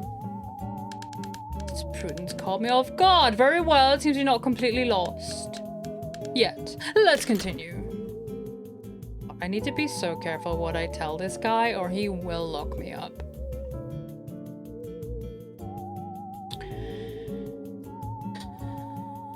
About the pharmacist. Because of your jobs, I imagine that you know the pharmaceutic crispin. Am I wrong, Dr. Bacamarte? You are correct. Can you tell me about him? Nothing beyond what the most inept observer could. Detective reciting my notes. Male, short stature, advanced degree of kyphosis. Slight tremor in the hands, possible cause, glucose deficiency in his body. Yes, I'd say the same. Difficulty with rejections, investigate further, question mark. Made him create for years a friendly personality mask. Other observation, minimal degree of mythomania. Such a deviation exacerbates the possibility of risk to his safe and or well-being. Anything else? End note. Your time is up. I have other obligations to meet, Cherry. That's fair. That's fair, but we got a whole bunch. We got a statement on you. We got a statement on the pharmacist. We got more clues. Sort of the sculpture, and who could it be? This is obviously Quincus, the doggo. So, Quincus, tell me about the puppy. Mr. Quincus, I've learned about a handcrafted wooden sculpture. Was it by any chance yours? I've been told that the patients at Casa Verde show their emotions through art. Can you tell me what the sculpture represents? Receiving transmission frequency 27.7 megahertz. The world is moved by interest. Pay attention. It is of general knowledge that the interests of the most powerful ones are equal to their power. These interests, when well observed, are of evil nature. Because those deprived of any kind of power robs most essential one the power over one's own self. Hear me out, listeners. To people in this situation, the smallest form of expression, such as a mere wooden sculpture, turns out to be a gesture of power, a revolutionary act of humanity. And this humanity, listeners, that for those perched at the top of the pyramid seems inaccessible, unreachable, untouched. Mr. Quincus, I'm not quite following your train of thought. Where are you going with this? Ah, the impatience of the young ones. The impatient ones enters? Well, the impatient shall have them. Listen closely and learn these words by heart and keep them with you. He threw her to the wolves in exchange for his most beloved possession. What does that mean? Control yourself, young man. Be careful when learning a part by the whole. Take this, it will help you understand another part, which will help you get another part, and then another. And then, who knows, you might understand the whole. Don't go too far to use it. I sense I'm open something I'm not supposed to.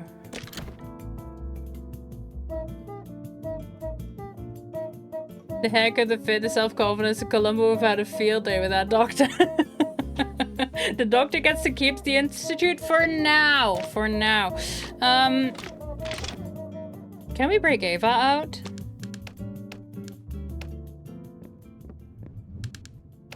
Please leave me alone. No. Locked makes me wonder something important must be kept here. Use lockpick. Let's see this lock first. Now we push it down and finally turn it to the left. Open. Let's see the reward. Aha. What do we have here? Syringes, scalpels, various bottles of this medicine. The label reads Placer. Seems familiar to me.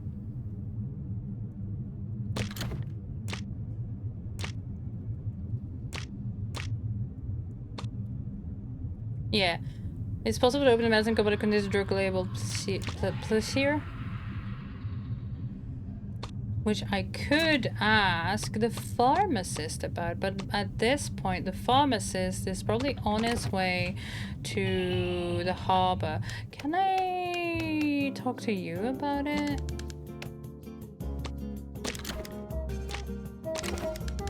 There's a medical substance in circulation known as Placer. Are you familiar with it, Quincus? Could you tell me more about it? I've used it, yes. The formula was so sweet that at first I thought it was a refreshing beverage. It is the molasses. I kept thinking if they carbonate it and served it cold, it would be a very popular sparkling beverage. So what are we saying, Quincus? That the medicine will turn to a drink? What an absurd idea. So they won't let me leave this place.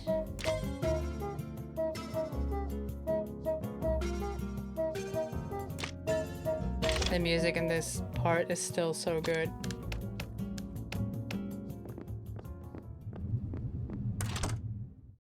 Yeah, it's almost time. I won't make it in time to go anywhere or ask any questions. So we're just gonna pass out somewhere around here. Yeah. That's alright. A medicine turning into a soda? Preposterous! Who could it be at this time? Oh, it's you, detective. Do you know how to knock? How can I ignore your calling if you don't announce yourself? Well, what do you have to say this time? A new statement about Ava from Dr. Bacamarte. That makes sense. After all, he's Ava's current husband, or better yet, her current ex-husband. And what does the most feared man in Rio de Janeiro have to say about his own ex-wife? A relationship didn't leave a deep mark like a previous romance did. I see. Dr. Bacamarte may be steadfast in his actions, but he's not the machine everyone believes him to be. Anyway, back to his words. Bacamarte says that Ava's previous romance left a deep wound, unlike her present one. It's no secret, and you know it. Ava's previous relationship was with me. Bacamarte's words reveal that, unlike him, I actually held some meaning to Ava. You see, detective, I'll confess that we had some good times, but for reasons beyond my control, I had to distance myself.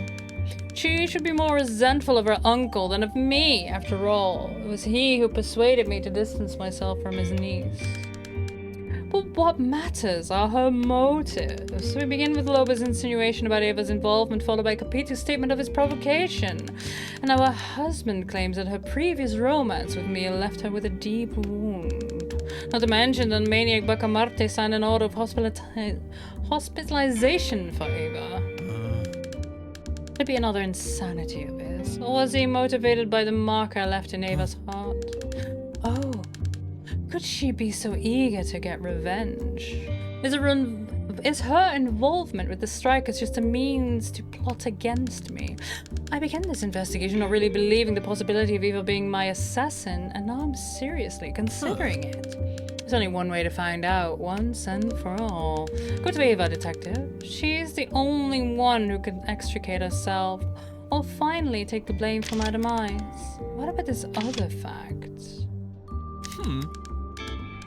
A new statement, I can't wait. Who provided this time? Oh, Quakers. The humanity that came back from the dead. Maybe I should take some lessons from him. What does he have to tell us? What is the case for advancing on? He threw her to the wolves in exchange for his most beloved possession. An enigmatic sentence, worthy of an experienced minister like Quincus. But who is he referring to, detective? Oh, yes, Dr. Bacamarte, yes, we were talking about him. But let us decipher my master's words. We must assume Quincus knows Bacamarte very well. Who knows the jailer better than the prisoner? Quincus is his special patient. In his statement, Quincus claims that Dr. Bacamarte threw her to the wolves, referring to Ava in exchange for a precious treasure as this. Bacamarte would sacrifice his own wife, or... What is the meaning of throwing her to the wolves? We need to find out. The identity of my possible murderer is at stake. Seems to me I was still missing the main part of this puzzle, detective. Quincus's words may seem enigmatic, but in them we'll probably find the absolute truth. Try using the object Quincus gave you. Could Bacamarte be hiding some secret under lock and key in his hideout? Let's see. Oh, the words of a man of science are indeed a bomb. Economical, precise words. Must have been hard to extract them from him. Anyway, here we are. What did he say about that wretched Crispin? The person who makes use of lies is seeking self-preservation. Why would he say that, detective? To what self-preservation could he be referring to? Maybe the only lie here is the fact that Crispin claimed he wasn't at his pharmacy at the night of the crime. Yes, this certainly fits the other information Bacamarte provided us with, as thorough as an evidence can be. Bacamarte is obsessed with planning and registering every single one of his moves in his schedule. Bacamarte wrote in his itinerary that he was at Crispin's pharmacy. That basically wraps up his lie.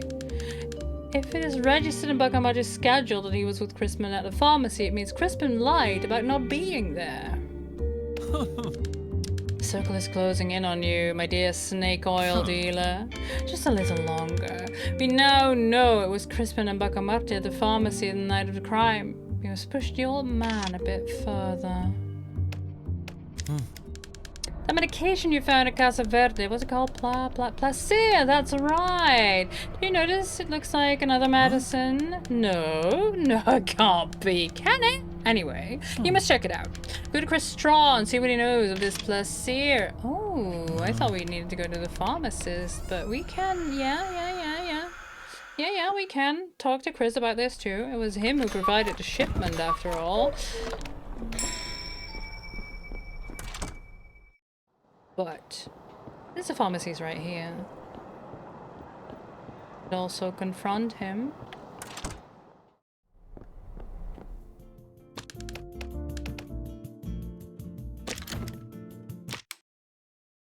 Back to schedule. Crispin, my good man, Crispin, let's start from the beginning, okay? Last night, the night of Brass Cubus's murder, were you in your store? Young man, I'll tell you and anyone who wants to know by the time I'd already clocked out. Really? So if you weren't at the store, where were you last night? I went to my cousin's house, that's right. What was I thinking? You can stop trying to trick me, Mr. Crispin. I'm not one of your customers. Your own cousin, Fertilia, contradicted you when stating you weren't with her last night. Why would Crispin lie about his whereabouts on the previous night? How dare you talk about how I treat my customers? I would never do anything to harm them. You're not denying what your cousin said. So did you really lie, Mr. Crispin? My trained ears seem to detect lies in everything you say. Does it seem like you're trying to hide something?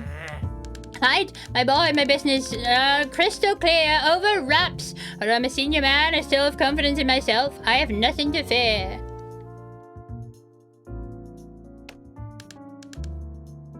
Nothing to fear? Not even a ghost? A ghost are nonsense. Now I'm the one being accused of saying Tommy Rot. Yes, a ghost. The ghost of Quincus Borba. I'm not afraid of ghosts or the undead. Besides, what would such a lost soul have against me? I have news for you. Quincus Borba is not a lost soul because he is very well alive. More so, he gave this testimony about your store. There were 2 people at the pharmacy that night and one of them seemed important. The important person to whom Quincus was referring to is me. What? Come in it right here. Is this investigation of yours? Can I offer you some discounts? I'm sure it'll be worth it. You shouldn't lower your prices or your guard. First, you said you weren't in your pharmacy, and now you say you were, that the important person in your store was you.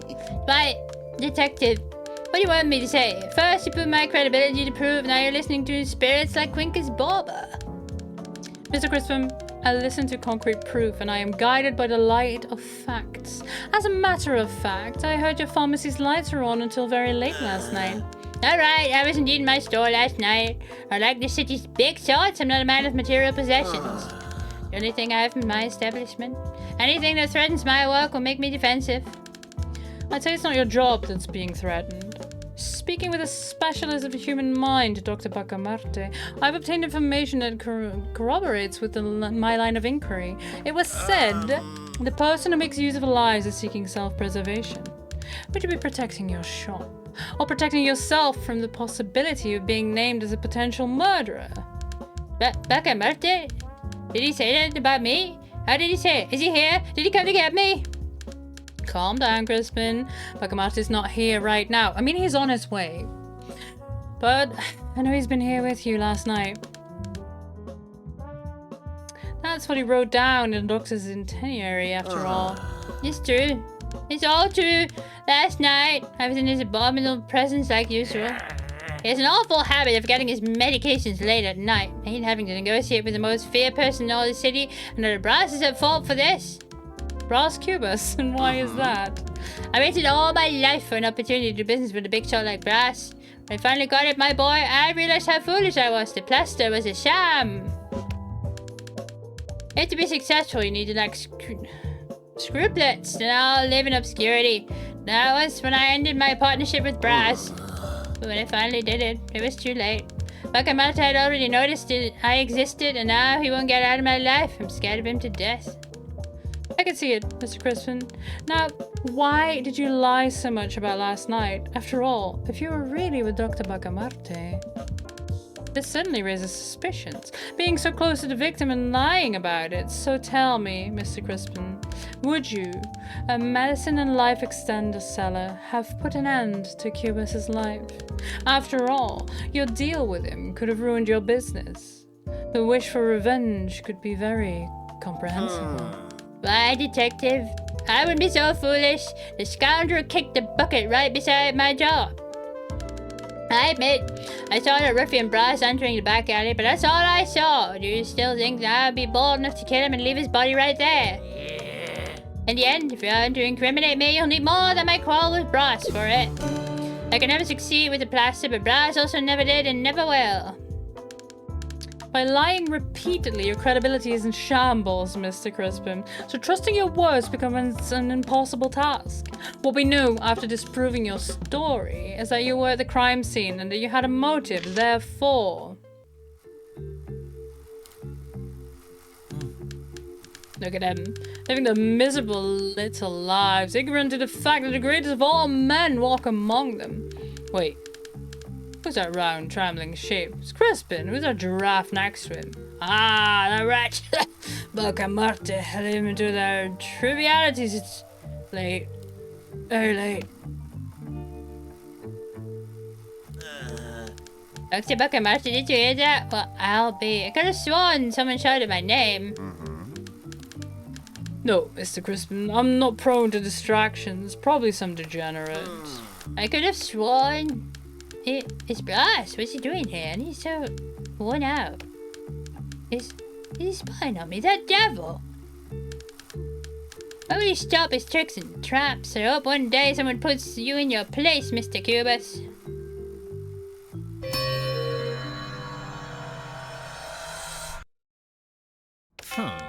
Very well, detective. Let's finish this plot. This is it. There'll be no cure for you, Crispin. Always suspected you to be a jealous traitor, and now here's the proof. Could never succeed with the plaster, but Brass also never did and never will. A business partnership, the plaster had the promise of resounding success, but he was a coward who abandoned ship at the first opportunity. A man as little as he could never attain success, not even if it were to fall from the sky directly upon his face. And thus, my frustration with Crispin, who could have made a fortune, but he lacked the spirit.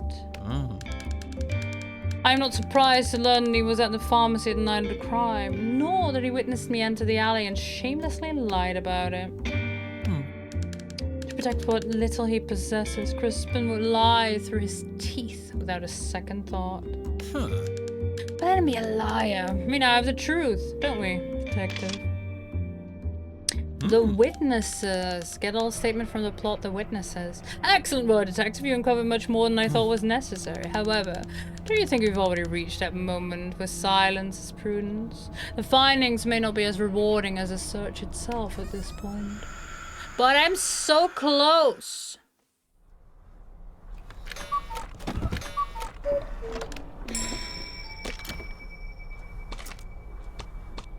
Well. The statement I thought we would get last, we've already gotten. So we're missing 3, 5, and 6 p.m. That leaves Ava. Quincus we already have. Crispin we already have. That leaves Ava, the doctor, and Chris.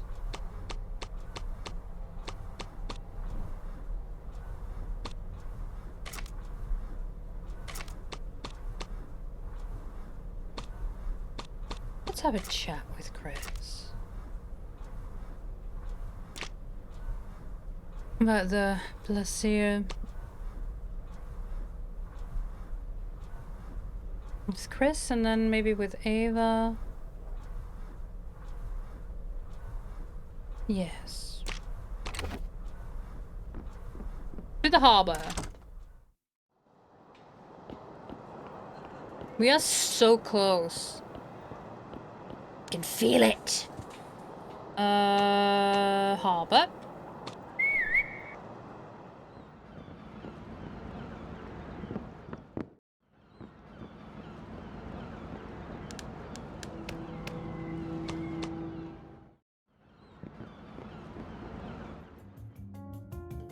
Straight to the point.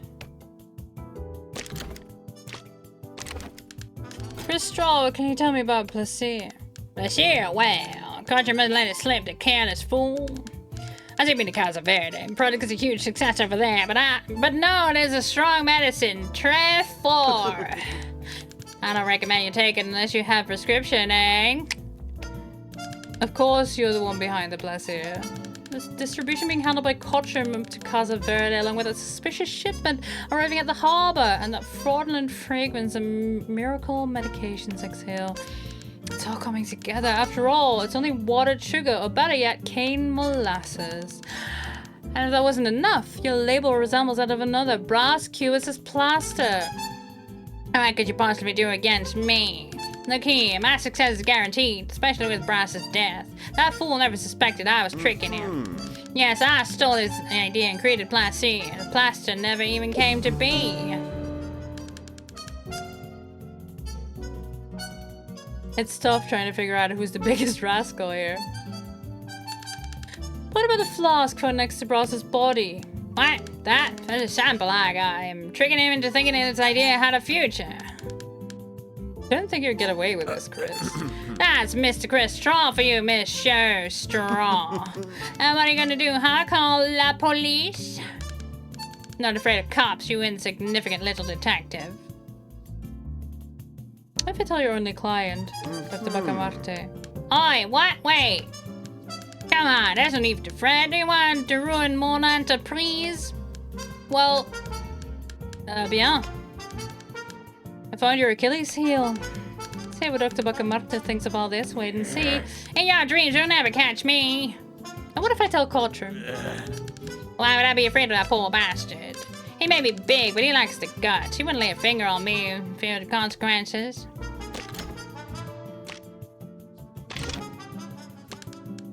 They'll be all Miss Chris Straw.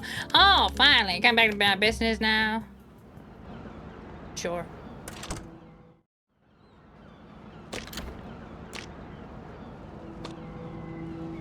Could Dr. Bacamarte Plaisir's only client be aware of the fraud? Or could have brought Chris to commit this fraud? Money. Next question. Ava, right.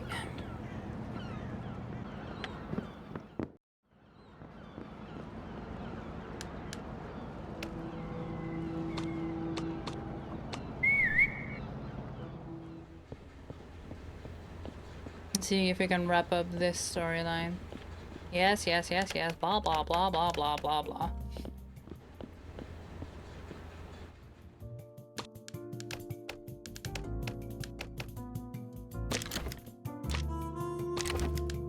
Mrs. Ava, we need to act quickly.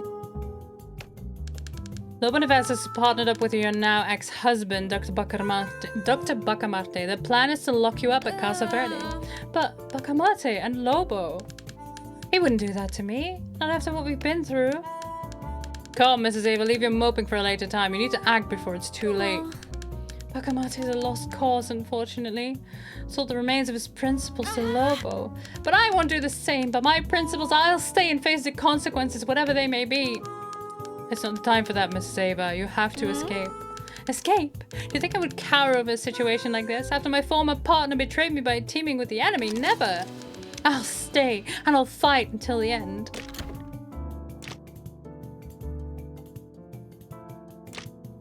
Suit yourself.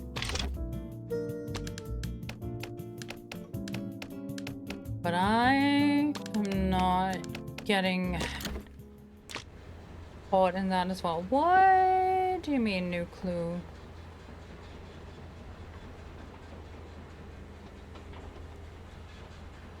Is that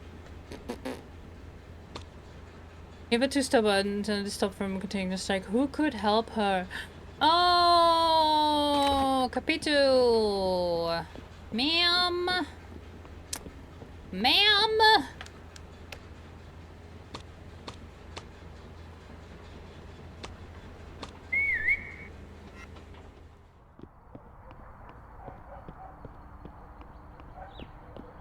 You're probably the only one that could convince her.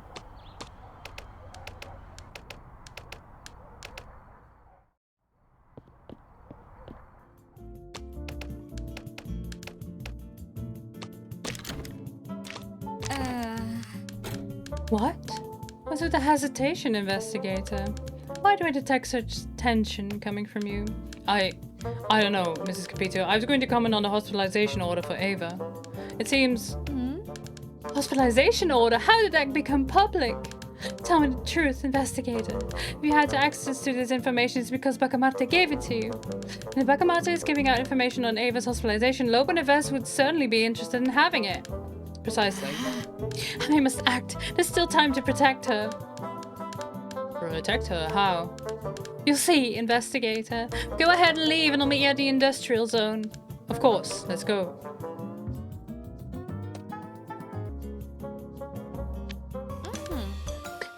My fellow workers, our time is coming. Our movement has been growing day by day. We are united. We remain faithful to each other. Dedication of ourselves to a cause. No one can stop us.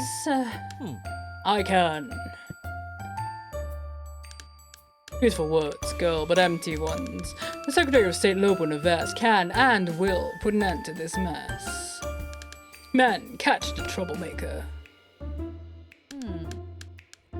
Don't worry, Miss Ava. I'm sure that a person like the Secretary of State would never resort to aggressive actions, especially when in front of the cameras. Isn't that so, Secretary? What? What are these reporters doing here? They came to witness your political acumen, Mr. Secretary. After all, they're sure that a man of the people will represent his voters as promised. Am I right? Well, of course, yes, that's right, that's right. My delegation and I are here to congratulate Miss Ava on her efforts. Congratulations, Miss Ava, for mobilizing the workers. We know they can be hard to organize, right? Great, we need to go. See you next time, voters. Vote for Lobo, voice of the people. Well played. Capitu, you saved us. As always, you were one step ahead. What would be of me without you? I did nothing but my duty. And yet the merit shouldn't be all mine. Let's say you're surrounded by people who wish you well. Who? You? Who would say that the investigator of Brass's case would be on our side? If you hadn't been involved, I wouldn't be here. Thank you, Detective. If there's anything I can do to help your investigation, I'll do it. There are a few things I can tell you that I believe will help in your investigation. Any information you have can help me. Fine, I'll be at Helena's Cafe at 5 p.m. today. Don't be late. As you know, I can't stay long in one single place. Oh, 5 p.m. We better get going.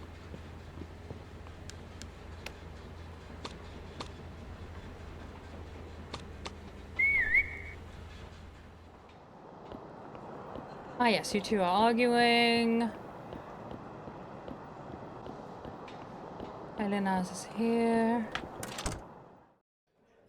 No, wait. I won't speed up time because I will miss her.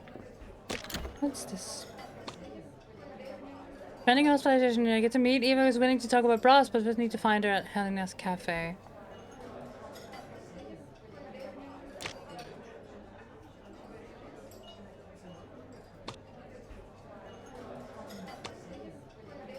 So I need to talk to the doctor about these two.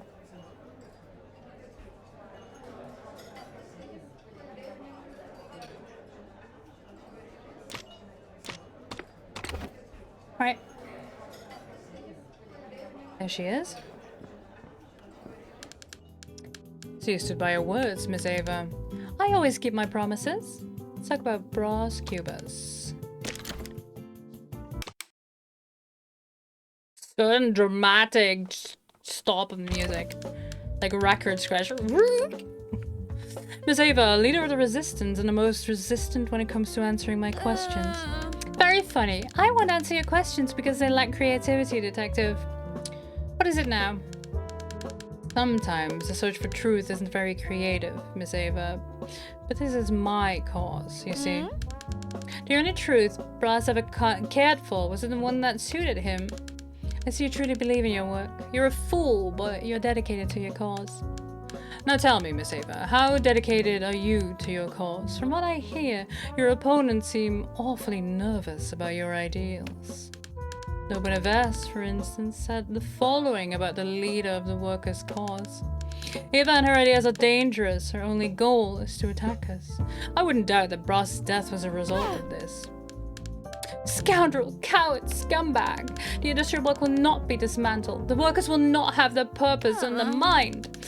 And would you say that the cause was undermined by Brass Cubus' staunch opposition? After all, he devoted an entire issue of the Buzz to it. Gullible, credulous, naive. Are you really basing your investigations on Brass's yellow journalism? He wanted to capture the attention of the unwary public, and even though he played dirty, he failed miserably. From what I hear, that issue didn't even sell.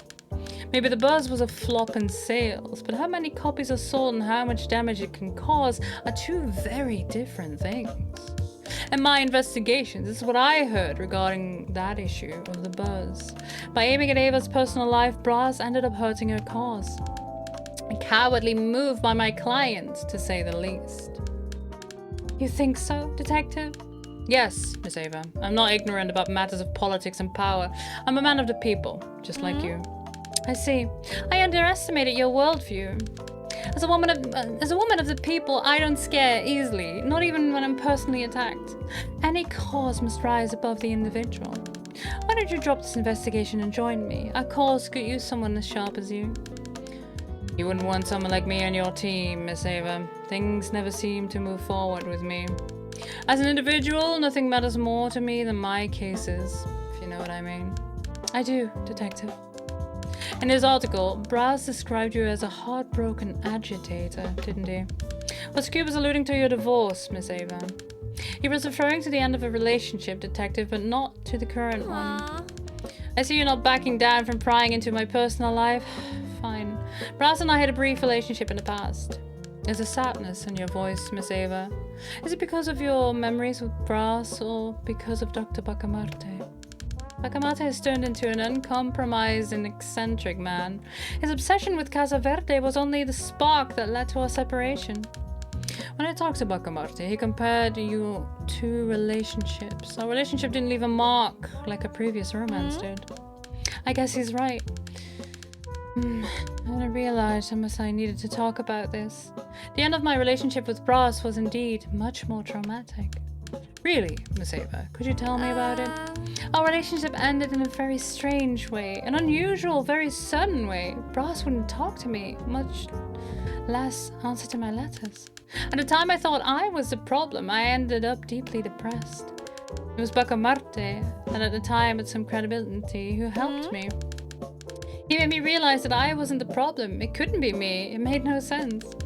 Are you sure you're over your history with Brass? After all, his death and your statement, it all makes you a solid suspect in this case, you see. Was it you, Ava, who took Brass Cubus's life? Detective, we wouldn't even be having this conversation if you had agreed with the confinement order Bacamarte signed, would we?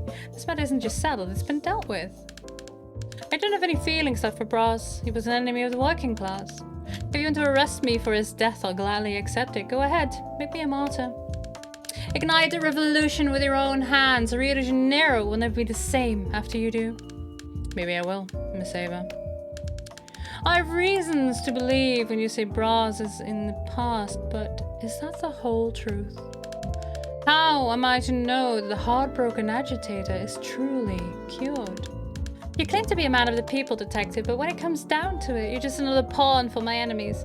Cubus should have seen it, but he didn't. Brass' individualism never let him understand that my fight wasn't against him, but against his social class. Even though you claim to have forgotten Brass Cubus, your paths have crossed in a different way this time. I don't disregard that you may have committed a crime of passion, not for Miss Succubus's, but for your cause. Therefore, power to the people! Power to the people! Power to... Oh, I thought it was her. Hey, take a look. If it isn't Brass Cubus, see if he's as tough here as he's behind that typewriter of his. Oi, don't push me. This tight load is worth 6 months of your salary. Sneaky bourgeois! And since when do I care about half a dozen of good-for-nothing think about me? If you want to test the courage of yours, let's see if you can take 5 minutes of some honest punching. Oh, it'll be my pleasure. Hey, stop that. I agree that attacking Brass would bring some momentary satisfaction, but we must focus on our main goal. Proceed with a strike. We can't deviate from our path, as tempting as it might be. Alright, but... You're in luck, fellow. You just kept a good punch in the face. Adieu, Miss Ava, calling your ducklings under your wings. That's why they'll never succeed. Beneath all the shouting and unruly violence, they're nothing more than little kids tugging at their mama's skirts. Don't listen to him. Ignore the voice of the elite. All he wants is to weaken us, oppress us. One day all of them will get what they deserve. You too, Brass.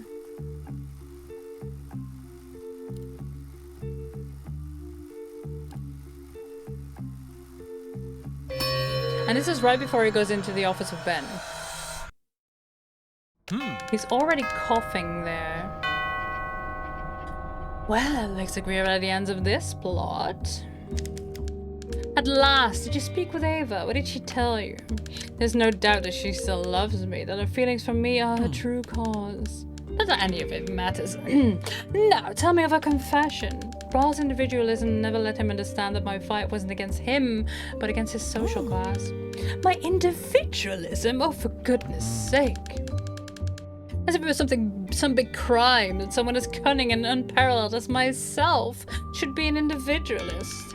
I am merely dedicating my attention to what is worthy, but Ava did not deny her love for me. She merely stated that the cause was genuine, not a means to affect me. Very well, I can accept that. She's always possessed something within her that I could never grasp, and I don't usually let such details escape me. Could it be, driven by political or passionate motives, that Ava would go so far as to eliminate someone who embodies all that she opposes? Ava, so dedicated to her riotous strikers, would probably not have the time to plan such an intricate crime in the shadows. And she didn't hate me personally, but rather the very class to which I belong. Why would she single me out? Seems unlikely, but not impossible. I sincerely hope that Ava secures a divorce so she can devote herself entirely to what truly matters to her. And if that's defending penniless, political degenerates and opportunists, so be it. Honestly, I don't think the workers are the opportunists here, but... But there's some harsh truths that once heard can never be unheard. Are you sure you want to keep digging deeper? Yes! Yes! Give me that shovel!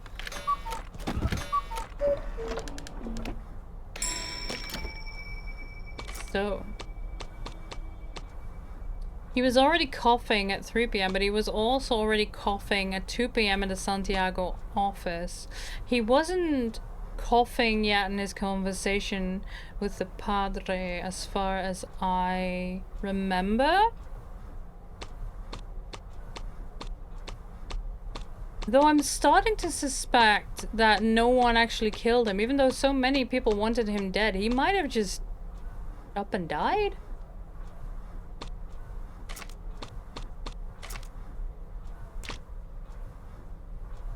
So, we talked to the doctor about the plaster.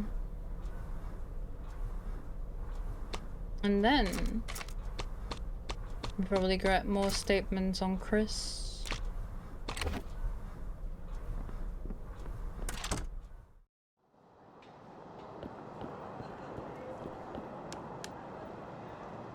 Taxi!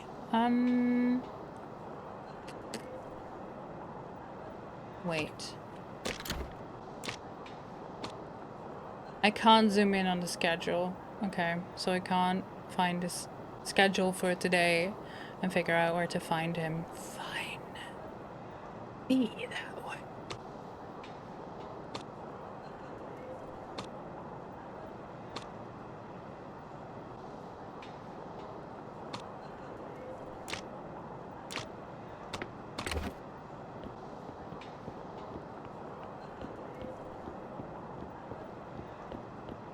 I'll go to the Mojo Dojo Casa house. And just wait. Wait for the time traveler to show up.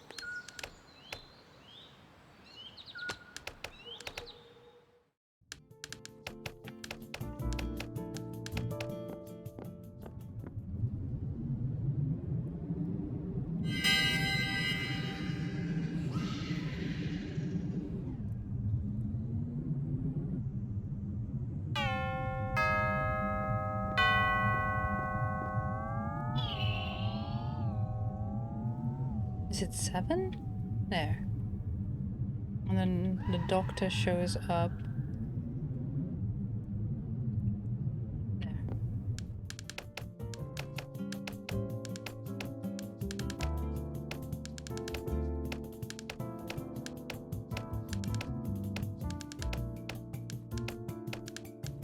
There we go.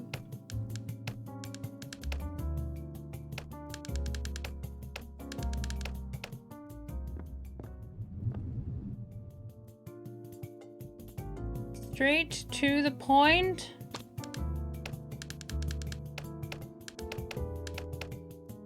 Interrogate. Ooh, we can talk about more suspects. There we go. Dr. Bacamarte, I can observe that among the medicines used by Casa Verde is one known by the trade name Placia. What do you know about this substance? Mental note, check on the institution's cabinet security and if there was any violation. The question about your pharmacy is quite unusual, but I will answer it to satisfy your desire, detective. All medicines go through a rigorous method of evaluation. It is called Dr. Bacamarte. Dr. Bacamarte, you named the methodology after you. Incorrect! It would never make such a gesture of egotism to name a creation.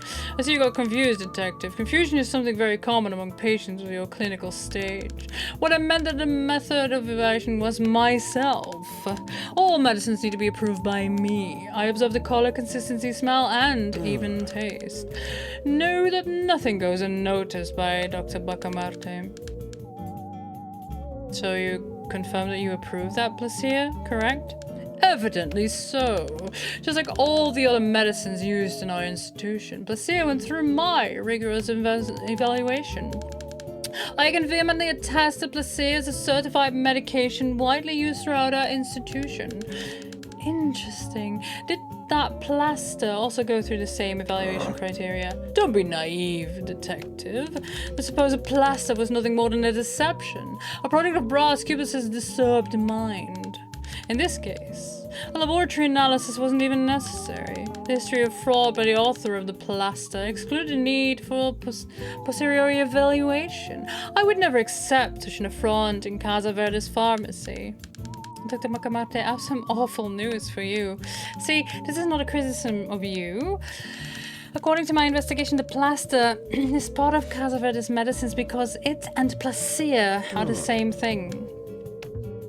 Mental note, patient's illness is evolving. Far-fetched theories are being conjured.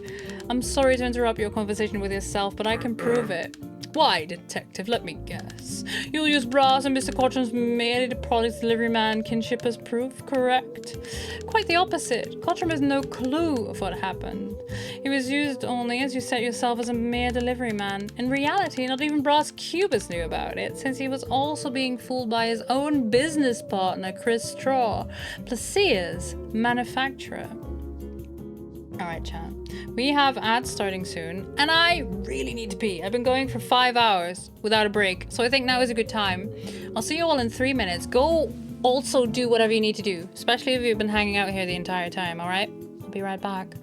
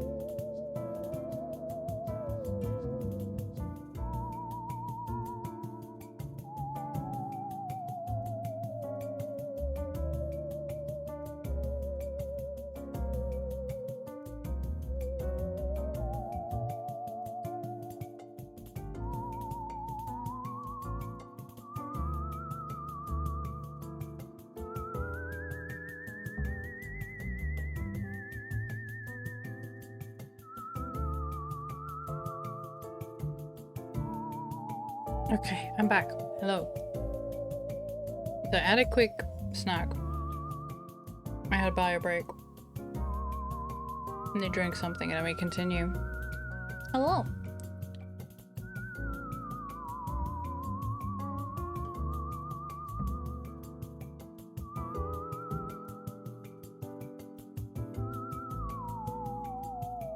There we go. I didn't realize how much this would stick to my teeth.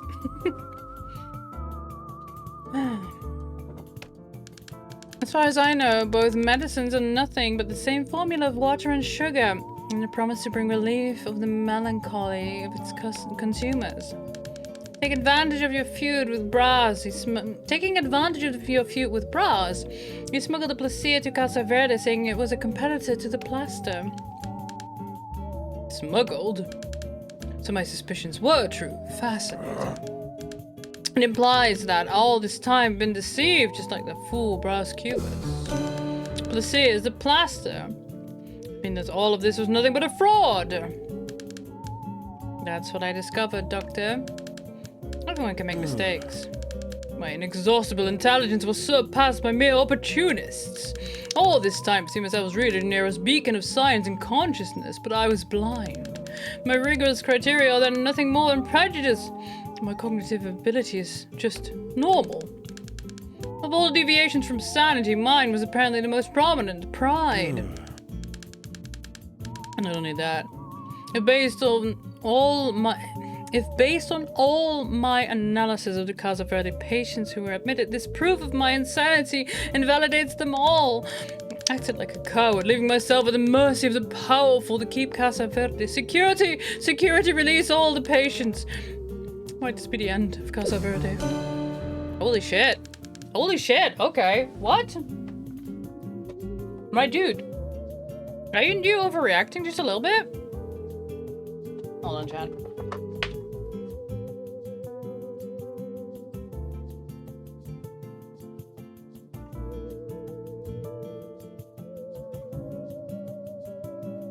There, I had something in my teeth. Why? What did he mean by at the mercy of the powerful? What the fuck? No, not yet. Bras and all of them, they'll never achieve the end of Casa Verde. But even if I free everyone, there's still one patient who deserves this place. Oh my. There's only one inpatient who needs to be here, myself! The doctor, Bacamarte. What the fuck is happening? Leave! You're all healed!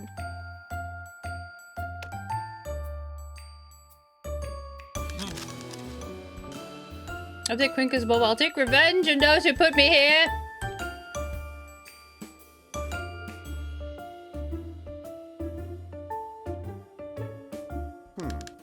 Thank you for your explanation, detective. Now leave me alone. What? What? What? What? What? Huh? Quinka said he was going to get revenge on his incarcerator, but where?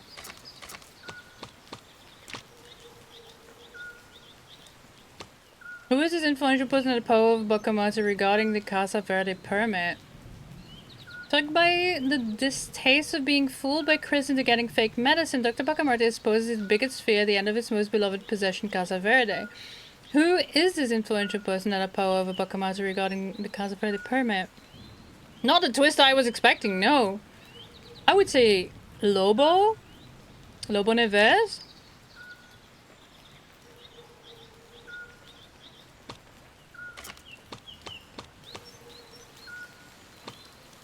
Chris Straw?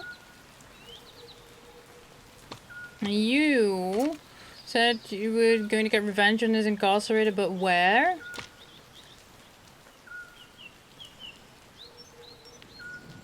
It was also Lobo, right? At this time of night, Lobo is at the nightclub.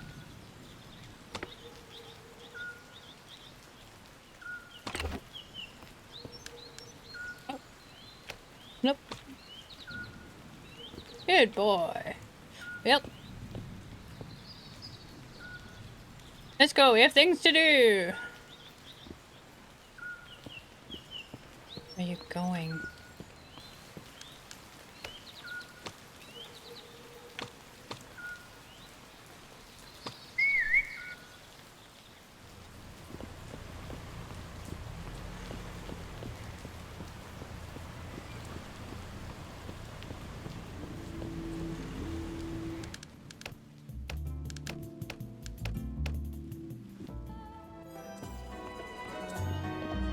Oh, you are here now. What a crazy day. I thought I'd never make it on time. What's that look on your face? Looks like you've been through hell. You have no idea. I'm so glad I found you. I don't even know who to trust anymore. Come, stay with me. I won't let anyone hurt you. What are you looking at?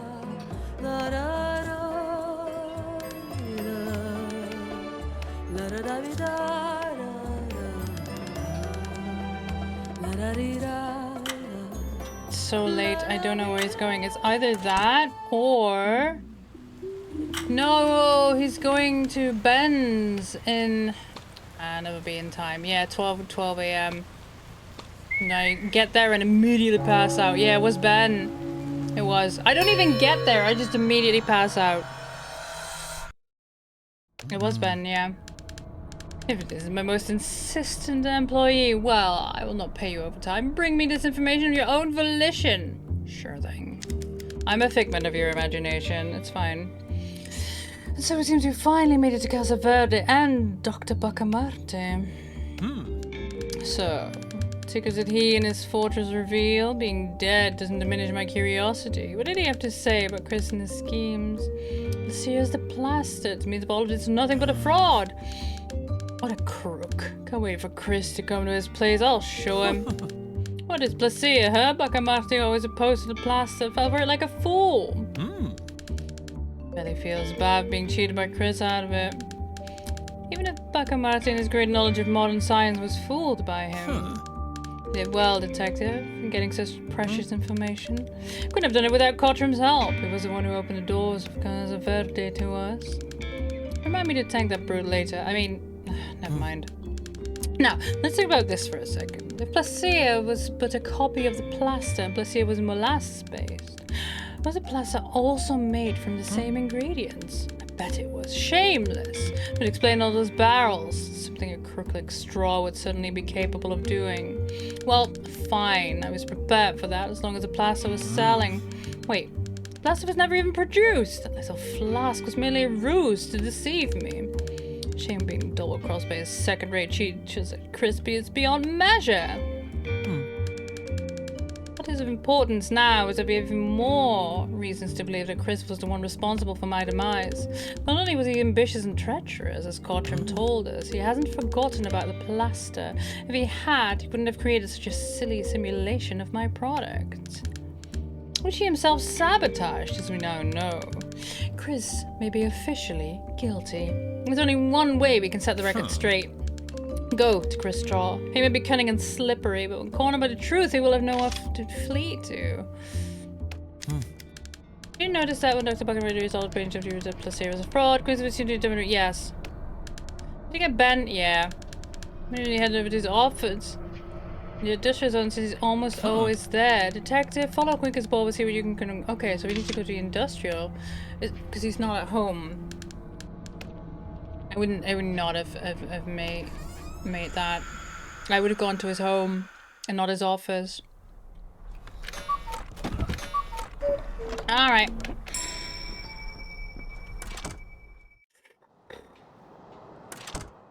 No! Don't go back inside!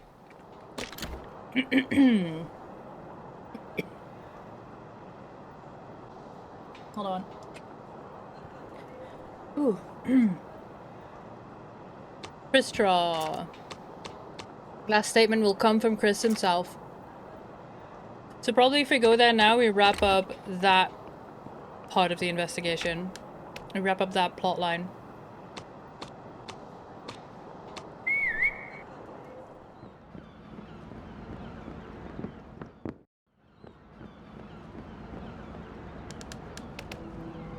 Enter.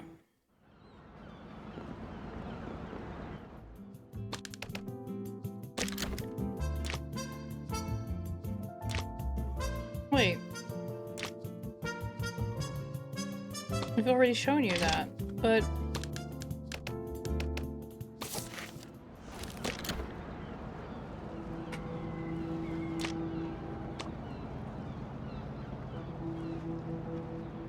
Do we need to do all of this again? Or do I just talk to Lobo about this? It's worth a shot. Apparently it's not Chris that I need to go to now.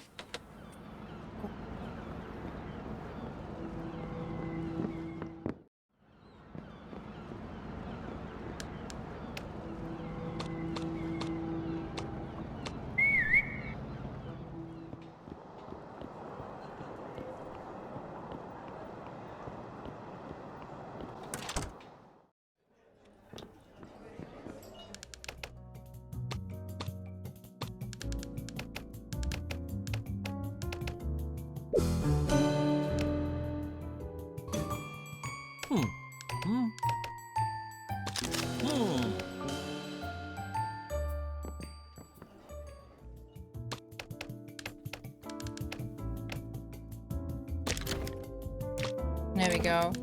I've heard that Casa Verde could be ending. Is that true, Mr. Secretary? Do you know anything about it? Yes, attentive voter. The future of the institution was uncertain. If you'd asked me that a few days ago, I would confirm it. Let's say some controversial opinions were raised about Casa Verde. The public opinion was totally split. Any politician knows this isn't good. Really? What is the source of that controversial opinion? Was Brass behind it? He was, above all else, very controversial. Well said, dear voter. He was, as in he is no more. Just like the possible ending of Casa Verde. What changed there? You know, dear voter, sometimes things in politics must change so that everything remains as it is. Some agreements were made for the good of the city. Soon we won't need to worry about the strike, much like the concession for Casa Verde, which is guaranteed. Dr. Buccamarty knows what needs to be done. The institutions are all working as usual. A vote for Lobo is a vote for maintenance. Oh, I see. So it was the concession for Casa Verde that was in danger. Even the greatest councils need permission to stand. Mr. Lobo Neves, you had a hand in the case of the concession for Casa Verde, didn't you? What can you tell me about that? Yes, Casa Verde, our most valuable institution for Rio de Janeiro. It's only natural I have a hand in it, you see. Lobo Neves is progress. Lobo Neves is science.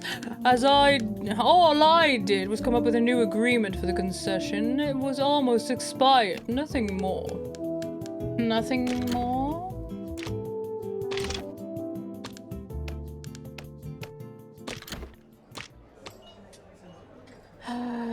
As I took money in exchange for the Casa Verde permit. Well, that he incarcerated his wife. His ex-wife, I guess.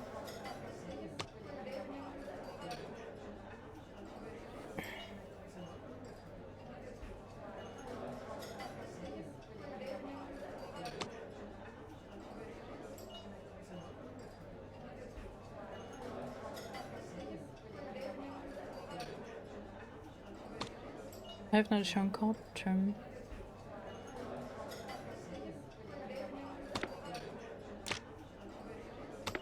Not Cotram, Crispin. Let's go to the pharmacy. See if I can show him that. And I think we need to fast forward again to talk to the doctor.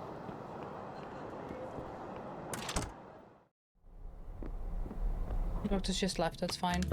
Straight to the point.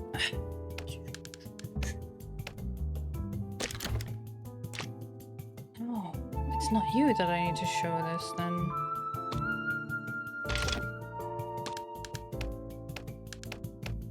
And whom?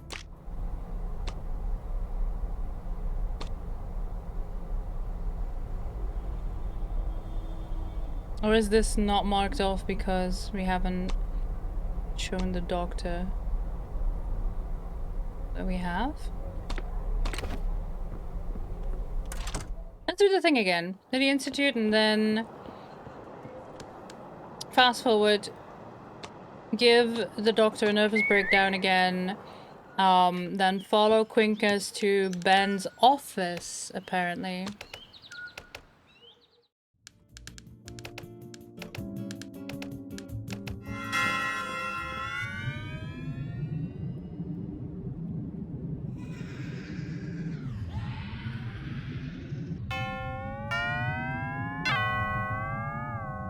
it's 7 and the guy comes out and then the doctor shows up soon.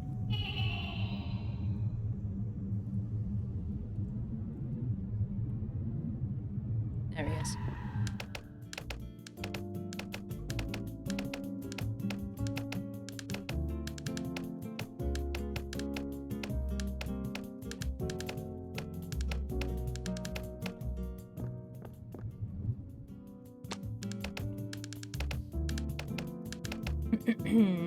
Make him freak out. Oh, sweet. Straight to the fucking point. Make him freak out.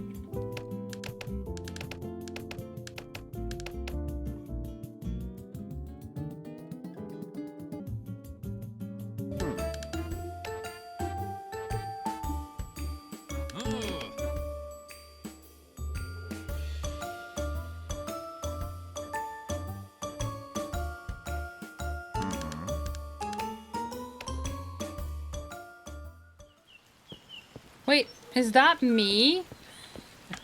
Is that just me? Am I stuck in this time loop forever?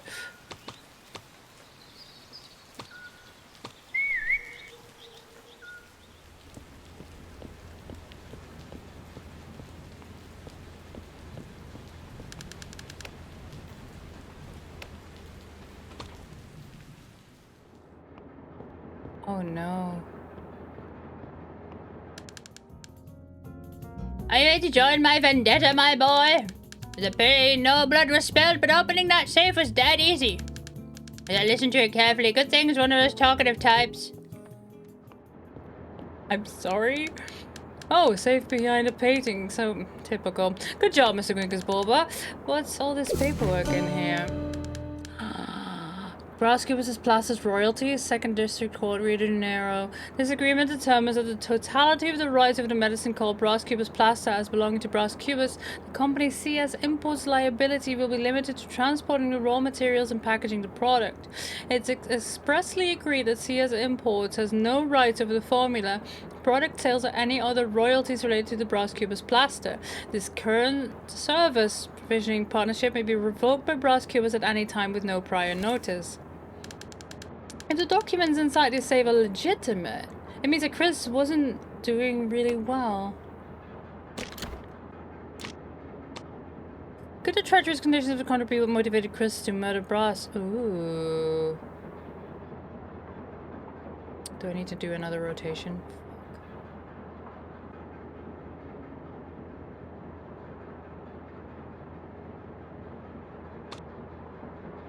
Gazabetta keeps his concession. Wonder what the price of it.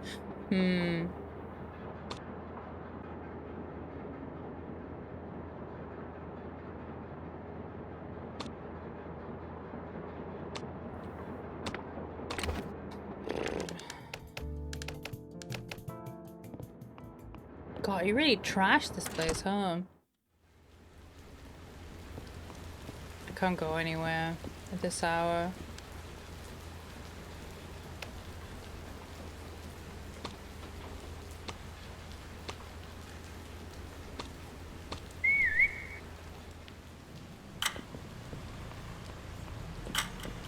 Yeah. Bong.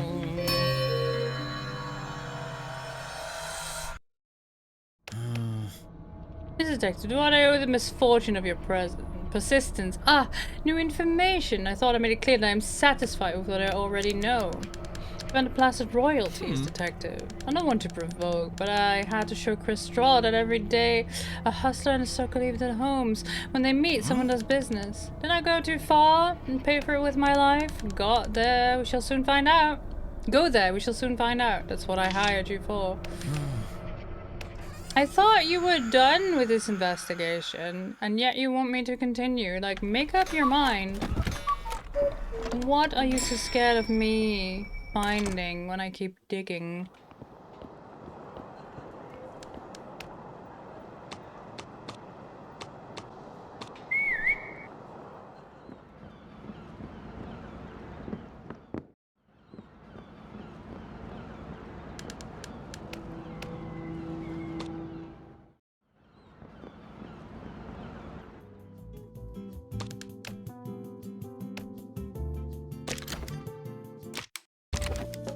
Mr. Chris Straw, a man as busy as you are must not have a lot of free time, so I'll get straight to the point. How was your business with the late Brass Cubas? How was it? Business was good, Detective. Everything's going très bien. As a matter of fact, my business with Brass is only a small part of my portfolio. My investments are diverse. If that's where you lie in the argument, je suis désolé for your poor mind. Poor mind? Maybe you're the only poorly understanding. The only one poorly understanding. Your ties with Brass were in contract. With no shadow of a doubt, his debt benefited you, didn't it? Let's delve into this form of partnership, the plaster itself. Oh, big whoop. We want to talk about this medicine Brass Cubus' deceit? You're right, Detective. I'm a busy businessman that's too busy for you. So many opportunities you're still talking about yesterday. You're right. How about we sugarcoat this conversation? For example, why did you need such a large shipment of cane molasses, Mr. Chris? Is it really necessary for a medicine for adults to contain such large amounts of sugar? Wow, what are you talking about? Isn't that an industrial secret? I'm a magnate. I have many ventures, each one more successful than the last. I work while they sleep, and you're nothing but a mere pawn in the service of Brass Cubas. You're definitely venturing by pretending watered sugar is real medicine. Watered sugar? How dare you? You're nobody. Yes man for Brass. Better than being a white-collar criminal, don't deny it. I know you were ambitious enough, after all. I heard the following about you from your employee culture. Kids as ambitious as, or even more ambitious than Brass. Betrayal would come from any of them. Now tell me, Mr. Chris, what is this betrayal he speaks of? You and that chatterbox cartridge, blabber mouth, you know nothing. Power series in business are common for bigwigs like me. Winners are winners and losers are losers. Ever heard of a win-win situation? And what did you win in this dispute? The plaster never came to be, but placer, on the other hand. Isn't that right? Well, Detective, I gave you less credit than you deserve. Monsieur, you see, this way I wouldn't have to share my profits with some inferior like Brass. The truth is, one way or another, I will end up profiting. And maybe you would like a piece of it, and we can put an end to this investigation. Tempting, but I'm not good with money, so I'll insist on placer, or better yet, the plaster's knockoff. You're flying too close to the sun, Detective. Are you sure you don't want to calm down? I never give up, Chris. And if I do come down, I get back up with double the reinforcement. Speaking of doubles, did you really think your second-class plan would go far? Second class? I am first class. Your plan didn't please your first and main client, Dr. Bacamarte. Here's what he said about your medicine. Placer is the plaster. This means that all of this was nothing but a fraud. Oh, my career. It's the end of my beautiful career. I had so many miserables to explore, so many fools to deceive. Those wretches, Bacamarte, Brass, and the rest of this insignificant town. All too small for my greatness. What a curse that he'd trust Brass to betray her. Right, because the contract made it so that all the royalties from the medicine would go to him, right? For a man such as you, this was certainly an attack on your pride. Something could drive a person to the edge. Was that what you did? Eliminated Brass's competition the old-fashioned way? That's just it, Detective. Do you think I was defeated? I'm fearless, agile, sharp. I'm a fox. I thought you were a shark lion. I was landing on my feet. And this fall is what motivated me to create a placer and have me grow a thicker skin. Being part of both developments, I was competing against myself. I controlled the market and I dwindled the plaster until it was all but forgotten. And what about you? How do you know you won't be forgotten? Ha! Detective, you take me because of Brass or anything else? I'll be out in no time. Many businesses people depend on me. Do you think your little investigation is more important than the economy of Rio de Janeiro? Please. And if I lose contact with Kaiser Verde because of this tale, so be it. The heart of the battle is sweeter than victory. Plaster's dead, just like its creator. Placer, on the other hand, still has a promising future. Mr. Straw, if you were as smart as you think, you wouldn't have left so many traces of your crimes. There's no denying this, Mr. Straw. You are the murderer, and your time has come, therefore...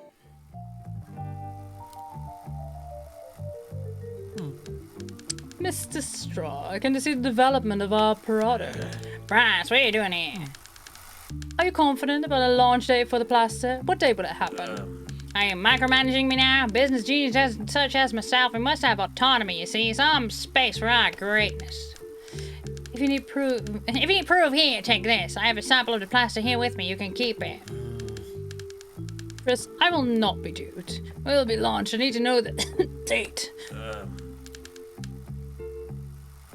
You need to know the date, Bryce? Very well, let's talk about what we need. What I need is a large share of our business, Mr. Bryce Cubis. I'm working like any other salary work. I'm not even profiting from this. Honestly, Chris, I couldn't be less interested if you need to roll up your sleeves to fulfill your part of the contract. We'll launch the plaza tomorrow, am I clear? If not, my lawyer will ensure that all your stocks are collected immediately. You don't know who you're dealing with, Bryce. I'm not just anyone you can intimidate and get away with. Chris draws me into making you swallow your own words.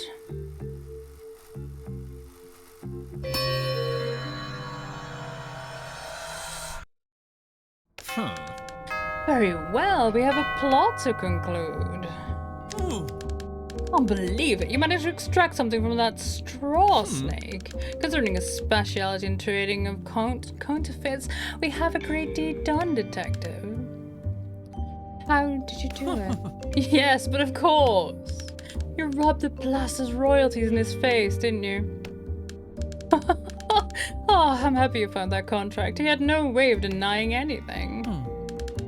Chris may be a skillful businessman, but Cubis is always one step ahead, or at least was. Now, tell me, was he very angry? Did he lose his mind? I would love to have been there to see. Proud man and ever self-assured, when defeated, they usually take on pathetic roles. What did he say? The plaster is dead, just like its creator. Placer, on the other hand, still has a promising future. As if. If he thinks Placer will have a long life, he's very mistaken. Now that Becca Martin knows that Placer is the plaster, I doubt Chris will manage to negotiate anything with him ever again. I may have overestimated Straw and his cunning, detective. I even suspect he couldn't be behind my ending. It would have been too much for his small brain. Chris is a machine moved by greed, not cleverness. Could he have what it takes to kill a person and leave no traces? Chris Straw may have done all he could to be large steps ahead of me, but little did he know was checkmate in his very first move, even though it looks like the opposite. Bravo, detective! Your sagacity revealed many hidden layers in this convoluted story. Now, maybe it's time to consider that certain revelations may come at a high cost. Think carefully before taking a step further.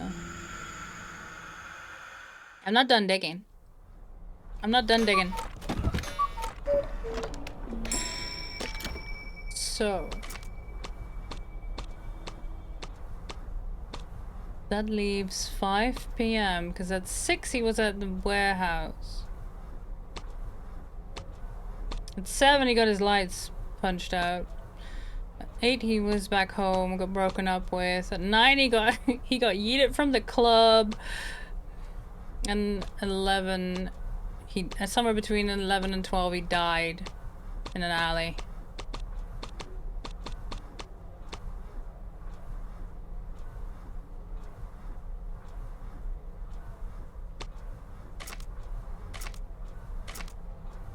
So that leaves the doctor.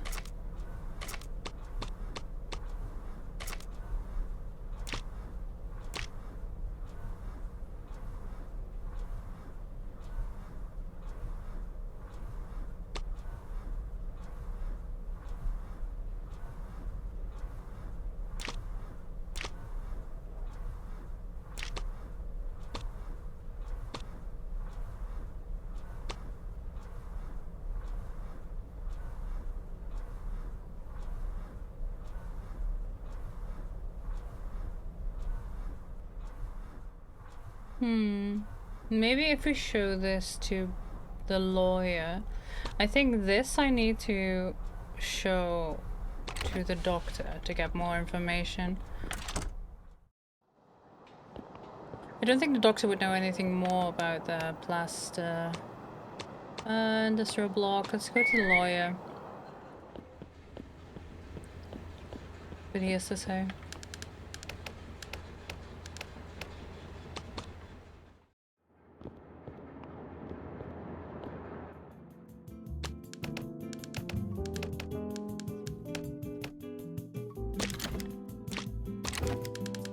Do you know anything about the royalties from the plaster?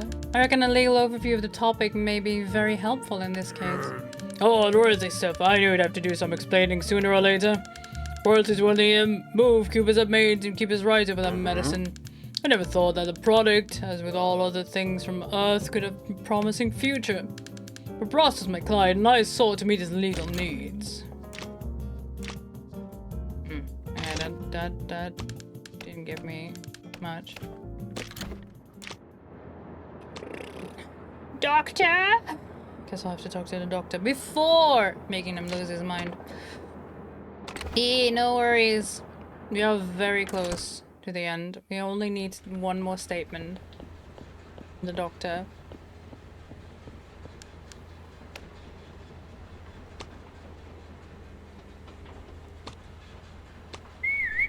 I think. Let's wait.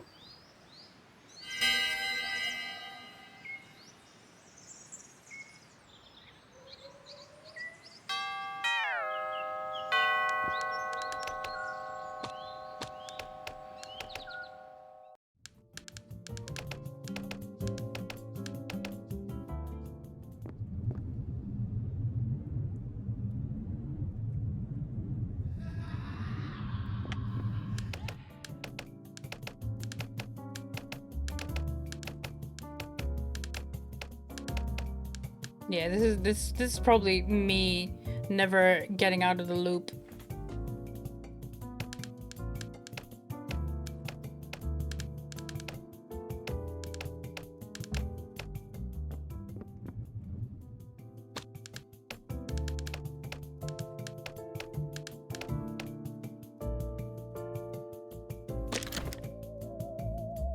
So many more suspects I can talk about. Dr. Bakamoto would like to talk to you about your greatest creation, the Casa Verde. Mental note. Patient is still affected by the illusion of being a private detective. Condition aggravating. Doctor, the deceased browsed in the Casa Verde's many critics, even compared it to a prison. An accusation coming from a big shot like Cubis can probably affect more than just a popular view of the place. Irrelevant, detective. It's kind of publishing cheap and unscientific populace cannot damage my image in any way. I mean, Casa Verdes. Would Galileo have lost his faith in the truth when beset by ignorance? But in this case, Doc, maybe you're not the role of a misunderstood genius. You're the persecutor. Mr. Cochran, for example, commented this about the dispute between you and Brass Cubas. Brass criticized Casa Verde. He liked poking the bear, so he poked the most dangerous bear in town. Gottram sees the world through his limitations. People fear what they don't know. It was my wish that everyone enjoy some time at Casa Verde to learn of its benefits. Benefits? Being cloistered and watched constantly? Besides receiving treatments that are rather questionable, what are these benefits? Questionable? Did you perhaps make this offer voluntary commitment to Brass Cubas? After all, Miss Ava testified like this, mentioning your characteristics. It was only his coldness, his self-control, and his self-discipline that stopped him from immediately responding to Brass's provocation. Detective, I'm starting to get uncomfortable with your insinuations. What is this? An emotional reaction from Dr. Bacamarte? Emotional? What are you talking about? Science and reason always have Science and reason always have and always will guide my life. Always, Doctor? Was there not a time in the past when other passions occupied your mind? I worked hard to get rid of the chains that feelings impose upon men. Really hard. If you interrupt this inquiry for now, I'll let you go with plenty of mental soundness diagnosis and you're having PMS. What do you say? PMS, plenty of mental soundness diagnosis.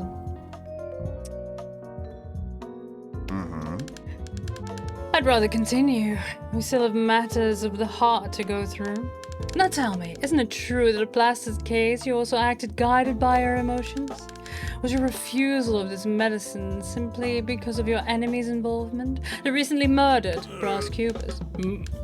Was it proven already that he was murdered? Actually no, but it doesn't invalidate what I was going to say. The enmity with Brass was such that you refused the plaster, and you accepted Placer with open arms, even though it has exactly the same shoddy formula. What? But How is it possible for your institution to have a lasting future when its director, a so-called beacon of reason, is in reality a man guided purely by his instincts? It's evident. The end of Casa Verde is inevitable. But dedication to a place and the ideal it represents won't do to a man, huh? What we believe in, we're capable of doing anything. The most distinguished patient, none other than Quincus Borba, said this about your wife Ava and Lobo Neves. He threw her to the wolves in exchange for his most beloved possession. You know what he's referring to, don't you? Yes, I do, detective. Of course I do. You would commit Ava, your own wife, Neves's political enemy, in exchange for what? I guarantee you the concession of Casa Verde for a few years more. How could a man do this to his own wife? Were you motivated by Ava's divorce application? The man entirely motivated by reason? Ah! Again, you're right, detective. Butters! Hello, Raiders. Welcome on in. How was Judgment? Let me give you a quick shouty. There you go. How lost was the Judgment today? Did you do much butt kicking? How did it go? Hello, friends. Welcome on in. In case you don't know me, I'm Finley. Most people call me Finn. My pronouns are they, them, and I am wrapping up this investigation. I hope. I hope. Oh, we finished many plot lines, and I believe we are getting close to wrapping up the Doctor's plot line here. We are. Sit down, relax, settle in, and watch this unfold. Or not. If you want to play this for yourself, maybe. I've been really enjoying this game. Having been capable of doing all you've done to protect Casa Verde, wouldn't you be capable of ending Brass Cubus' life? Casa Verde is my life's project, and nothing can make me disbelieve in the good it represents for humanity. Neither Brass nor anyone will take Casa Verde from me. It is my life, and I'll do anything to protect it. I am Casa Verde, and Casa Verde is me. If this is madness, then you can lock me up with it. I see no other fate than this one, Dr. Bacamarte. Being locked in your own Casa Verde was always your fate, even more so after this crime. Therefore...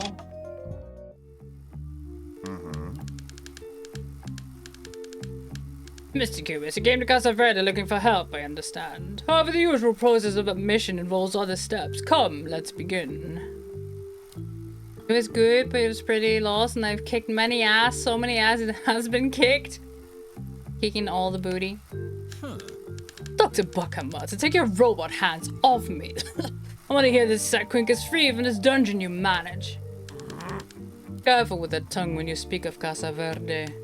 We are a serious institution. Discharging patient 157 would be very unwise given his current state.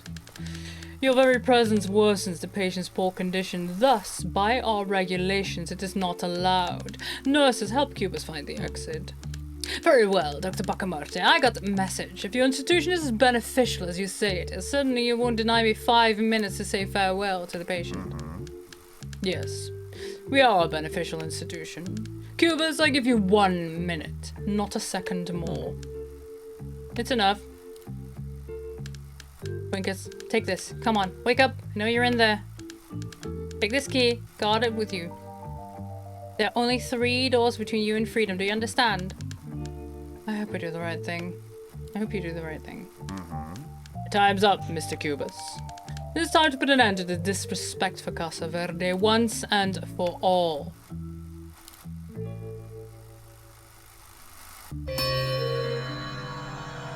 I think that's the last part of the timeline, no? Let's see, you advanced this plot. So, detective, you confronted Bacamarte and survived. Impressive, truly impressive. I am amazed at your success. A longing for answers. What did we uncover? What did he tell you? Neither Brass nor anyone will take Casa Verde from me. It's my life and I'll do anything to protect it. We'll do anything to protect it. I can certainly believe that. Spoken like a true madman. But what could have caused such a troubled man to abandon his steadfast resistance? Certainly only one person could have... Oh, Lobo Neves. I knew that scoundrel was involved. But what, again, does he have to do with this? The last time we spoke, we mentioned how Casa Verde was in its last days. And it was Lobo who kept Casa Verde from closing its doors for good, eh? Certainly by using his political connections for a concession. Cunning old Neves. So that's what Quincus meant by saying thrown to the wolves. An allusion to Lobo Neves. When he referred to Bacamarte's most precious good, he was talking about Casa Verde. It's obvious. And he means precious. He turned against his only ally. What could such a person be capable of? Certainly, many of the horrible deeds a man can manufacture in the shelter of his own insane mind. Would such a man be above murdering someone? Someone like me, who opposed to these crude measures? I'd say not. Troubled by his own obstinacy, he refused to make any concessions, relentlessly pursuing his desires and shielding himself from his adversaries. Speaking of which, nobody Neves had much to gain by making business with Bacamarte for his concession. Eva, leader of the strikers, was a thorn on Neves' side. He would do anything to get rid of her. And so Bacamarte agreed to hospitalize his own wife in exchange for his dearly beloved institution's survival. A man fallen for his own ideals, certainly, but alas, it is a sick love. A mad love, I should say, isn't it, detective?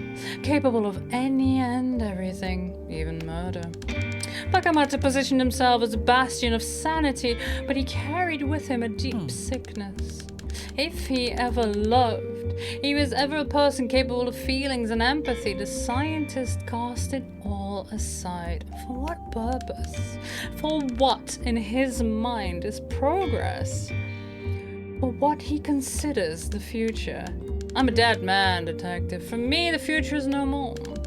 As a great detractor of Casa Verde, Dr. Bacamarte will certainly benefit from my demise. Could he have a hand on the death of his beloved institution's public enemy number one? We might never know. But we know that Bacamarte, thanks to his sick dedication to Casa Verde, stabbed the only person who cared for him in the back.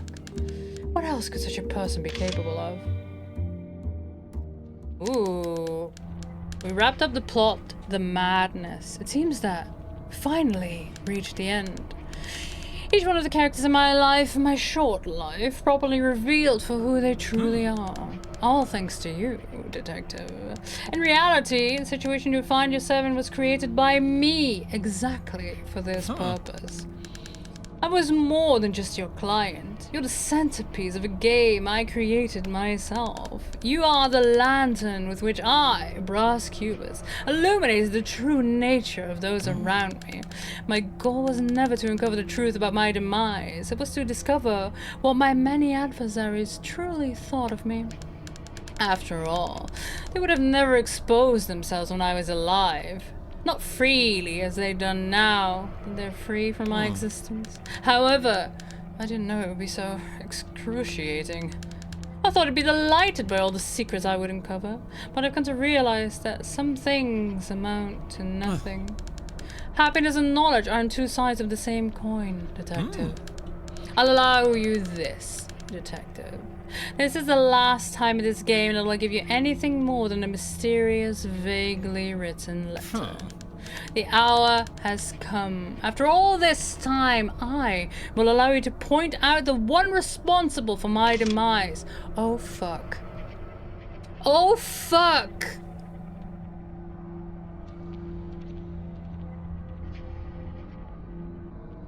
I actually have to pick one. I do not get to go back through the clues. I don't get to pick. Aww. Chat!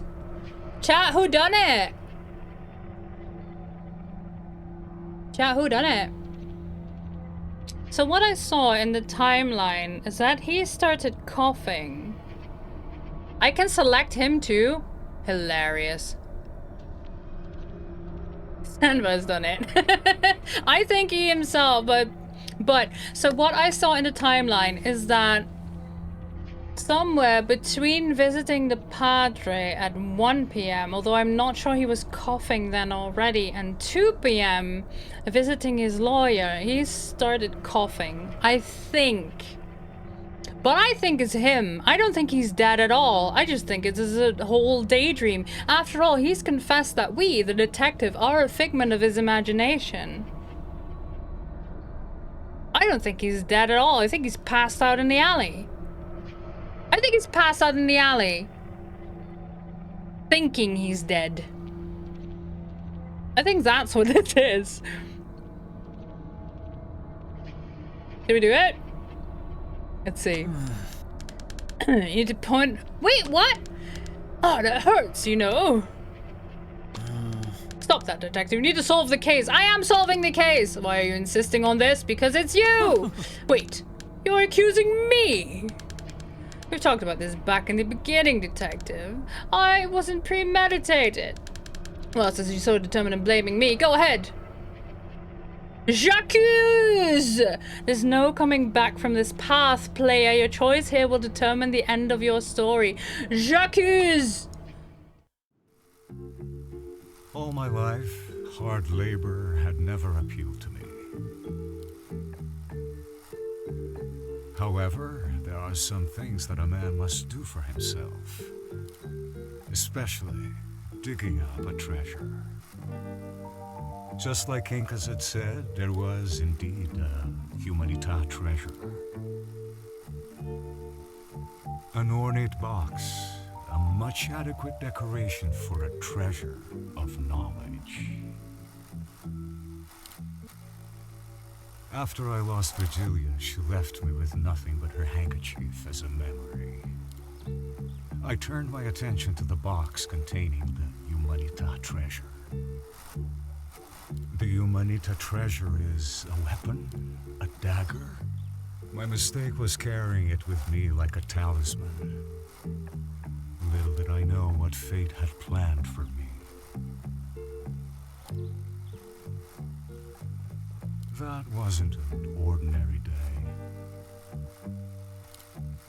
The heated arguments I had took a lot of energy. And my health wasn't as its best. Yeah, you fell on your own dagger.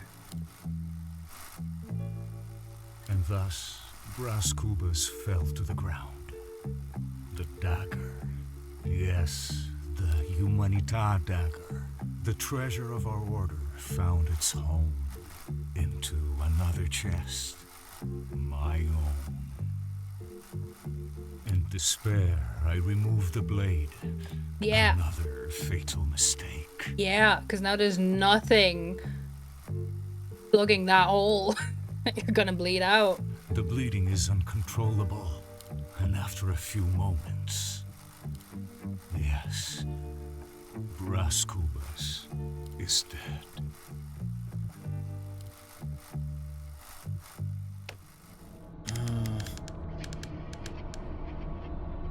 What a suspect in a plot. You're accusing me, detective.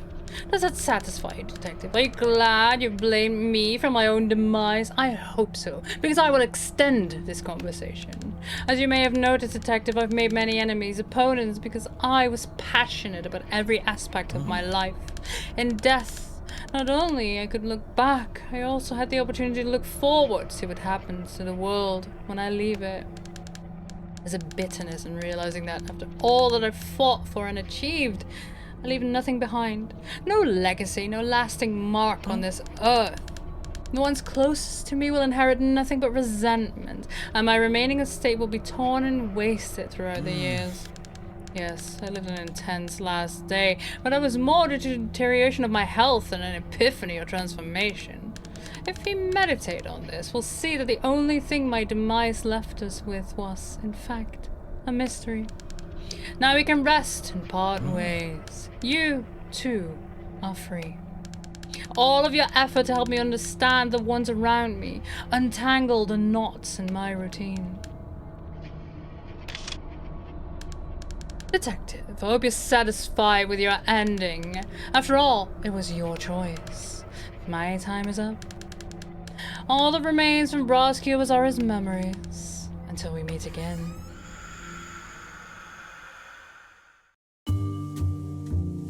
Yay! Now we get the actual credits and not the credits that just say Brass kubas on everything. Hell yeah! This was a good one. I enjoyed it. True ending. Woo! Nice.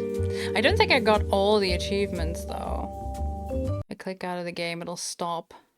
So let me go here. Let me put on some jazz and have a look. No, I am missing some achievements. Oh my.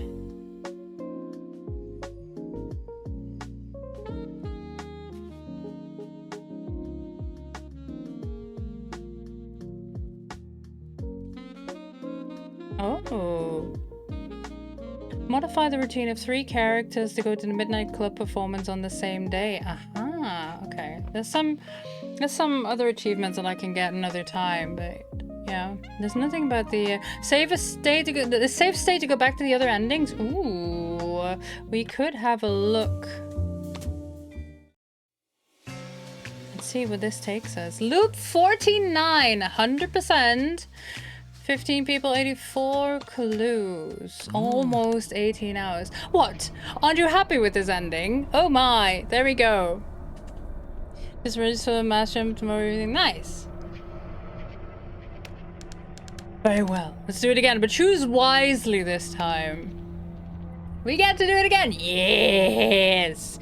Whomst. Whomst. Chat. Whomst. Who do we want to see next? Who are we going to accuse of murder? The blonde lady? The philosopher? Philosopher? You mean the kinkers?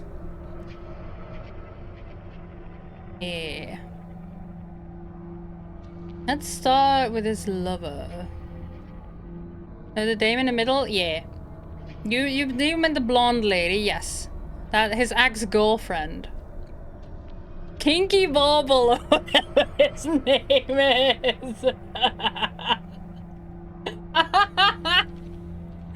Oh god, that's going to be my stage name.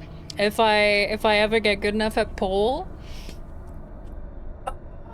Kinky Bobble. But where's the Q? Alright. Let's do it. We start with the lady. Because in my chat, that's what Zebadian suggested first, and then we'll do Kinky Bobble. You think Virgilia's the culprit, detective? No coming back from this path. Yeah. Yeah, exactly, Zebadian.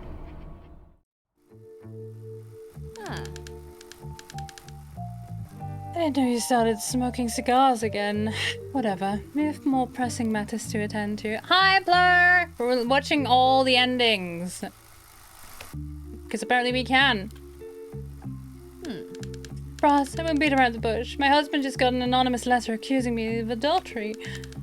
Can't fathom would do such a thing, except you. Be honest. Is this your doing? Virgilia, you know I can't hide anything from you. I knew it! I didn't see any other way to break the walls of the lies you built around us. But you had no right. This decision should have been ours, not yours alone. But who do you think you are? You broke my trust and betrayed me. You're mistaken, Virgilia. My attitude was guided by the love I feel for you. Wait, as in the game, did you see the other endings after beating it? Yeah! Yeah. See, we can run away now. Yes. Leave everything behind. We only need each other. What do you say? No. No. You're too unpredictable. I can't simply throw my life away all of a sudden. You've hurt me deeply, Bros. And you say you love me. I hope one day this wrong will be righted. Virgilia, don't go. She left me a handkerchief. For a hopeless romantic like me, it was inevitable that I'd meet my fate at the very hands I entrusted with my heart. Virgilia, the indecisive lover. My letter telling Lobo about the affair was too much for her. Her comfort zone was threatened.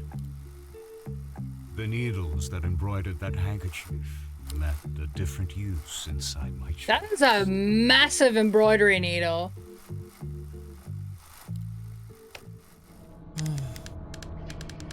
Oh, Virginia, why didn't you run away with me when I asked you to? Everything would have been so different.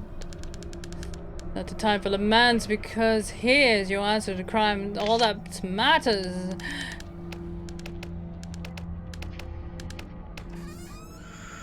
So the kid in the picture with Ben, is that the priest?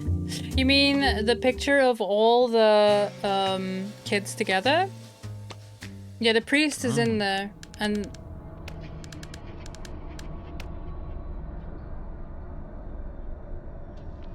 so Kinky Bauble then? Because yeah, the priest, so he was supposed to be the priest, but Brass came up with a plan when they were just kids to make sure that he became the priest and not him.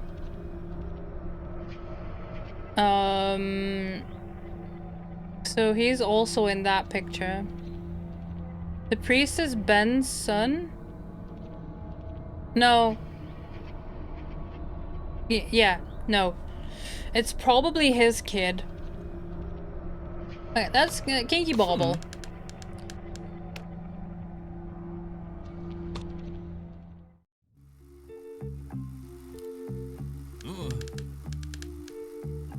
Oi, what are you doing out of my room? Can't you see I'm busy? This is the whole, we get the whole timeline again. We've seen this.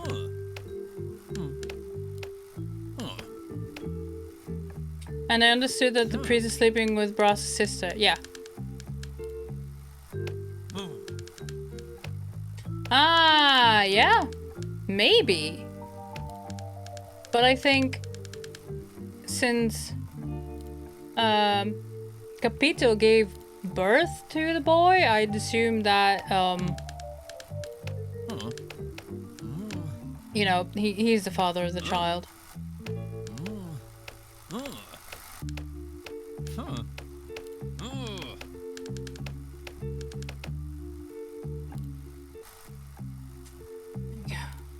The prophecy was fulfilled. Humanita devours humanita. Thus said my guru. Asking if the priest was in a relationship with his aunt.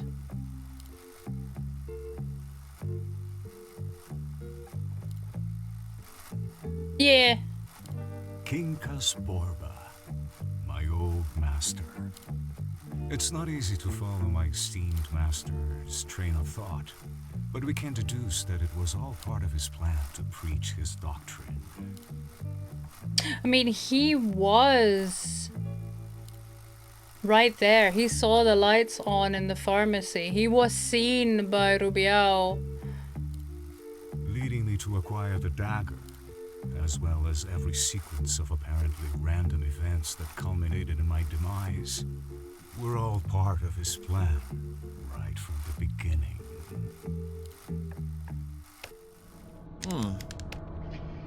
Apparently this understudent didn't become the master. I was, in fact, defeated by the superior Humanita. Although, for the rest of the world, Quincas is just a neighborhood's basket case full of nonsensical ideas. You chose to blame him for my demise. You really are smarter than you look.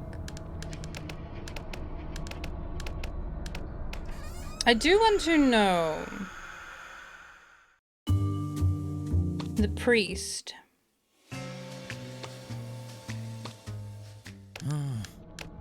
This is a joke. Choose, detective. No, I want them all. This is how the game works. Go on.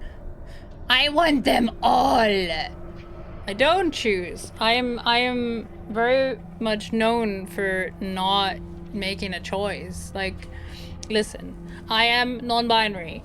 I am polyamorous. I have ADHD. I don't do choices. Well, I don't like to be like tied down to one choice, okay? I want them all. I want all the endings. Which one next, chat? The priest then? Should we be talking about the priest? Or her, to see if we can find out if he is really the father of her child. You feel that so much? Yeah. Yeah, the priest? The priest. Padre! I think Padre Cabral is the culprit, detective. There's no coming back. There is absolutely coming back from this path because we keep doing this over and over and over and over. Oh wow, it is brass cubas. His slouching was due to old age and exhaustion. You might suspect it was a bar of respect, if not to me, and at least to the grandeur of the house of God. It isn't Padre Cabral. Fishing machine church engines tonight. Yeah. Faith can move mountains. It might just nudge me. Might just nudge one or two your way. Some souls are so deep in their own mud that they can't be fished out even with the strongest of nets. Be careful, Mr. Kubas. There's always a seed in hell for infidels. If something should happen before regret catches up with you. Thou shalt not kill. It seems that someone ignored this commandment. Padre Cabral. With the umbrella! How sinful. Instead of being thankful for becoming a priest because of me, he got resentful for not being able to make his own choices in life. It wasn't a divine hand holding that sharp umbrella. It was his. Huh. Sick Patrick, well, you made a choice and you got your culprit. Should be thanking heaven for putting you in my path. So, there's one problem, chat, with me accusing him. Well, two, potentially, but the one main problem is that if he died by falling onto the dagger in his pocket, how did the dagger end up buried by the lighthouse again? Because we had to dig it up. So I suspect that Kinky Bauble might be it, actually. I've already seen that ending, but... Do you think he's gonna get increasingly annoyed with me for coming back and seeing all the other endings?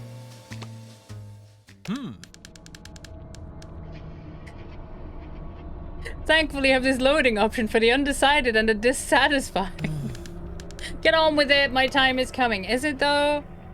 I can edge you a little longer, can I not? Was it? Nicopedia was the culprit, detective? Yes. Huh. You look at that. It was my neighbor. We've seen this one in this stream already.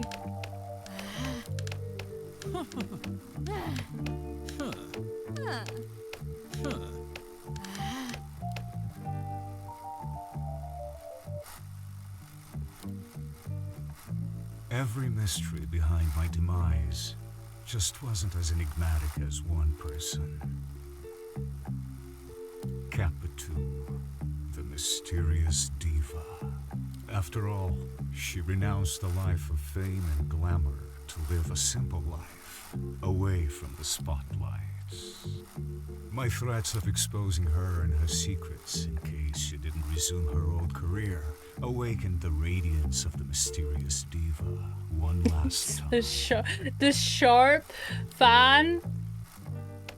That's hysterical. Wasn't it running from it? Even Peter was running from fame and he would have wanted to put her in the spotlight, and now we have a culprit. A shame that Peter will never resume a career, but at least there's on to the last sparkle of mysterious diva. No, I don't think this is the end. We didn't get any answers. So what if it was Rubiel? I know you're tired of an unreliable narrator, aren't you? You're used to it, that's how things work around here.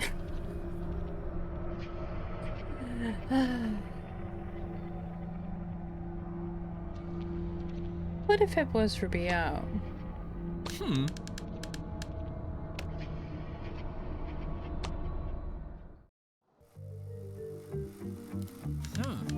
You're joking me, my boy. Which way you're going? What is the respect?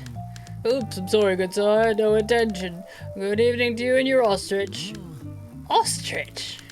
What the devil is this headless chicken talking about? Funny. I think I've heard this voice before, but I can't place it. Who could it be? Chicken, I'm no chicken, you drunken old man. You rich people think you can step on anyone, even those in need. Someone put an end to it someday, someone.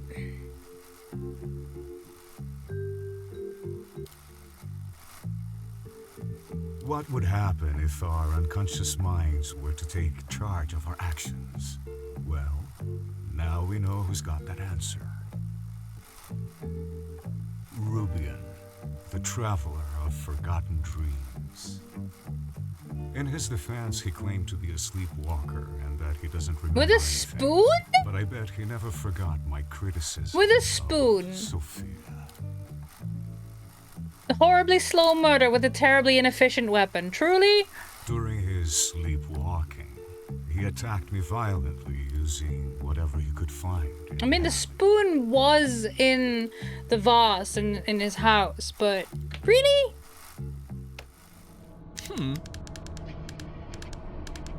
You never be able to blame this unconsciousness. You were firm. You acted by the book without compromise. Well done, detective. But like Romeo, you're on the right path to become a humanita. Maybe I don't want to. Yes, yes, until we meet again. It will be sooner than you like.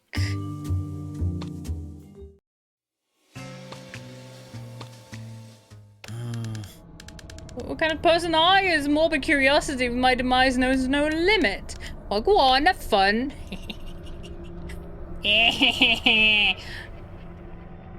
Who else then?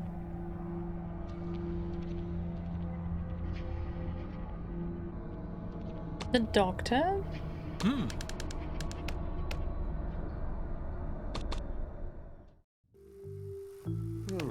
I've seen this one.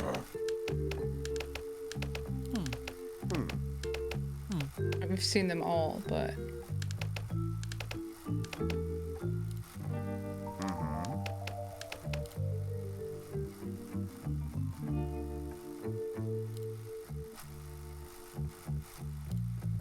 In a situation like this, medical aid could have saved my life. But not from this doctor. Dr. Bacamarte, physician or madman. I expected him to retaliate after my criticism of Casa Verde. That place is his mad obsession. I'm not sure what hit me, but I remember Bacamarte's cold gaze. I knew that doctor wasn't going to aid me as he just stood there, watching my body grow colder.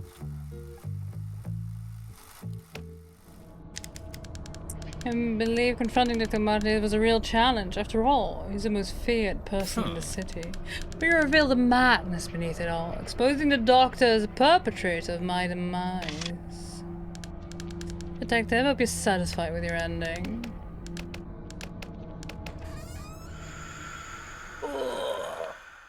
Chad, do we want to see them all? Because I have to admit, I'm getting tired. Like, if you want to see it, we'll do it.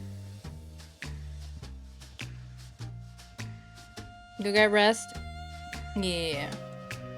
Genuinely though, I think it was Kinkus Boba. It's the only thing that makes sense. Maybe we saw the true ending. I think it's the only thing that makes sense, right? To me. Because like, how else is that dagger gonna end up buried under the lighthouse again? Like, you know? So yeah, let's go find someone to say hello to, shall we? Oh my, I'm watching myself again. Ooh. Let's see who is doing what. Yeah, why not? We don't often get to say hi to you. Let's go say hi to Panda. You feeling, Panda? Playing some Kingdom Hearts 1.5 plus 2.5 remix? I don't know. I don't know what that is. Great timing, I see. Hello, ducks. You want to play some fucking golf, do ya? Hello, nerd. Yes, you've caught me right at the end. We are gonna go say hi to Amphibian Panda, grab some Raytax, friendos. I'll be back tomorrow. And I think we might have a little look-see at the Abbas Garden, shall we? Right after I eat, I do like golf, yeah. My food will be ready shortly as well. Oh, thank you for hanging out with me, friends, and for helping me figure out the mystery, conclude all of it. I will be back tomorrow, approximately, well, almost 6.5 hours ago in your time zone, but tomorrow. Does that make sense? We'll see. Thanks so much for hanging out with me, friends. I appreciate you all. And remember, take care of yourselves. Take care of your spoons. And I'll see you all around in the realms of Twitch, alright? I love you all. Bye-bye.